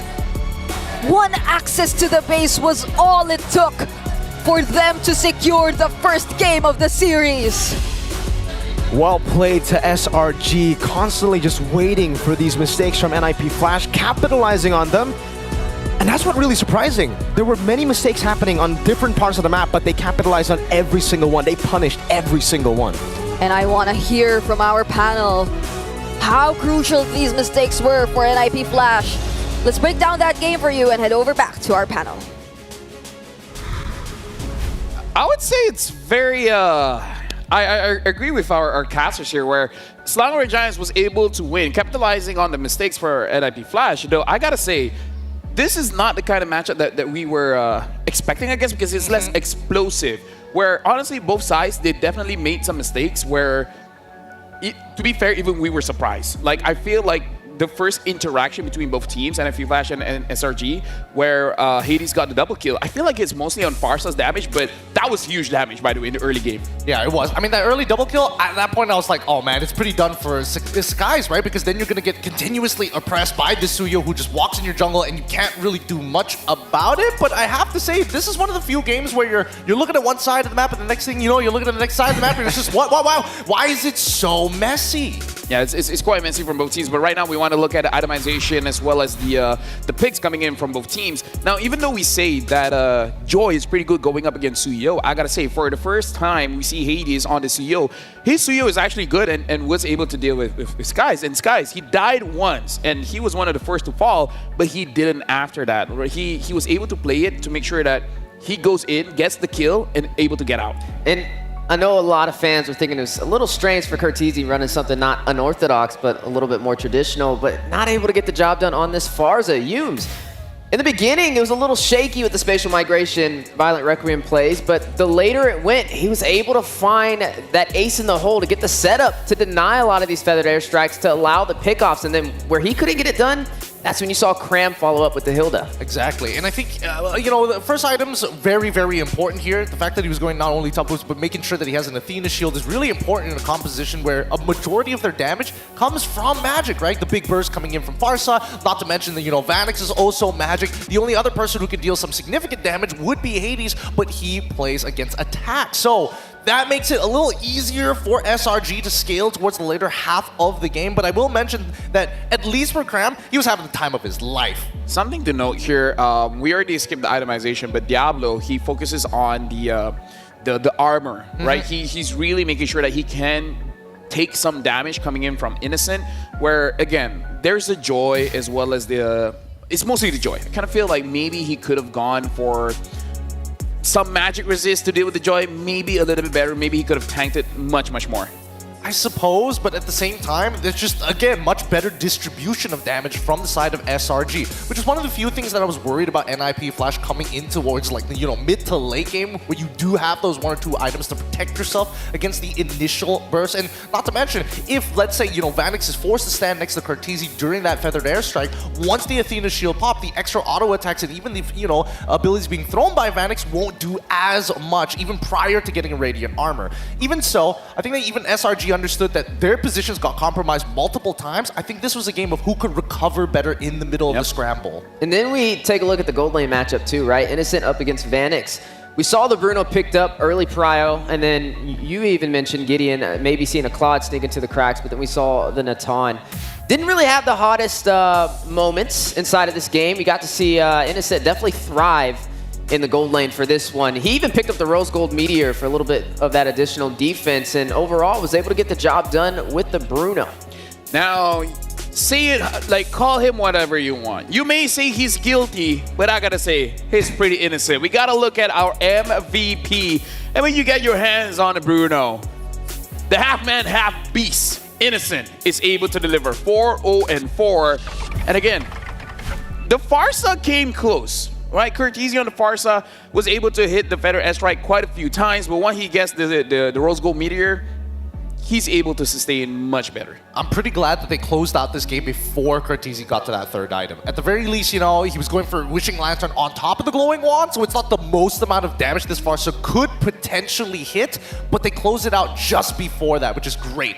Not to mention that Innocent, his laning phase was looking great already, but finding that initial kill onto Vanix early on and then calling for the redive upon him, that could solidify his lead, and that way they could actually recover through a lot of structural damage. Because a lot of it just came from, hey, if we keep on taking down their structures, at least the guys can find farm on the opposite side of the map and pull attention away from where he is, because he was the one who was suffering the most.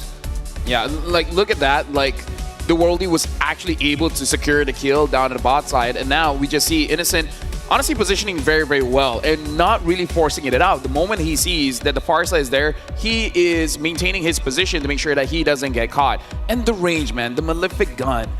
I can't believe there's still some argument saying that, oh, you know, Bruno isn't that great. I'm like, huh, maybe we're watching different games here. Yeah, and then to top it off, he goes the tenacity route and then the quantum charge as well. So not only is he a little bit beefier, but he has more mobility to work on his side. And so that's one of the key factors that helped him stay alive, alongside trusting in Cram, trusting in Yumes as well, to be able to find those setups for them to initiate. Yeah, I feel like a lot of question mark was on Yumes on that Guinevere pick, but I gotta say, once mid-game starts to roll in, he's actually able to execute it quite well. And by the way, just to say, shout out to Ferry. I got the ring, I got the bling, get in as well. I'm what color is this?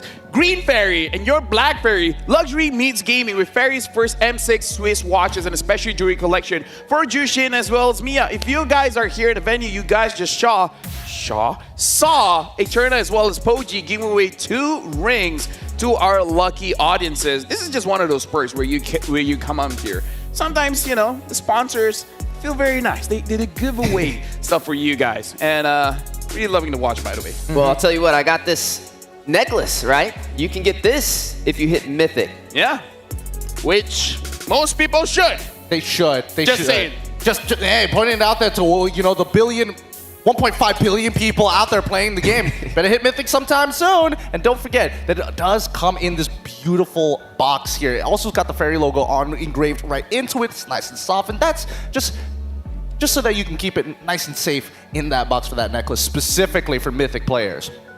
I got 2 Fairy boxes at home, and I gotta say, I'm very happy with my purchases, because again, I bought this with my own money. The ring is good, the ring is good. But yeah, this, coming up for the second game, we can see that Vanix was pushed a little bit to the point where he had to use an Natan. So we're gonna see if they will change up the priority and maybe let Vanix pick up his hero earlier, because Natan is a good pick, don't get me wrong. But maybe just not that comfortable, maybe? It could be not so comfortable. More so is the fact that resources will call to his side of the map, but that's the important thing. When you have that lead, you got to press it forward and call a couple of people to re-dive a target, especially dying 2 times in a row consecutively. Ooh, really sets you really far behind. Yeah, and I believe we have a quote coming up, so let's see where it's from. It might be from NFV Flash, just to see like what they're thinking about this matchup. And yes, it is from NFV Flash. It's from Adamir, shaking the Giants. SRG has been shakier compared to before, which I believe even on this we all agree. And they barely made it into the Swiss stage, or I think he meant knockout stage. So I hope NFV Flash can turn things around and achieve a different outcome compared to what went down in MSC 2024. Just to remind, it was a 3-0 in that best of 5, but not gonna lie, yeah, they look a bit shakier. So we asked Ozaravecki what are his thoughts on this. So we got a quote coming in from Ozaravecki: obstacles on the golden road. I agree that SRG has been a bit shaky compared to MSC. There are aspects of the current meta that we still need to adapt to and master fully. You can see the difference between now and MSC. Back then, we played with confidence and comfort. Right now, we feel shakier, but it's still not impossible for us to bounce back. We can't afford any more losses. We need to focus on what we need to bring into the next game, where, personally for me, them being in the lower bracket, the fact that they're shaky means that they have more practice time, right? If they win, then they can play more games, and then they can start to solve the problems game by game. I mean, as we mentioned throughout the entirety of today, first you got to acknowledge the initial problem and afterwards work towards solving it. And yes, the repetitions are definitely going to help a team like SRG kind of fully master every aspect of the meta. But truly, is it the meta's fault, or is it something that is happening outside of the game? I feel like the outside of the game thing was mainly MSC. That's where we saw them. They didn't have the confidence, and when they did, they won. But this meta, it's too wide, too varied, too open, and I don't think anybody has really fully encapsulated fit the entire meta just yet. Well, like I said, pressure, burst pipes, or mixed diamonds, and we're going to find out what that is today as we progress through this series. SRG now up 1-0 up against NIP Flash, and it kind of makes you want to ask the question, where did NIP Flash go wrong? Well, we asked Diablo any message for SRG, and he said, for SRG, yeah. I'll make sure this time it won't be a clean sweep for you. We'll give you a hard time, and we'll make sure to avenge our loss. And is that a sun emoji? It is a silence. Shh. Oh, shh emoji. Yeah. So it's like, hey, M-Chat, this is a secret, by the way. Don't show the world. Yeah. Definitely don't bring it up on broadcast. Definitely don't put it on a lower third and show it to the rest of the M6. Yeah, and then they're like, oh, so that's what he meant. We thought it was emojis. All right, with that being said, it's time to go into the drafting phase for game number 2. As you mentioned, Weezy, where exactly did it go wrong? I don't think it came down to the draft. I really thought it came down to the execution of the overall game plan. It felt like both sides were posing really interesting questions. Hey, if you're going to target our jungle, we're going to target your gold laner. It's a give and take every single time we hit the drafting stage. And again, NIP Flash is going to be first pick here. They're going to be banning out that Alpha. And SRG, now they have to consider banning out that Bruno because, quote, Arcadia said there are ways to deal with the Bruno. But again, we've seen time and time again, it doesn't take one hero. It at least takes 2. Well, now SRG is going to be on the red side, so they have that 2-pick swing. This is a good question, though. Coach Arcadia said they have a plan for the Bruno. So that means effectively it's going to create opportunity in the ban phase for the first half for him to be able to take something else out instead. What that may be, I'm curious to see, but Zushin is still walking on the table so far. There goes that Hilda ban out. We saw some great rotations from Cram on that in game number 1. I mean, so far he's been getting it time and time again. It's bound to get banned. How long has it been, by the way? Too many times. Too many times. Every series he gets to at least play it at least one time, and most teams are pretty adamant on not letting Hilda go through at all. But now that we see the Jushin, these are the expected bans coming up from the side of SRG. The only adaptation we've seen from NIP Flash is going to be in that Hilda. We're going to see what the next follow-up ban is supposed to look like. At this point, do they follow the exact same plan that they did in game number 1? You target the jungles first, then start moving towards the opposite side. Yeah, definitely a lot of questions, and we need some answers. For SRG, that also pose that question, if they don't ban that Bruno out, what do they take out instead? I mean, right now, we've been seeing Diablo, when you can't get it done in the gold lane, you get it done in the XP lane. Also, maybe limiting something from his toolbox could be a wise decision. Speaking of toolboxes, though, the Phoveus ban on the blue side to finalize the first half for NIP Flash. Now, the second pick, they have a strategy here. You know that both the Bruno as well as Suyo is going to be a hot pick. Choose either one, or the second strategy is have a throwaway ban so that if NIP Flash picks up the Bruno per se, they can have the Suyo +1. So that is a strategy. We do have to see if Coach Arcadia and Coach Ozoravecchi wants to take that risk. I suppose, but at the same time, Cho hasn't been touched, Matilda hasn't been touched, both of which, I would say, even in the previous game, yes, they locked in their supports pretty early on. They showed their hand pretty handedly. No mind tricks there. They're going to get rid of the Matilda this time round. And now first picks, I would only assume that NIP Flash are considering both of those options, right? It's pick your poison, like you mentioned, but I do think that at least from the side of SRG, now that they have shown off that they can play the Guinevere, it's going to make Curtisi a little bit more hesitant in picking up that far side. We might even see a Loyi down the line. Yeah, so NIP Flash should be picking up the Bruno here, which now we're going to see if Coach Arcadia indeed has a plan to go up against it. For the side of SRG, though, maybe going in for the Hylos, maybe the Suyo Cho, but I think they need to get one of their side laners comfortable, right? They need to either get Diablo, or not Diablo, they need to either get one of the side laners, either Innocent or Cram, something they're comfortable on, especially going up against some heavy hitters. What? There goes that Hylos, though. Suyo Bruno? Oh, this is a Suyo Bruno, right? I mean, I would expect this to be a Suyo Bruno. However, NIP Flash has been finding a lot of success in the high loss with or without the Bruno, and I wouldn't be too surprised if they decide to go for like a high loss Bruno, Ling plus Farsa style composition where they can actually push in and out consistently. Yeah, the Ling is actually quite a good shout there, Gideon, because that is what they used before to shut down the Bruno, but it's innocent though. That's the only caveat here. It's innocent though. I mean, Detective tried to find this man guilty, couldn't even do that. So I would only imagine that NIP Flash have a tighter formation to play around it. But as expected, oh, interesting. They're letting go of that Bruno.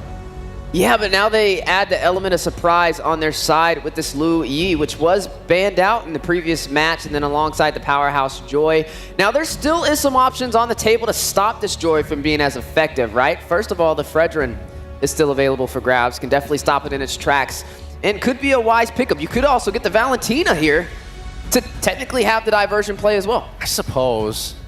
But even so, yeah, I'm lost. You're kidding. No, they gotta. I mean, stick to their guns, right? NIP Flash and especially Singapore as a region very macro heavy, and more importantly, if it's not broke, don't fix it, right? They've got the high loss. They can pair it up with the Bruno. That in itself is already very dangerous to deal with. I think that even picking up the Suyo would make a lot of sense as well. Yeah. Oh, play standard. That's a really good standard opening. I'm surprised they got away with this. Yeah. So I'm really looking at this and. If the Cho doesn't get picked up here, Cho will be banned out a little bit later. Same can be said about Innocent's pick. Because unless they have something very special to go up against Bruno, besides the Granger, besides the Beatrix. I feel like they're gonna go back into Granger. I'm not gonna lie. Or Moskov, you know. Innocent fair. did get that play with the Moskov. Also true, also true. Honestly, when it comes down to like figuring out what Innocent's pick is going to be, doesn't really matter as long as he has a good time in his lane. He usually is able to pop off later down the line. Yep, there we Granger. go. That's the Granger, and now we head on into the second phase. I'm expecting take bans coming up from the side of NIP Flash, maybe, or they could be looking. From the side of SRG, but they could still pivot. Yeah, there are some roamers available. I mean, the TIG is definitely still on the table. Jawhead. We've seen how effective that could be as well with the isolation plays with the lethal injector. Sometimes throwing the wrong teammate. Yeah, don't remind me. Are we gonna go for two here? No, I feel like if I go on TikTok, there'll be a compilation of it.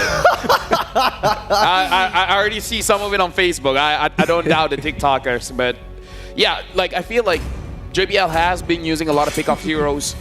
The Jawhead, the Cho, they're betting up the Farsa, so targeting Curtizi, but then Curtizi's like, hey, Martis, baby. Yeah, it'll be interesting to see. But now we look behind the IGN, specifically from Hades, who chose his IGN because he loves Greek mythology and always plays the carry role. Does he mean Hades he's a carry, or like...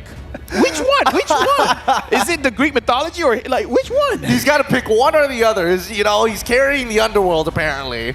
Now that's funny. That is kind of funny. That's like throwing shade to your team. It's ironic. I'm carrying the underworld.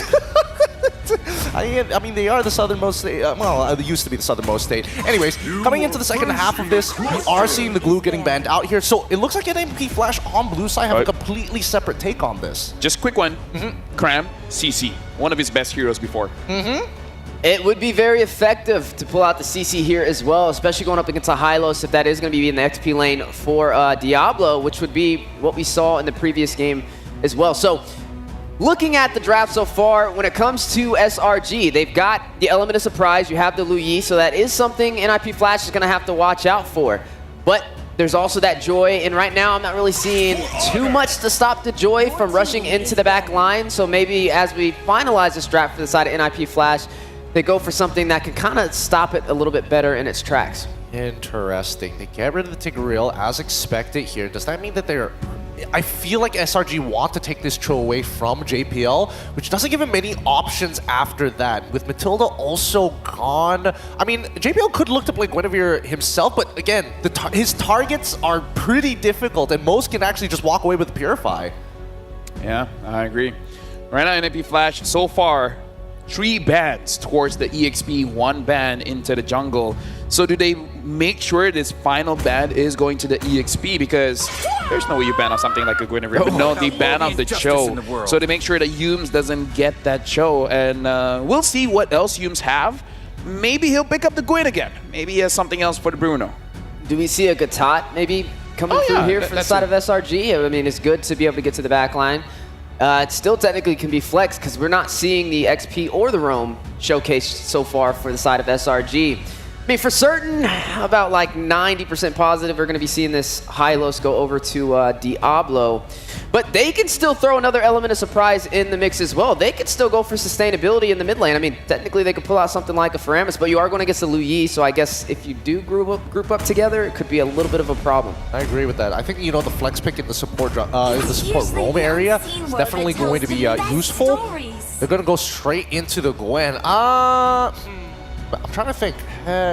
Historically, I haven't seen Cram ever play the Guinevere, especially in his time during MPL MY. It still technically could be the flex, but it doesn't work that well nowadays in the EXP, especially when you're up against these thick boys who generally just don't care and focus purely on pushing the waves. I prefer CC still. Yeah. I agree.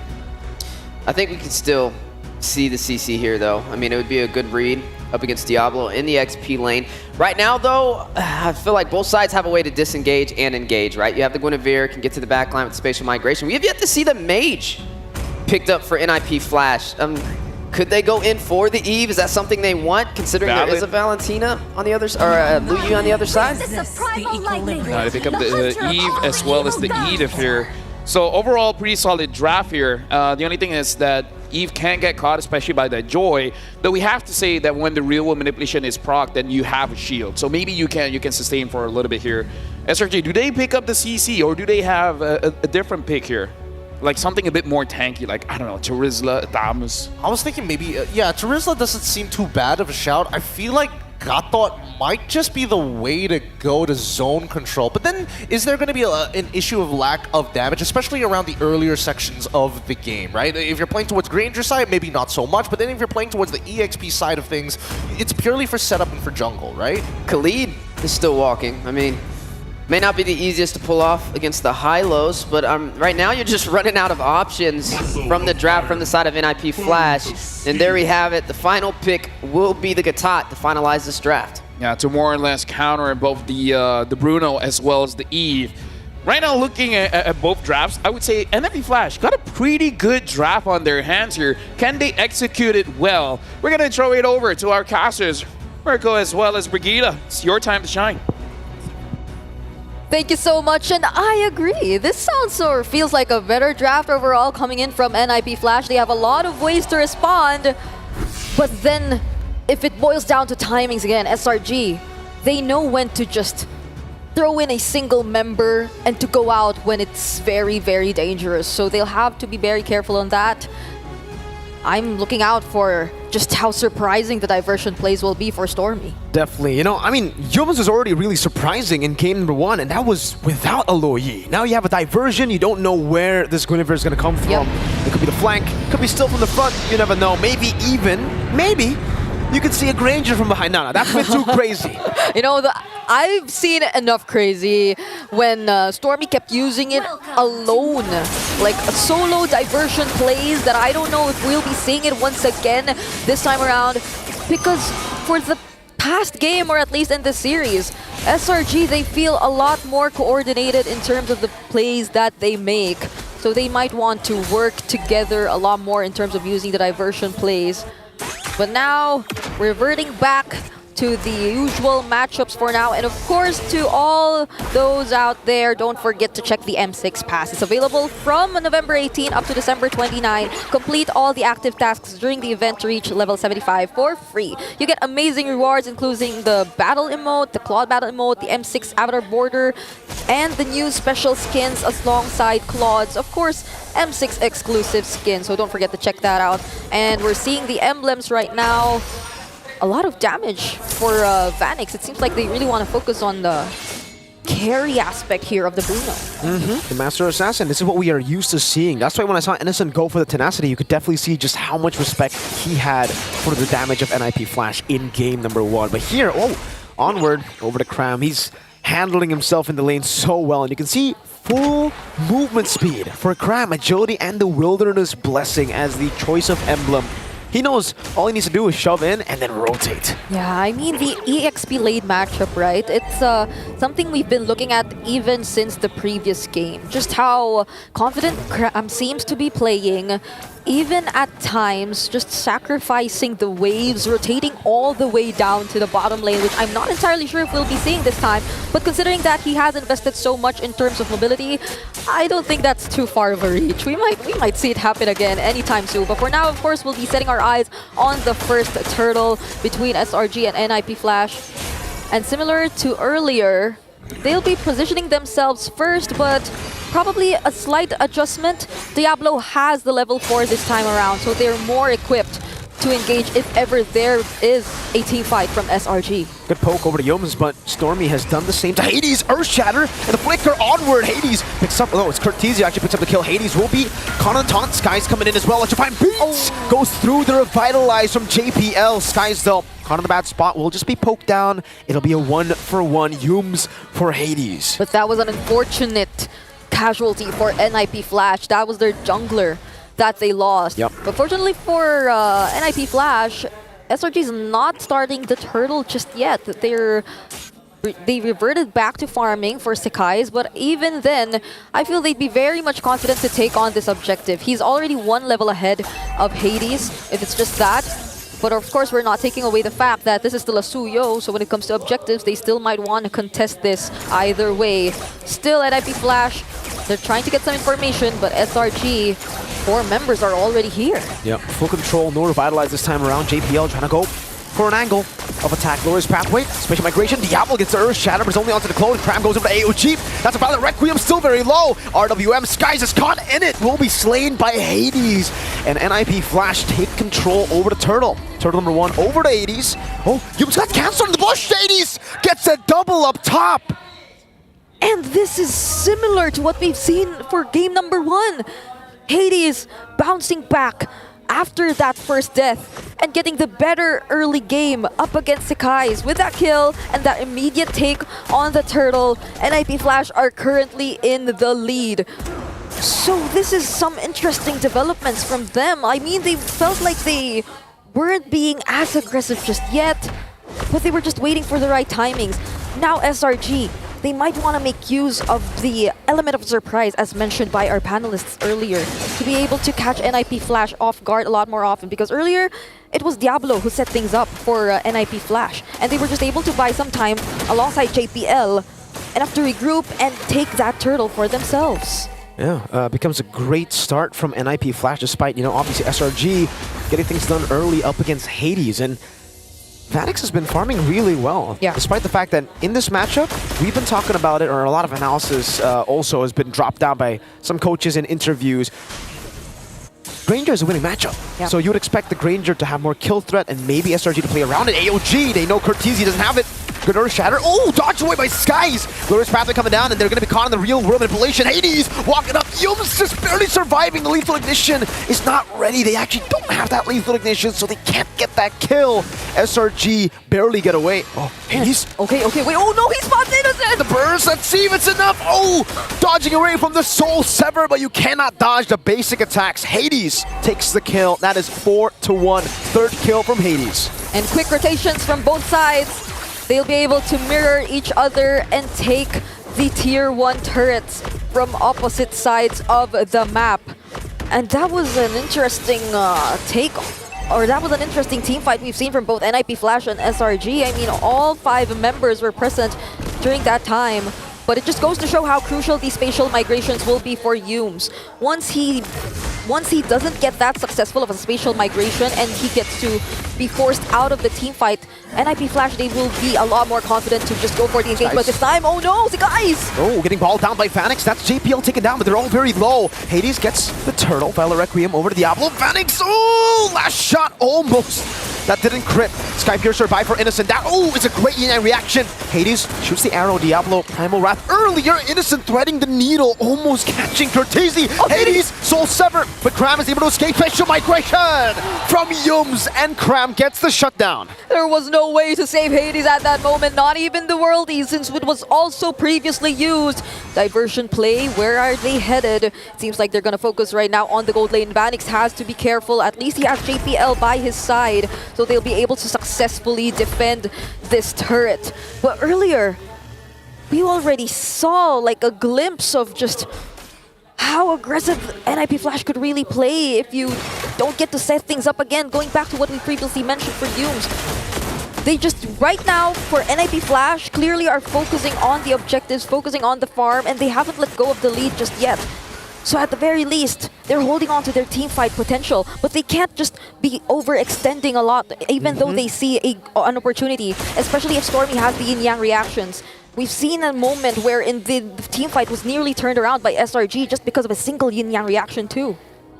And now it's back to equal. 2 turtles for NIP Flash, but the gold lead is non-existent. SRG can very easily just play for late game, right? Have that Granger and they have the Joy. Though I think NIP Flash are not on the bad spot despite the gold lead not being big here. They have a Bruno. They can always just play front to back, play for the Bruno. We've seen many teams rely on the Bruno. Glorious pathway. Yumes gets away. That's one of the advantages of picking up a Guinevere. You are so slippery. Yeah, you're not an easy target. And one advantage for SRG is that they are always ahead. They always get to control the bushes. But Sekai's doing a great job in terms of shoving the lanes opposite to the objective right now because the Lord is spawning towards the bottom lane. And they definitely would want to get their hands on this. The game feels quite slow. It's been 8 minutes that we've seen back and forths, but the kills aren't exceeding like 7 kills. And they're just really trying to focus on the objectives. I feel like it's a major team fight that'll really matter for both of these teams. And at least for NIP Flash, they're just really deciding to group up together. But I think that's one advantage, or that's one disadvantage. Well, speaking with group up, wait! Great Earth Shatter, Yumes assassinated by Hades. Great engagement from Diablo. There's going to be 2 ultimates used up already. Diversion into the back. Cortese waiting on it. Skies actually takes it. We ball down. Great taunt over. Vanix caught in the bad spot. Pops into Purify. Now the AOG not connecting the stun over from Hades. Innocent gets Diablo. JPL's very low. Skies trying to go into the team fight. Vanix cannot get in range. Hades walking up. Innocent very low, still cutting away. The Rhapsody. Hades with a shot. Innocent low. Living with a sliver of HP. Lord in the sights of NIP Flash. The timings didn't feel as synced for SRG. It felt like a reactive response to how NIP Flash set up the team fight. But Hades, he still gets the Lord. That was close though for Yumes with a spatial migration. That was a pixel away from Hades getting picked off. Oh man, they're playing with pixels at this point, man. 264 gold lead, by the way. That was a winning fight for NIP Flash, and the gold lead is still non-existent. SRG are actually farming really well. Yeah, right now we're seeing that at least for the gold laners, they're very close in terms of gold, but it does feel like Innocent hasn't had his hands on the right targets. Like the team fights, they usually have access to the backlines. We've seen it earlier, the diversion play, bringing Sekai's all the way near or next to Cortese and Vanix even. But then the damage coming in from Vanix is one thing that you really have to take note. Even Sekai's, once he's just all alone, once he's just the recipient of all the damage of the backliners here from NIP Flash, he doesn't get to sustain it as well. So now they have the Lord marching towards the bottom lane. What is SRG gonna do? They will be able to defend it somehow. And at least, for them, they have a lot of range, so they can really deal with all this from afar. But Hades! That's the diversion we were talking about! Hey, the spatial migration was already really surprising in game 1. Now add a diversion to it. Hades gets caught. Happy birthday, man, by SRG. And that's how you need to play the Luyi at this point. If you feel that NIP Flash, they've been really confident, they've been just so dominant in terms of positioning themselves and looking for the right timings, then you should be able to do that yourself. But, grab! Innocent diving. Sky Piercer. Innocent takes him down. Yumes gets the spatial migration again. And now Innocent's rolling. The Sky Piercer gamble that he made by buying the item, it's starting to pay off. That is 3 stacks in less than a minute. A single diversion. And just waiting for another opening from that. SRG, they've taken control of the game. Now the lead is in their hands. And it feels like all that NIP Flash has done in the early stages, they don't mind anymore. Now they're gradually able to open all of the remaining outer turrets in the map. And let's check that instant replay. represented by Kidia. That was an Avatar of the Guardians that didn't necessarily connect, but Sekai's from the sides and that immediate burst down onto Curtizi. There was no zone control left for NIP Flash. They were just able to take out all the defenses and force their way into that tier 1 mid lane. 3.4k gold lead. We saw how hard it was for NIP Flash, despite getting 2 turtles, 1 lord, to establish a gold lead. SRG did it while being behind just a bit, and then it's instantly a 3,000 gold lead. Yeah. The level of capitalization from SRG is on a whole different level here. And for NIP Flash, you're going to be the ones here forced to climb back. Yeah, I think it's been a recurring theme for like even the first series. The amount of pressure and how clean of an early game you're able to pull off, but then a crucial mistake just allows your opponents, especially with this much of discipline, turn things around. Diablo though gets spotted. Oh, the spatial migration and the electrifying beats onto him, bursts him down. That's -1 for NIP Flash. Uh-oh, the real world manipulation was misplaced. Cram dives in with the AOG version. Sky's in the back from the flanks. He might be able to get Phoenix. And it's still gunning JPL down. Sky's not able to capitalize fully on that, but it's because SRG want to go for the Lord. There's no reason for them to fight. They've gotten Diablo. That's the main frontliner. And this should be a free Lord over to SRG. Yeah, I mean, the NIP Flash definitely just wanted to position themselves there. Diablo, that Earth Shatter that did not connect, cost him his life. Celador Giants just went for the kill, and now NIP Flash, they're left to defend. At least they have the Eve, and they have the Bruno, and even the Edith when it comes to wave clear. But SRG, they're not the type to make such crucial mistakes. I mean, I think if there's one thing that they've really tried to adjust, it's also Cram and the way he decides to use his ultimates as the XP laner this time, even on the Kacha. So they will be a lot more careful, especially in terms of these kinds of sieges. But NIP Flash, they're not that behind, so they could still find a way to defend this. I don't know. It'll be very dependent on SRG kind of corralling into the real world manipulation. Into the box. Diablo tries to go for an Earth Shatter, a desperate move, and SRG read it. They just space away enough to get away from it. Now, Enhanced Lord marching down. No more surprise initiations from Diablo with a flicker down, and that's going to be the base turret up top taken away. That's the flicker. Burned here for Diablo, but you're seeing just how patient SRG is trying to play the siege. They're waiting for the mid lane turret, but Yumes, there's the conceal. He'll be coming from the sides. Will this be it? Spatial migration from Yumes! And Skies capitalizes, electrifying beats, say goodbye to Hades. Diablo very low, onward, backwards. JP with the glorious pathway. The yin-yang reaction is enough to slow him down. Cram just charging. And NIP Flash dealing with the waves, and SRG will play it slow. 7,000 gold lead to their name. They'll go for another base turret. And imagine, they're not even in a position yet where they've been able to deal with all the disruptive plays from Sekai's as well as Yumes. But what more when it comes to the poke that's coming in from Innocent? The Diablo's bursted down just like that! 2 members down for NIP Flash, but Hades will be back in a bit. Say it like it is. Innocent is godlike. 7-1. JPL is melting to the damage of Skies. He gets stunned up, but there's no follow-up here. NIP Flash can only just turtle in their base at this point. SRG have the range, they have the damage, they have the catch, and they have the poke. And that range you're talking about? NIP Flash, it doesn't feel like they're able to capitalize on theirs as much. Innocent is currently 7-1-1 on this Granger. And looking at the items, he's already completed all of his items. Doesn't even have the boots. Doesn't even want to go for anything else. Even the Sky Piercer at this point is a huge threat for NIP Flash. He just gets to poke all of the members from afar, and there's beautiful follow-up that can come out. Speaking of that, the Avatar of the Guardians once again! Electrifying beats in the back, Phoenix evaporating. Yumes getting the spatial migration. Hades soloed out by Yumes. That was JPL falling to Innocent. Sky Piercer, a diversion to the back, a double for Innocent, and the Selangor Red Giants will stomp their way to match point.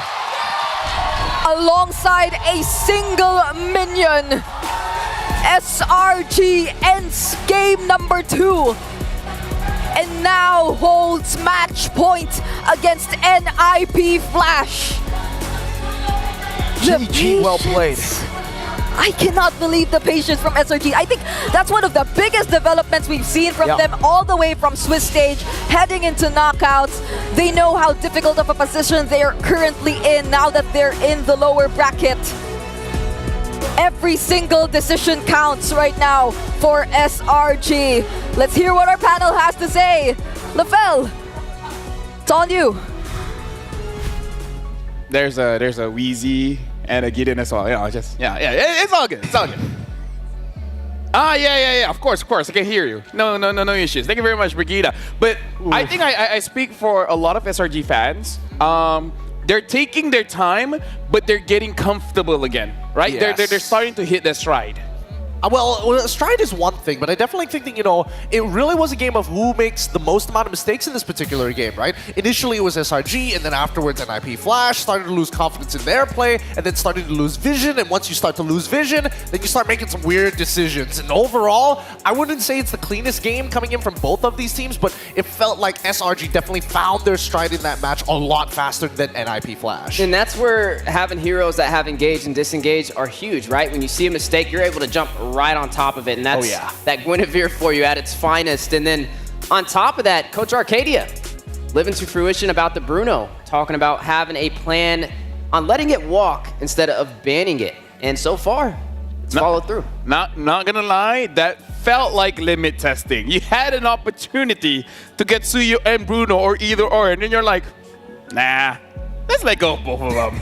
I mean, let me just say, it does feel like limit testing a bit. I'm pretty sure it is part of their strategy, it's part of the plan, but whew, that was a risk. It was a risk, but then you can... But it's so clear what they're trying to do, right? You push back your opponents, especially their squishier targets, if they do expose themselves to a straight line to Granger. Granger can basically hit you over walls. Can be, as long as nobody's in front of you to block those shots, those projectiles really do hurt. It's a game of resource management, but once you get them on the retreat, can you close the distance in time to find that pinch? And that's what SRG was capable of doing on multiple different occasions. And it's a bit of a push and pull, of course, right? It doesn't always have to be Sakai's who closes the distance. It could be the setup coming in from Yums after the Death Sonata. It can be even crammed to cut off certain areas to guarantee them funneling in to their cleanups. And I think that SRG, the big thing for them is when they found that first initial mistake coming in from NIP Flash, it was the conversion from almost an equal game to suddenly 3,000, 5,000 gold lead. Yeah, and I mean, even Innocent, he picked up the Sky Piercer as well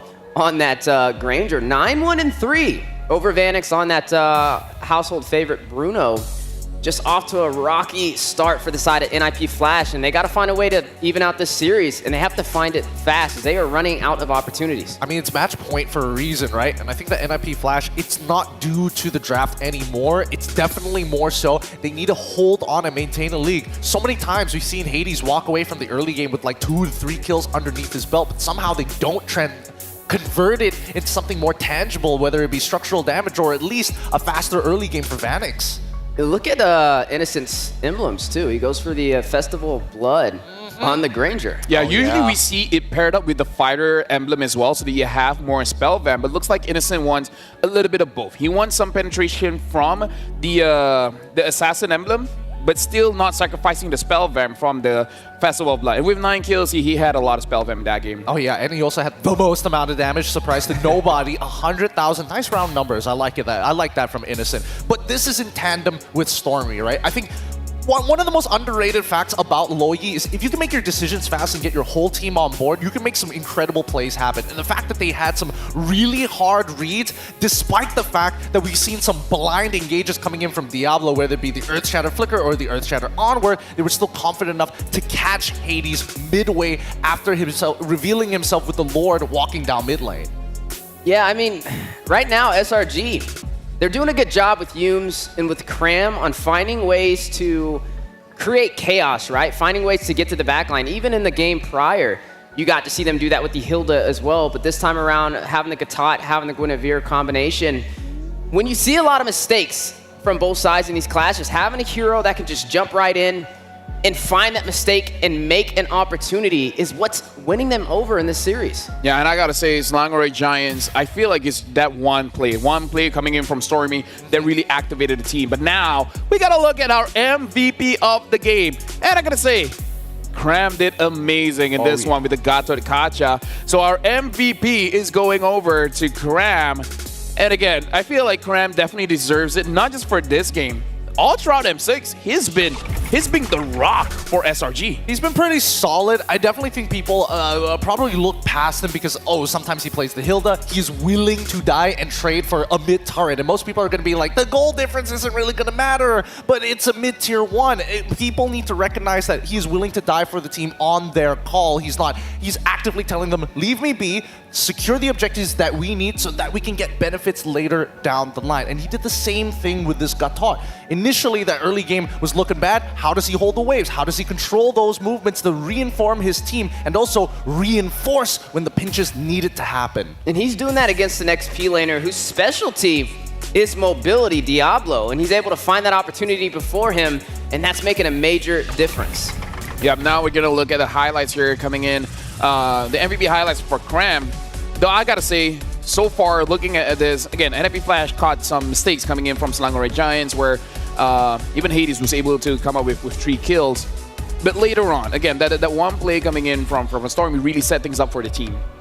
Yep, I mean, the team likes to follow up on each other, and I think that's what makes people really excited for SRG's side, right? Most of the time, you would have a standard procedure on how to engage. SRG, it's extremely fluid. It doesn't matter who does it first, as long as it connects, then you can have incredible plays. This double taunt here, maybe unintentional, but the follow-up coming in from Yums with the Magic Thumb, again, it just boils down to execution and how SRG needs to be able to kind of push the tempo when necessary, and most importantly, when they're playing off of the power spikes of the carries. Yeah, I feel like a lot of people are seeing like a lot of missed calls, but it's really separating the battle line, right? It's like I'm diving in a direction that you can't go to anymore. So whether you like it or not, now one big team fight is splitting into 2.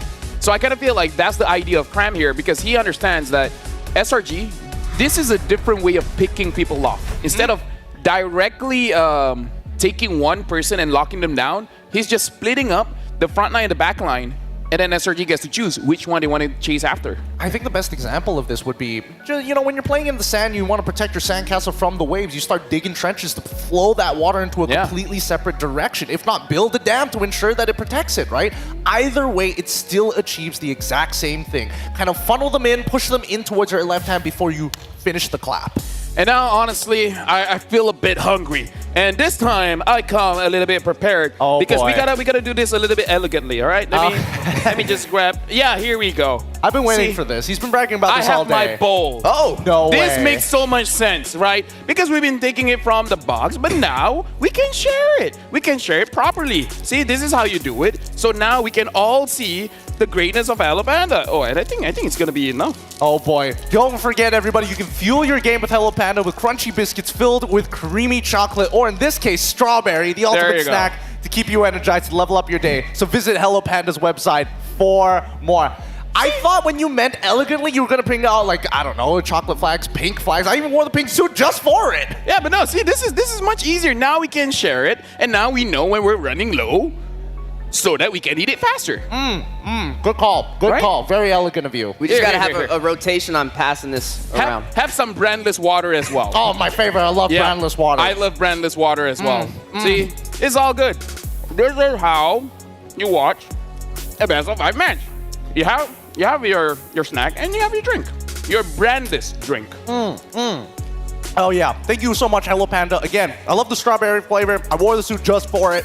Thank you for nailing it right on the head. But coming into this next game, right, it's match point for NIP Flash, and most teams crumble under that pressure, or they get turned into diamonds under that pressure.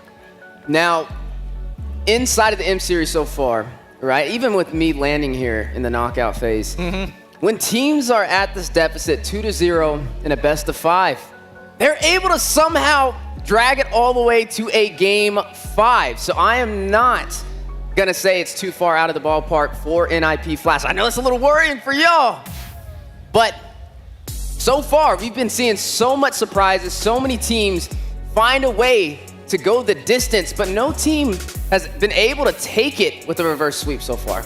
First time for everything. It is a first time for everything. Oh, what a serious to say, first time for everything. It's like, First time NFP Flash can defeat SRG. That's also first time for everything, right? It can go both ways. It can go both ways, and honestly, I don't deny because so far we've seen 2-0 and then a kind of reverse sweep, but then ending out with the first team that wins anyway. It's all about learning and adapting. I legit feel like second game is a way that SRG wants to learn what other things that NIP Flash got. Like if we let go of the Bruno and Suyo, how do you guys perform? But now we have a code coming in from no, we're gonna look at a coach head-to-head here between both coaches to really see the difference or similarities between both coaches. So now we have Coach Arcadia as well as Zarate, and then when we look, I feel like the biggest difference is definitely on that win rate, because if we look at the first pick rate as well as the second pick rate, it's more or less the same. Like again, we started with 50-50, by the way. Yeah, we started 50-50, and I mean, obviously the stats are going to be like slightly skewed and somewhat close to each other because again, both teams definitely have played enough games to reach to the point to meet each other here at the knockout rounds in lower brackets. But I got to give Zarate a lot of credit. He's done a good job with the team in terms of where their direction is with the draft. I think right now the players just need to feel comfortable, and that's something that might not necessarily be within his control. They just have to find a game plan, right? I feel like the draft is okay, but it's these split decisions. When you have a team like SRG who knows how to make you go in two different directions, you can't let them tear you apart.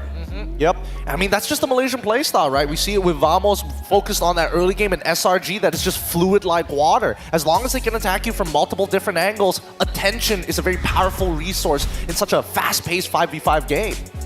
My WhatsApp group just contacted me and it's like, oh, are you reviewing the food? Is it good? Yes, it's good. Hello Panda is legit good.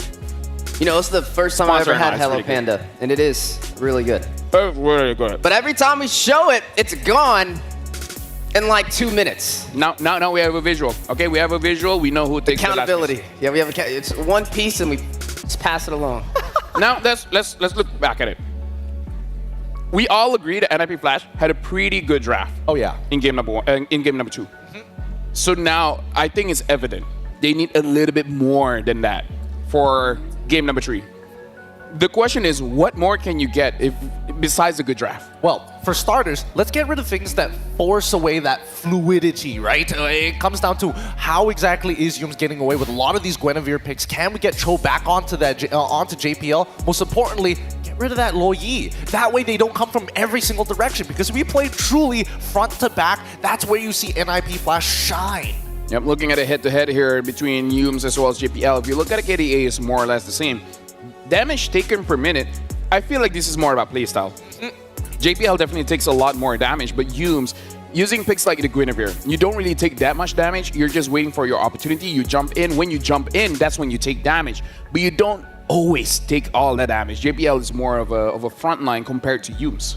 Yeah, we're just seeing right now, Yums, he's picking a lot of engage, disengage roamers, whereas JPL, I mean, he's been going in for like the high-lows, so really once you're in there, you're in there. And you know, it's not as easy to get out like a spatial migration could be. So jumping into game number 3, match point for the side of SRG, there's some answers that need to be found fast for NIP Flash. First off, when you have these separation plays, when you have 2 players separating you, Cram and Yums, you need to have a game plan. Everybody can't be running around in different directions. They have to play as a sound unit. Yep, it's got to be tight formations all across the board. But then again, we might see a side of NIP Flash that they've been hiding all of this time. Now, first off, let's see who's going to be first pick and who's going to be second pick in this upcoming drafting phase. I would have to assume, yep, it's going to be NIP Flash going to be on first pick blue side, SRG on second pick red side. Bans, Hilda, Phovius, it looks like they're still taking the approach of trying to lock down Cram's hero pool for now. I'm expecting SRG to kind of oblige and say, you know what, if we're going to follow the previous draft, let's follow the previous draft. Butterflies. I mean, I guess if they first picked Bruno for NIP Flash,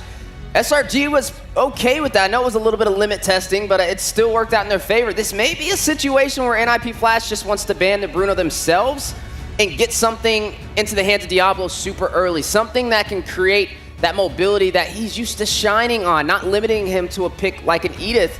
who was getting picked off majority of the previous game. I feel, Or Ban Luyi. Or Ban Luyi. That's, again, something that I was recommending. I agree with you that, yes, he is a specialist when it comes down to mobility, but at the same time, the fact that he was defaulted onto high loss in a large majority of the games he's played here at M6 just goes to show he's willing to play the meta. The question is, what does his team need for them to win? Always on the way. And now we are going to see that Matilda. That's that Matilda ban out from the side of NIP Flash. Bruno is still walking on the board, but the $1 million question is, will this be a first pickup for NIP Flash? Is that a gamble that they want to even allow to walk to the side of SRG? We are looking at that Zushin being banned out, so a couple of things still available for both sides. The Cho, who we have yet to see be picked up. Hylos has been a little bit more highly prioed. I mean, SRG could ban the Cho now and then see how NIP Flash responds with their first pick. Because, yeah, NIP Flash, when both Bruno as well as CEO is open, they picked up the high loss. But this time, maybe they can go for a different direction, because if they can catch, might be looking better. They ban out the Luyi. SRG themselves ban out the Luyi. So, previously it was high loss first pick into a Joy and Luyi second pick. So, they had a chance to pick up the Luyi, but maybe they're just smelling that Curtizi wants it for himself, so not going to deal with it. Possibly. I mean, it could be just like a hard read, but at the same time, it's in the ban section, right? Especially within the first phase, it's still adjustable. They can still talk about it, and there's plenty of time to do so for the side of NIP Flash. I still feel like they're going to go with the high loss first pick once again. It's still really flexible for them. Diablo performs well on it overall. They've already committed at least 2 bans to the EXP sector, so makes sense, right? Yeah, but if NIP Flash goes for that high-lows pickup, then SRG will have free range on this Bruno, which could definitely be a threat alongside the Suyo if they do want to go that route as well. And it looks like they are going to go in for the Cho. Pushed into a corner, a lot of teams like to default to comfort picks. Yeah, and again, we were talking about his Cho, definitely a little bit more proactive. And I feel like so far, a lot of junglers really don't like this pick, because more often than not, they will get kicked. Either Suyo, either the Joy, any kind of close range will get caught. SRG, they have the option. They didn't go for it for the second game. But this time, they're taking it. They're taking the Bruno, and they're taking the Joy as well. Yeah, they don't mind the Suyo actually going over to the side of NIP Flash, right? Because Suyo only does well against the Joy when you find that initial lead, when you have that level lead and you keep on oppressing it. It's the same thing for when Alpha is played into the Suyo. Alpha just needs to maintain his farm, invade every once in a while because he knows he can win the 1v1, and then once Suyo gets like maybe 3-4 items, that's when you have to be a little bit more concerned. So do we see the Hylos come out here? Because if not, it can be picked up from SRG, which would be a very strong draft to have to go against. Now with this Cho on the side of NIP Flash, now they have the path of isolation to be able to separate and create some chaos in these engagements. We are going to go ahead and see the Farza picked up alongside the Granger.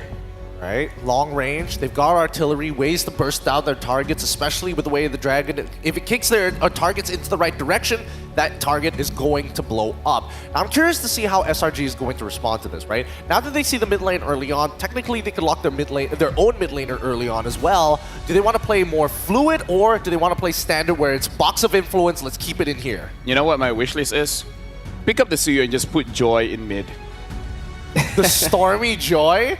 You know what? Right? The last time... Think about that. You know when Stormy was on SMG and decided to play Julian mid? That's when I'm like, whatever he picks, I'm never downing it again. He picks Hellkurt mid and it works out. We've got way more examples, but we're not going to go down the list. Here we go. It's going to be the Gatot Gacha for that third pick. Interesting. A flex that's able to taunt their targets, but at least threaten the Farsa's. Oh yeah, Farsa is not going to have a good time. Like that Farsa pick might be a little bit early, because it's not just the Gatot, it's the Joy as well. So they could ban out the Valentina, not for the side of SRG, but for the side of NIP Flash, or the Eve, if you want to stop them from having artillery to rain back against you. But they do have some answers. I mean, with the Cho, it's a good way to get to that back line. So we'll have to see which way this goes. Could even take out this Hylos, which is still able to be picked up from the side of NIP Flash, and we know how well Diablo can thrive on it. Gentlemen, quick question here. We're going up against the Granger as well as the Farsa. Quite long range here. Do you fight fire with fire by having more range as well? Something like the Xavier, something like the Novaria, maybe even the Veil. Veil has pretty long range as well. Or do you just go the opposite route? You know what? We're going full dive. So having a mid laner, something like a Lilia, a Kadita, something that can really harass the Pharsa. Right? You have two ways to answer the same question. I agree with you. There are two ways with it, but some more effective than others. I would say the long range route is probably the safest bet. The only issue with that is that a lot of our long range, like whether it be marksmen or even like mid laners, need a lot of time to get to that dangerous point, right? You have to play such a controlled early to mid game, which so far, based on what we've been seeing from SRG, fits more towards their style, since the early game hasn't usually gone in their favor in these past two matches. I would say go range against range, just due to, we already know when it comes to SRG fighting in these engagements, they try and find a way to disrupt Nip Flash and make them separate. So if they can even out the playing field with range, then that's an element that Nip Flash does not have over them. Good ban, by the way. Very good bans. From both sides, really. I mean, Zarate is just looking towards the EXP side. If we do want to pick up the Hylos or something tanky, then at least we've got rid of majority of the counter matchups. Arcadia's like, we want Joyce to play the game. Let's get rid of what this early game Suyo has been giving us a lot of problems with, and also in the counter matchup of Fredrin to keep her in place. Yeah, the Fredrin definitely a wise decision on that Joy. Now, I mean, it could be that Joy in the mid lane that you're hoping for, though. I mean, it's not too far out of the ballpark. We have seen it, actually. Yep. Team Spirit is the one that pulled that out with Sunset Lover, so maybe seeing SRG have the same pick on their side could work in their favor and catch somebody like Nip Flash off guard. And it's not the worst thing, considering you can get back to the Pharsa, and then you also have a lot of pills, so we'll have to see which way this goes. Nonetheless, we are still looking for the jungler for the side of SRG as well. You know, an Hayabusa could actually... No, actually, let's just assume the Joy is jungle. Yeah, but Joy's jungle. It'll be interesting if it does go, man. I don't know. I saw a bit of a smirk coming in from Stormy. I was hoping he was telling his coach, like, hey, you guys want some Hello the Panda? Valentina's banned out, so you gotta give me the Joy, right? See, the bowl helps, right? Oh? No, I'm just offering the casters Hello Panda. See, the bowl helps. The bowl does help. All right, Vixana's already locked in, but now they're finishing up with a Benedetta as well as a Guinevere. Oh, Benedetta! What a wild draft this has been. Finally! Right, I feel like Diablo has been itching to bring this out. For sure. For sure. I don't know if he's going to go full damage on this one. Probably not. I would assume that he's going to go tank Cussive Blast into Revitalize like he usually does. But let's see how SRG responds. Now that there's so much mobility and the fact that NIP Flash want to be the ones who are more fluid rather than playing a standard front-to-back game. Oh, man, looking at what's left, I mean, do you go the Hylos here? Wait. By the way, this is Guinevere jungle, right? Yes. Yes, it is. Yes, it is. I mean, Hades has brought it up before, if I'm not mistaken. So this is going to be very interesting. SRG, last pick. Do we want fire, have a damage EXP laner as well? The Kupra, we have not seen the Kupra. Well played. Yume's Kupra for a very long time. God, he's made a name for himself on Cho as well as Kufra. It has been way too long. Good luck. Good luck to both teams. This game has some nostalgia behind it. Thank you very much, panelists. You know what, casters? Have fun. I think it's not just Diablo who's been itching to see something new. We've been itching to see something new from this game, from this entire series as well. And for the potentially last game, we're finally seeing it. SRG basically said, if you want to go crazy, let's go crazy. Oh, Petrify! Diablo wants to go damage! Oh, whoa. I love it. I love it. Okay. Gone are the days of Revitalized Concussive Blast Benedetta. It's Diablo time. And it's a Guinevere jungle, actually, that Hades is going to pull off against SRG. But what a way to close out the draft by bringing out Yumes on that iconic Kupra up against this lineup with a endless amount of blink skills in their hands. Man, I'm just super hyped for this matchup. Again, ladies and gentlemen, welcome to the Land of Dawn. This is an elimination game. Match point for SRG. One loss here means Nip Flash will be eliminated from the M6 World Championship. And SRG say, Yeah, let's go with it. Kufra. I love the Kufra pick for Yums. I mean, I like the way they're trying to approach this because like for 2 games in a row, Cram has been insane in terms of applying the pressure. But on this Benedetta, Diablo might be able to go toe-to-toe up against Cram in the lane and in terms of how he's able to rotate faster out of the EXP lane. But again, that doesn't eliminate the fact that Curtizi will still have to face a lot of problems one way or another. On this Farsa, you'd have to be mindful of the Avatar of the Guardian as well as the Joy, as mentioned by our panelists earlier. So if he had a hard time trying to use the Feathered Airstrike with just the Hilda in the hands of SRG, now it's not just the Hilda actually. It's a lot more than that. Even the Kufra, I think, you'd have to consider that too. JPL gonna walk up with Jikundo. Let's see if he actually gets a stun down. Sky should be able to retrieve this, and yes, he does. Just dancing around JPL. Yums is charging. Diablo clearing out the wave. Yeah, doing really well in the lane so far. Yep, I think that's one of the biggest adjustments that we're seeing from NIP Flash in terms of heading into this game. And another is that Curtizi would want to probably play this a little bit more safely. It picks up the Purify, but then the Spatial Migration does not connect. So in terms of survivability, I feel like NIP Flash, they have a lot more ways to deal with that. But then they have to still be careful. The element of surprise still remains for SRG. Okay, let's see. Spatial Migration and Valor Requiem in towards the final blow. Diablo claiming first blood. Sky's petrified. Electrified Beat still coming down though. Let's give the retreat battle here. Hades will claim it. Sky's forced back. JPL walking up. Cram might be caught here. Jikundo, Way the Dragon, locking him down. Hades claims the kill. Just like in game number 1 and 2. Nip Flash start off strong. I mean, I think they're trying to approach this in such a way that since our XP laner is able to be a lot more aggressive compared to the first 2 games, they're able to set things up. They're able to force out those skills which would ideally be the ones to cancel out and disrupt NIP Flash from doing the type of teamfight that they want, which is what we've seen earlier. Diablo just went in, forced out the early Avatar of the Guardian from Cram, and that was the signal for Curtizi that he could just use that Feathered Airstrike, control the area near that turtle pit, and then NIP Flash, they were able to take that objective successfully for themselves. But we'll see how SRG adjusts from this point onwards, because still, I mean, they still have the Bruno, and they have a lot of ways to counter-engage if it's just that. Definitely. It doesn't seem like... At least in this game, it's a bit different, right? You can actually see that Vanix is bullying Innocent in the gold lane with the Granger up against the Bruno. This is something that I don't think we've seen in game 1 and 2. Innocent has been playing it really, really well, and previously he was the one who was winning in the matchup. So Nip Flash have so many more ways to actually, drop down some kill pressure. If they want to play around the bottom lane, should be okay too.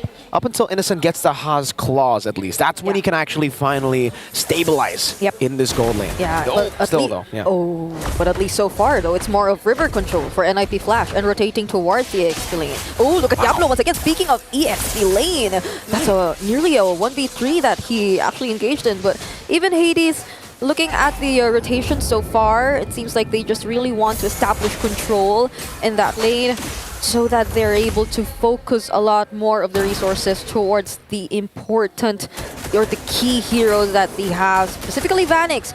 Although he's managing it pretty well alone here in the bottom lane, still Sekai's though, he's here as well, so let's see what happens. Oh wait, Cram! Oh, gonna be assassinated. Hades finds it. JPL 2 gets away the Dragon. Diablo gonna be terrified down. Skies will be able... Wait. He caught the kill on the Vanix. Okay, yeah, I was like, whoa. That was an assassination as well. Oh no. Thanos Revenge and the Rage over to JPL. Only JPL. This should be a free one for NIP Flash. Eternal Guard. JPL, actually able to escape. Diablo jumping in forward, getting the kill. Now Hades doing the same thing. Curtizi gonna be caught on the Electrifying Beast, but can just fly. Hands. Although SRG, they're able to find their way to Vanix, which I don't think is that much of a good sign, but at least for them. Oh no, and speaking of, they're really trying to focus down on Vanix right now. So with NIP Flash, they're operating kind of well in terms of other areas in the map. Vanix is starting to have quite a rough time in his gold lane. Yeah, as much of a rough time as Stormy, I think, right? I mean, every time he walks up, he's gonna have to be double, triple, quadruple careful.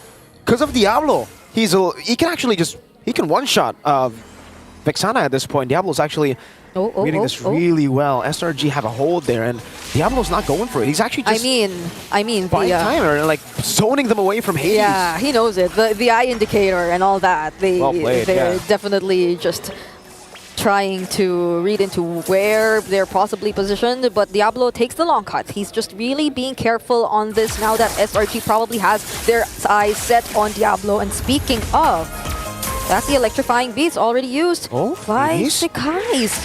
Okay, doesn't get the spatial migration. Even the final blow utilized by Diablo. You can see how much trust he had in Hades hitting that skill, but unfortunately for them, Skies is too slick with it. Yeah. So we're waiting for the next potential objective, but Cram is waiting here in the Riverside. So they're just really doing well in terms of scouting each member out. Curtizi uses the wing by wings. So it's just like SRG, they're able to get their turret, the tier 1 turret down bottom, but Stormy, oh no, you said being quadruple careful. But I don't think he was able to foresee that. I think he might have to do more than quadruple careful. Spatial migration on top of the fact that there's a final blow. Petrify, and yeah, I think the flicker choice might have been a bit too much of a gamble here. Times of advantage, and the rage JPL with a shot poo gets away. Sky's dealing the damage. Worldy and the crit from Innocent. Hades picks up the turtle though, and Diablo will be able to trade it with a turret up top. My goodness, 2 objectives in exchange for JPL. I think that's a really good trade for NIP Flash. They get a turret as well as their 3rd consecutive turtle, which explains also why we're seeing this much of gold lead in their hands.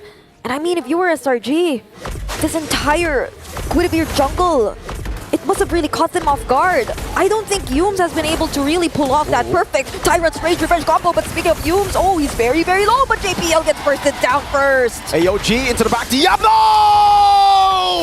What a set, what a petrify!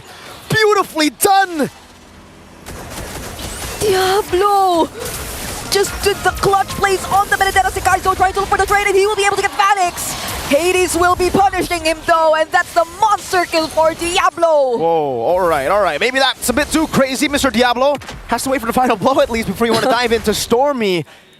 Man, Diablo on the Benedetta. This is why, I mean, at least in MSC 2023, do you remember how much respect was placed onto his comfort picks? His badonkadonk. I remember, if he starts badonging, this might be a tough one. Yeah. Diablo gets out with the final blow too. Yeah.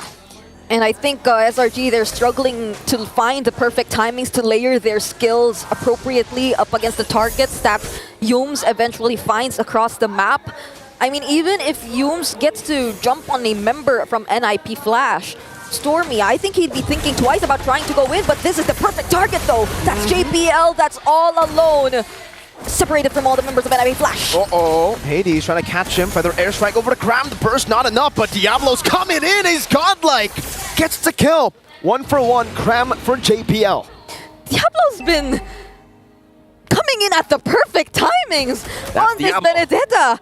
And this is probably why you should really learn how to respect. I mean, there have been a lot of adjustments from NIP Flash, that's for sure. They've been sticking with the high lows. They've been sticking with the CC for Diablo.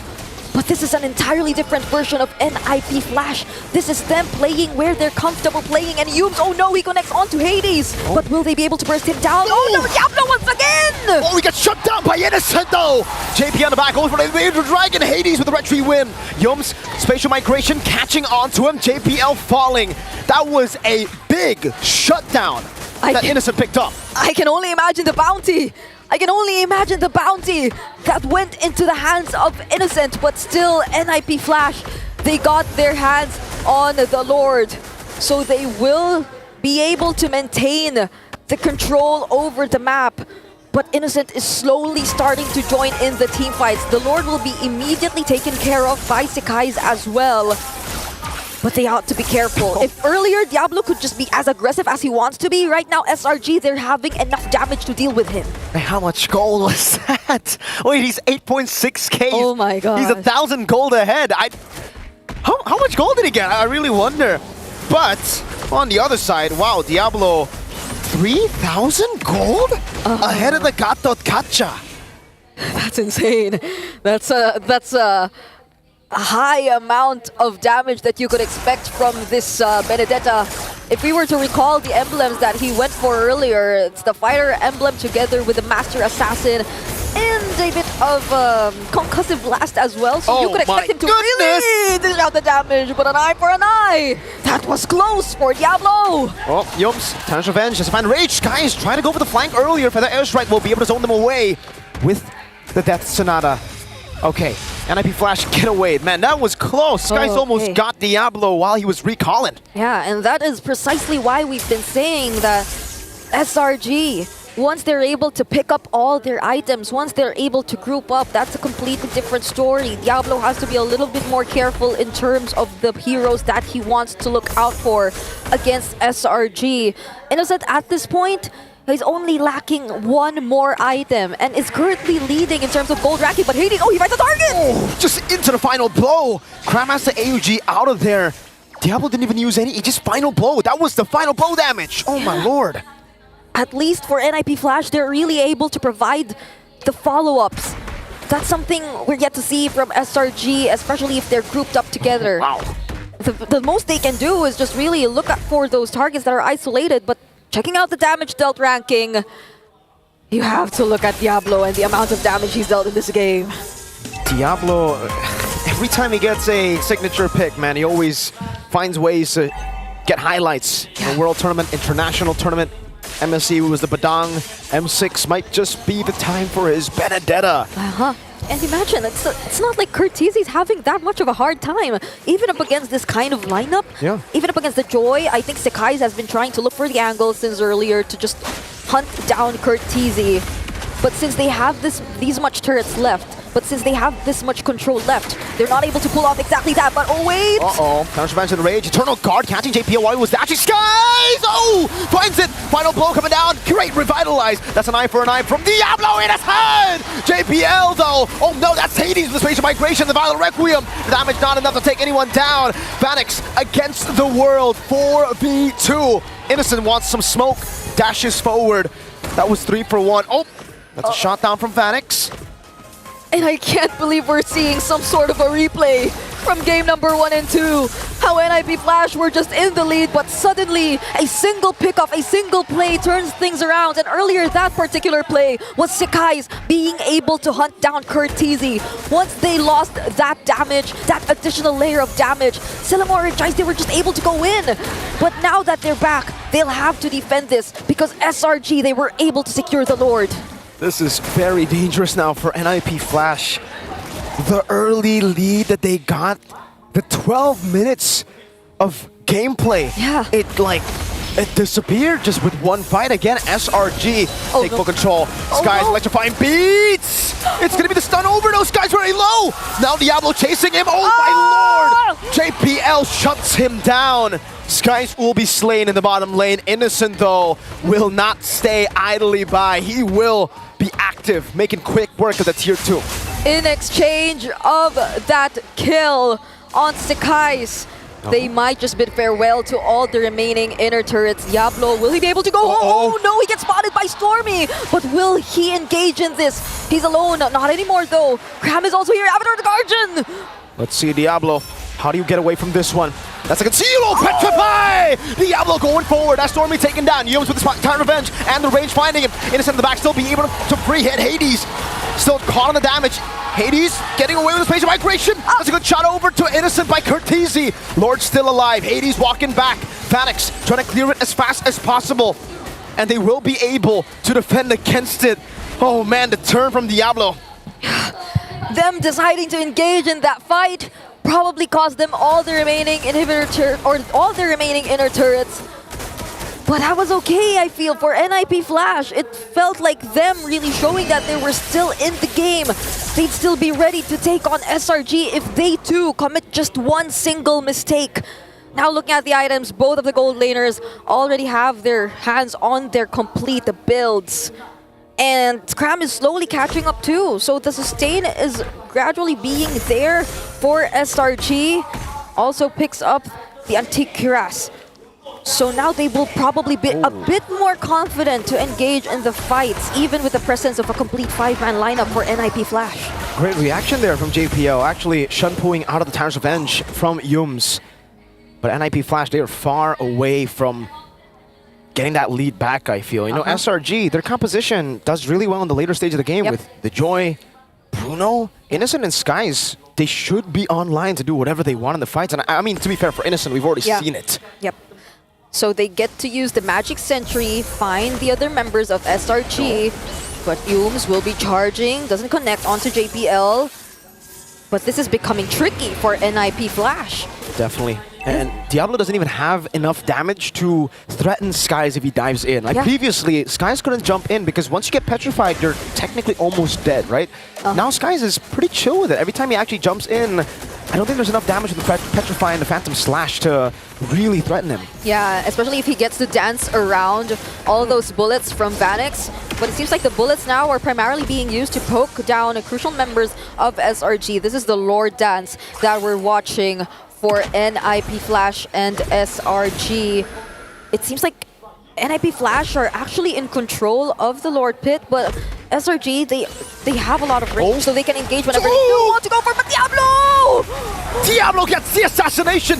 JPL caught in the midst of it all. Stormy gets a Curse Blast. Vanix shooting them down with the Detonata. Eye for an eye from Diablo. Innocent takes him down, though. 2 for 1. It started up with Skies taken out, and now it's SRG with the winning team fight. That was an important pickoff.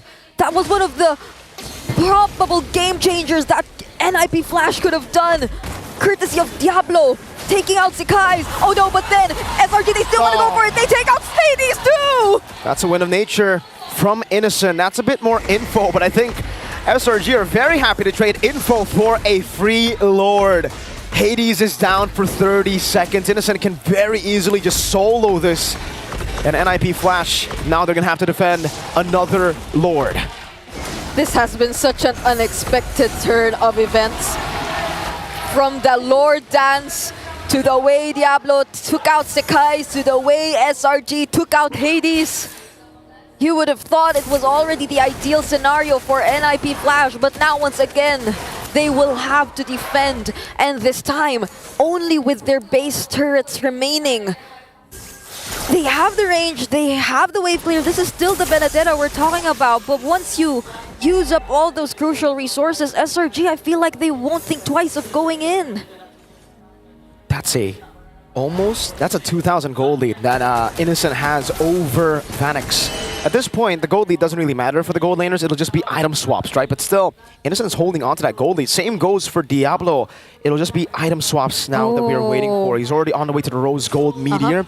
SRG, 4,300 gold ahead. Yeah, and I mean, Sekai, he also has his hands on the Winter Crown right now, so he can either go in, force a reaction from NIP Flash, and the electrifying beats, it will still be casted anyway. So NIP Flash, they have to be careful for that, but Cram and Diablo, they have a world of their own in the top lane. That's an island right there. Up top, it's an island. It's the XP lane island. Yums. Oh, great cancel with the Eternal Guard there. Okay. Little spatial migration earlier. 2 base turrets down. Diablo still in a 1v1 up top in this island. Uh-oh. He's going to bring some friends in. Diablo caught by the AOG. Cram might just be going for this 1v1. Okay, they're chasing after him. Uh-oh. Sekai! Eye for an eye! Goodbye. Good night, Diablo. Skies takes him down. The honorable 1v1 wasn't so honorable. And that was a call for a friend. They literally had to respond. But props to what Diablo did. They were able to save at least 1 base turret for NIP Flash. But this is the only remaining base turret. SRG after I-7, but he jumps on the 2-man special migration, but in the back again. Way the Dragon lock the Skies down. That's an immortality buy for Skies. Let's see what he can do with it. Buys the Winter Crown or just uses it here. Escapes from the clutches of NIP Flash. Yums turns bench and the Radiant Flicker out. Innocent still free, hitting Vanix very low. AOG coming down as well. That's a Castle Spatial Migration. Selangor Red Giants, clean sweep. NIP Flash to continue their road in the lower brackets. The Red Giants are here to stay. Still hungry for that title and that year for Golden Road. A clean sweep delivered to us by the proud Giants of Malaysia. And with this, SRG We'll continue in the lower brackets, but for NIP Flash, it is GG, well played. NIP Flash will be eliminated from the M6 World Championship after getting through the grueling Swiss stage. It was a closer fight than the first two, but we'll have to say farewell for now. Let's throw it over back to our panel. I mean, the crowd is excited, so that one's for sure. Selangor Giants was able to take down NIP Flash, a clean 3-0. But yeah, you guys, like, even the cast was talking about it. Game number 3, it was much closer. What a brawl. What a brawl from minute 1 all the way up to the end. I wasn't expecting the Benedetta to go full damage in that particular sense, but at least there were adjustments, right? Not going for lethal ignition, instead going for concussive blast to maintain control over the early game wave push. But man, golly, there were a lot of times where this squad really made me sweat. Let's talk about the range of Diablo, by the way. From a high loss to a Benedetta, to one of the easiest hero in the game, to one of the hardest. And he was doing his thing. He was all over the place, getting the kills where necessary, man. A lot of TikTok plays. Yeah. Definitely, maybe even could have hit a Kadia play of the day. Yeah. Maybe. Honestly, there were a lot of good moments for him. A lot of like little EXP tricks that you probably wouldn't expect to see being played on a world stage like this. And yet he's whipping it out to make sure that every step SRG makes is, well, going to be a little harder. Yep, and now looking on stage, looks like Rose is ready with NIP Flash. So with that being said, we're going to throw it over to the stage alongside with Rose, NIP Flash, and SRG. This Singaporean all-star team has exceeded expectations, going up against regional champions and powerhouses. It is unfortunate that their journey to be greater than ever ends here. NIP Flash, you may give your final bow in 3, 2, 1. You guys have been amazing this time around, and we cannot wait to see you guys come back stronger in the next M Series. And of course, the winner of this elimination match, the hometown heroes, IOI City. Give it up for Selangor Red Giants! So right now we have Stormy and Yums. All right, come here beside me. Guys, how are you guys? Yeah, good. You're good? Stormy, how are you? Yeah, feeling pretty good. Feeling pretty good. Were you guys nervous, honestly, for today? Were you guys nervous for today? No. No? No, You guys came ready? Yeah. What about you, Yums, Captain? Yeah, same. Same. Yeah. Okay, now, let's just be honest. I feel like this is one of your cleanest game, this M6. Stormy. This is your cleanest game, this M6. So what have you guys discussed backstage or, you know, back at home for you guys to come up with such a clean gameplay today? Actually, you say we just play games, yeah. Main game je. Mind game. Come on, give me a good answer. Come on, everybody wants a good answer. Look at them. See? Come on. Saya rasa sebab kita orang, I think we just go back to our gaming house, not at here. I don't know, we just feel sleepy in the hotel. Oh, you guys just feel sleepy at the hotel. Yeah. So, is that an advantage playing in Malaysia? You guys get to go back to your gaming house and do everything like how you guys usually do in MPL? Yeah. So, you guys prefer gaming house better? Yeah. So, you guys came from the gaming house just now to play here today, so you guys are back to your usual groove. Is that what you're trying to say? Correct. So, maybe you can share with us, what do you guys do at the gaming house? Play game. Play games and? Yeah, and then sleep. And sleep. What about eating? Do you guys eat better at the gaming house? Yeah. You guys eat better at the gaming house. Okay, now Yums, let's talk about your heroes just now. Okay, now we know that Guinevere is not really a huge pick, but you played Guinevere, and not only Gwyn, but you also brought a Kufra. Maybe you can share with us a little bit on why you actually picked this today? I got nothing to share. Why are you guys so PR trained today? Kenapa PR trained sangat? Tahu? Tak tahu. You don't know? Don't know. Come on, maybe just a little bit. Why Gwyn? Do you think it's a good hero or the coach asked you? Sebab kita ada Kak Zeti. You guys have what? Kak Zeti. Kak Zeti? Yeah. Why? What did Kak Zeti do? Kak Zeti kat belakang. Is it her favorite hero? Yeah. So you guys picked Kak Zeti's favorite hero, that's why? Yeah. What about Kufra? She also plays Kufra? Yeah. Wow, garangnya. You guys are honestly just trashing Kazeti at this point. Okay, now Stormy, let me ask you, okay? Earlier just now, we unfortunately had to say goodbye to one more Malaysia representative, which was Team Vamos. Now that you guys are the only Malaysian team in M6, how confident are you for your run? 100%. 100% confident. What about getting the first M6 championship for Malaysia? What about getting the first ever M Series championship for Malaysia? How confident are you? 120. 120%. Stormy, in your opinion, will we be able to see the first ever Golden Road be achieved? Yes or no? Yeah. You believe in your team? Believe, yeah. Okay, I like that. I'm pretty sure everybody here likes that. That gives everybody the boost of confidence. Now, Yums, before I let you go, we all know that yesterday was your birthday. How did you celebrate your birthday? Macam mana you celebrate birthday semalam? Hido. He slept. What else? Play game. What was your gift for yourself? Winning today? Yeah. Winning today was a gift? All right. Belated happy birthday, Yums. Congratulations. Stormy, do you want to say anything to the fans that have come today? Okay. Kau lah. Pwede kau. Tak apa. Kau cakap je lah. Okay, come on, Yums. Come on, Captain. Cakap lah kau. Hey. Today is your birthday, right? Weh, lepas tu? Guys. Say thank you to the fans. Come on, Yums. Asal aku. Hurry up. Kau cakap. Okay. Stormy. For everyone who came today to watch the IOI Flash and us, thank you so much for coming and see you guys tomorrow, right? Yeah.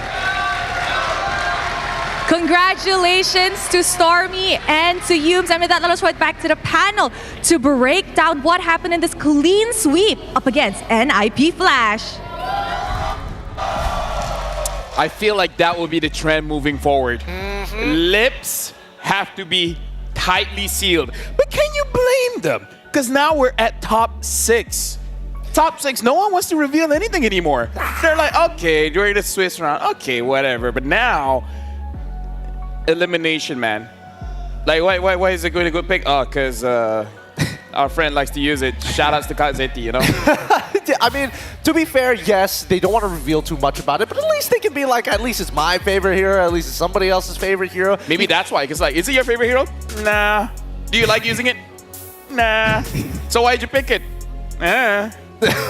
just verbal sounds, just gremlin noises the whole way. No, because English is a universal language. Grunting is also a universal language. That's a fair point. That is a fair point. But it's time to look at the item build because honestly, there's a lot to actually talk about this time round with a couple of unorthodox picks and honestly, a couple of fan favorites. Mine in particular, I love seeing Benedetta. It's such a good time. But can we talk about Sakai's? Yes. You saw that item too? Oh, for sure. I saw it on the board and I was like, I can't wait to bring this up later. Yeah, so he understands that the Joe likes to kick him. So maybe a bit of defense with guard and helmet, it might help him out. Now, here's the thing. I don't think it helped out that much because I think the guard and helmet is after he sold the Winter Crown just to survive a little bit more. But yeah, interesting itemization. Not so sure if he will have the luxury to keep picking up this item.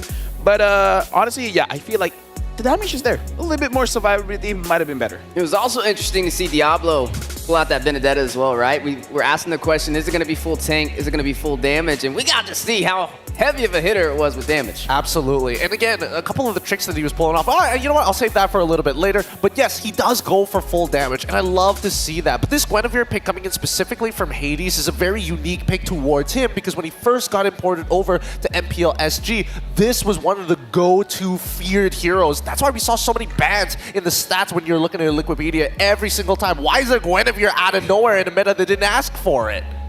And there you have it, as some of the emblems on the board as well. You are seeing that Temple Rain for that Joy, just very effective. So many teams having a very hard time going up against it. Doesn't matter if it's in the mid lane or the jungle, it gets the job done. Yeah, but again, Selangor Giants, they're going to be facing up against a tough opponent after this. We'll talk about that a little bit more once we have the breakdown for the brackets. And if you look at the damage here, Innocent dealt quite a lot of damage. And even though Sakai's didn't it looks like on paper he didn't deal that much damage. We have to consider he's not attacking the front lines, he's attacking the squishies, and they die way too fast before you can really ramp up that damage. Absolutely, yeah. I mean, everybody kind of understands what the role is supposed to be. Whether or not to deny the feathered airstrike, it really depends. Do I have to use the GOA aggressively, defensively, or to stop them from accessing a point, a point of interest, a POI I like to call it. Stormy is supposed to be the main anchor of the team. As long as he holds his position, everybody from the side of SRG can fall backwards. And then you have the question of Vanix as well as Diablo, right? When you find those angles, those straight lines for the Death Sonata actually connect towards Stormy's side, Diablo has an angle to actually go in for a full all-in to at least disrupt him, if not blow up one-shot guys. I mean, I don't know, man. Stormy's job in this game is so difficult because Diablo look at Stormy like he's some Hello Panda. He's like, konnichiwa, and he just goes in and then tries to get a kill. He just gets free chomps every single time, man.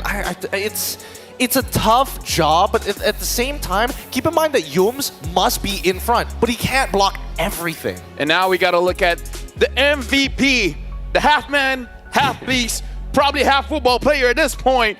It's Innocent on that Bruno. And again, when you have one of the best goal leaders in the world, having one of the best picks in the world, it's going to have a worldie. I think this is one of those situations where he's not innocent. He's in fact guilty. Guilty of MVP for SRG. There you have it, dominating on this Bruno yet again. An amazing performance. You throw in that Hawes Claws, you throw in the Malefic Gun and the Berserker's Fury, the core Trinity. Very hard to deal with, and it's been disrupting so many teams in the M Series. It's really, really difficult, especially with the large amounts of burst and lifesteal that he gains from each one of his either empowered auto attacks or naturally through the crits. It's a little possible. It feels a little impossible to deal with, but then just watch how this match actually plays out, right? There were definitely moments where Innocent just, again, teams need to check these bushes. They fall into the trap of getting one shot by Hades a majority of the time, and we can see that the struggle for power continue not only from early game, but even towards mid game with everybody looking for each other's back lines. Let me just say one interesting fact about Innocent. I have no idea how he uses his Bruno and how he manages his mana, because we've seen two emblem choices for the Bruno. Either the Assassin emblem or the basic emblem. And if you go for the Assassin emblem, you usually go for Demon Boots so that you have that mana sustain. Innocent doesn't do either. So I have no idea how he really manages his mana to make sure that in lane he's fine and then in team fight he's fine. He just never slide tackles until he has to and never uses his first skill. Just always pick it up. Very always decisive. Yeah, very decisive with the way he needs to be. But as his game continues to progress, we definitely saw that even though Benedetta full damage, we don't get to see it very often, made huge impact in this game. Yeah, I mean, one of the big problems for NIP Flash was just the separation caused by SRG. Whether that was Humes doing it or Cram, it definitely was very hard to deal with. Even when they had a hero that Diablo specialized on, like that Benedetta, to be able to match that mobility, they even had to throw a Cho into the mix, and it still was a challenge. Overall, an amazing series though, and a great victory for SRG to remain in the M Series. Yeah, and with that being said, NIP Flash, unfortunately, this is as far as they can go. But again, as Malaysians, you know, we're neighbors. It's like we have fun, but at the same time, we have this mutual respect, and we hope that NIP Flash or any iterations coming in from Singapore shows up next year. And we would also like to thank everyone watching. Thank you for supporting M6. Your opinion matters, and that's why we provide a QR code. Hopefully, you guys can scan it and then let us know what you guys feel that we can improve on. Or just say whatever you guys like. Do you guys like the Swiss stage? Because personally, I did. Personally, I quite enjoyed the Swiss stage as well. Obviously, it's a lot more heartbreaking to see some teams make it through and some teams not, but at least we get to see the full breadth and width of the team, the real personality, what makes them them. Yeah, I even enjoyed the wild cards. Yeah. The wild cards is amazing. For you guys, don't miss out on the M6 Battle 9 from the 28th of December to the 29th of December. You only have those 2 days, but you can enjoy exclusive bonuses, including limited time and 25 epic skin trials and all heroes free trials. So you guys can test out the heroes before you guys make the decision to buy them. Although, to be fair, I think we're at the unique position where we have too much battle points. Yeah, definitely. Like the moment Lucas comes out, instant buy, and it's like, we still have enough to buy 10 more heroes. Still plenty. Let them know. they're going to take them away. I mean, hey, it's fine. It's just battle points. It's just battle points. It can't be that bad. But with that being said, let's have a look at the current updated bracket right now, because now we can start talking about future matchups to happen. Oh, yeah. It's going to be very interesting, and it's going to happen tomorrow. Selangor Red Giants, after winning against NIP Flash, they have to go up against RRQ. And something to put note is that RRQ went up against TLID, and they went all 5 games. Selangor Red Giants will have to go up against RQ, where RQ had some R&R after their TLID match. But other than that, Team Spirit going up against Falcon. Now, I gotta say, just looking at the brackets here, Falcon is looking very strong. Team Spirit has to come up with something to take them down. And SRG, they need to stay consistent, because RRQ, man, they're quite a beast as well. They're quite the beast. Yeah, no, I have to agree. Especially when, you know, all jokes aside about the Brawl server, they're very macro heavy on the way that they kind of keep themselves disciplined in that game. And it just makes you feel like when you're playing up against them, you're getting choked out. But then we look at the Falcons, I think nobody was expecting them to come at the level of which they are playing and to push FNOP all the way. But tomorrow's schedule is where it all falls. It all happens. Falcons up against Team Spirit, RQ up against SRG, and of course, we're also including Fnatic Onic PH up against TLID. Hey, and I always say, like, I like to see all these matches go the distance, and I honestly feel like tomorrow's schedule, we may see just that. Definitely going to be some challenges. We're getting higher on the ladder. Teams are dropping. And we're getting closer and closer to figuring out who will be fighting it out in Axiata. You want to see all game series tomorrow? Go all the way? All the way. I'm working tomorrow. Ooh.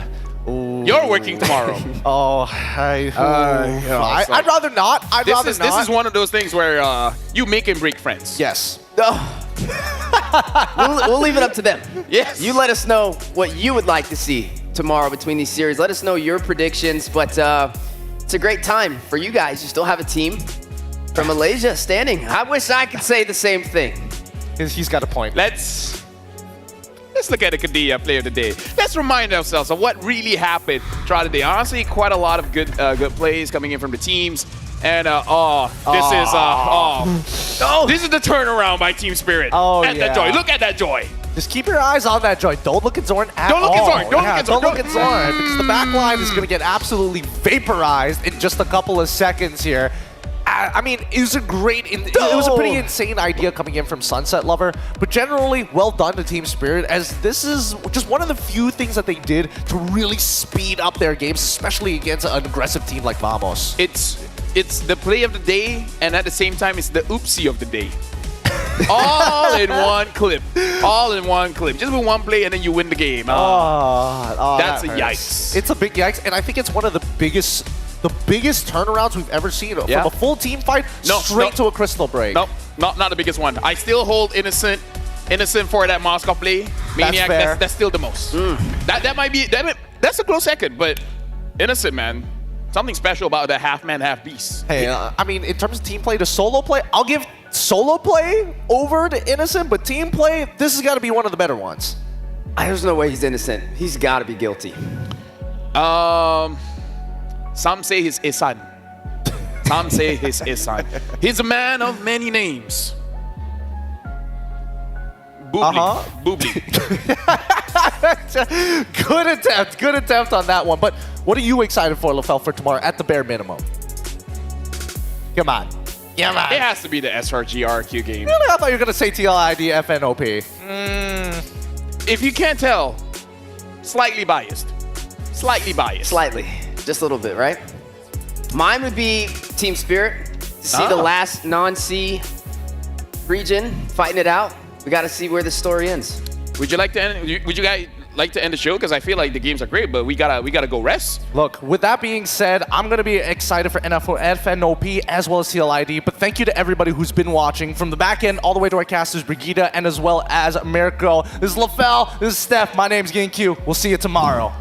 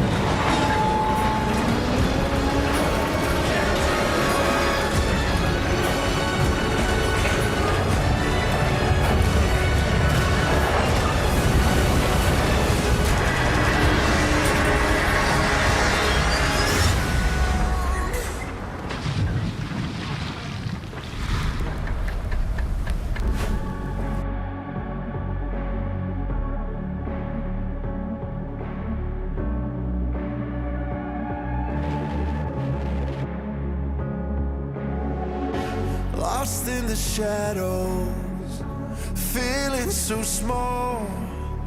But I've got a fire, won't let myself fall.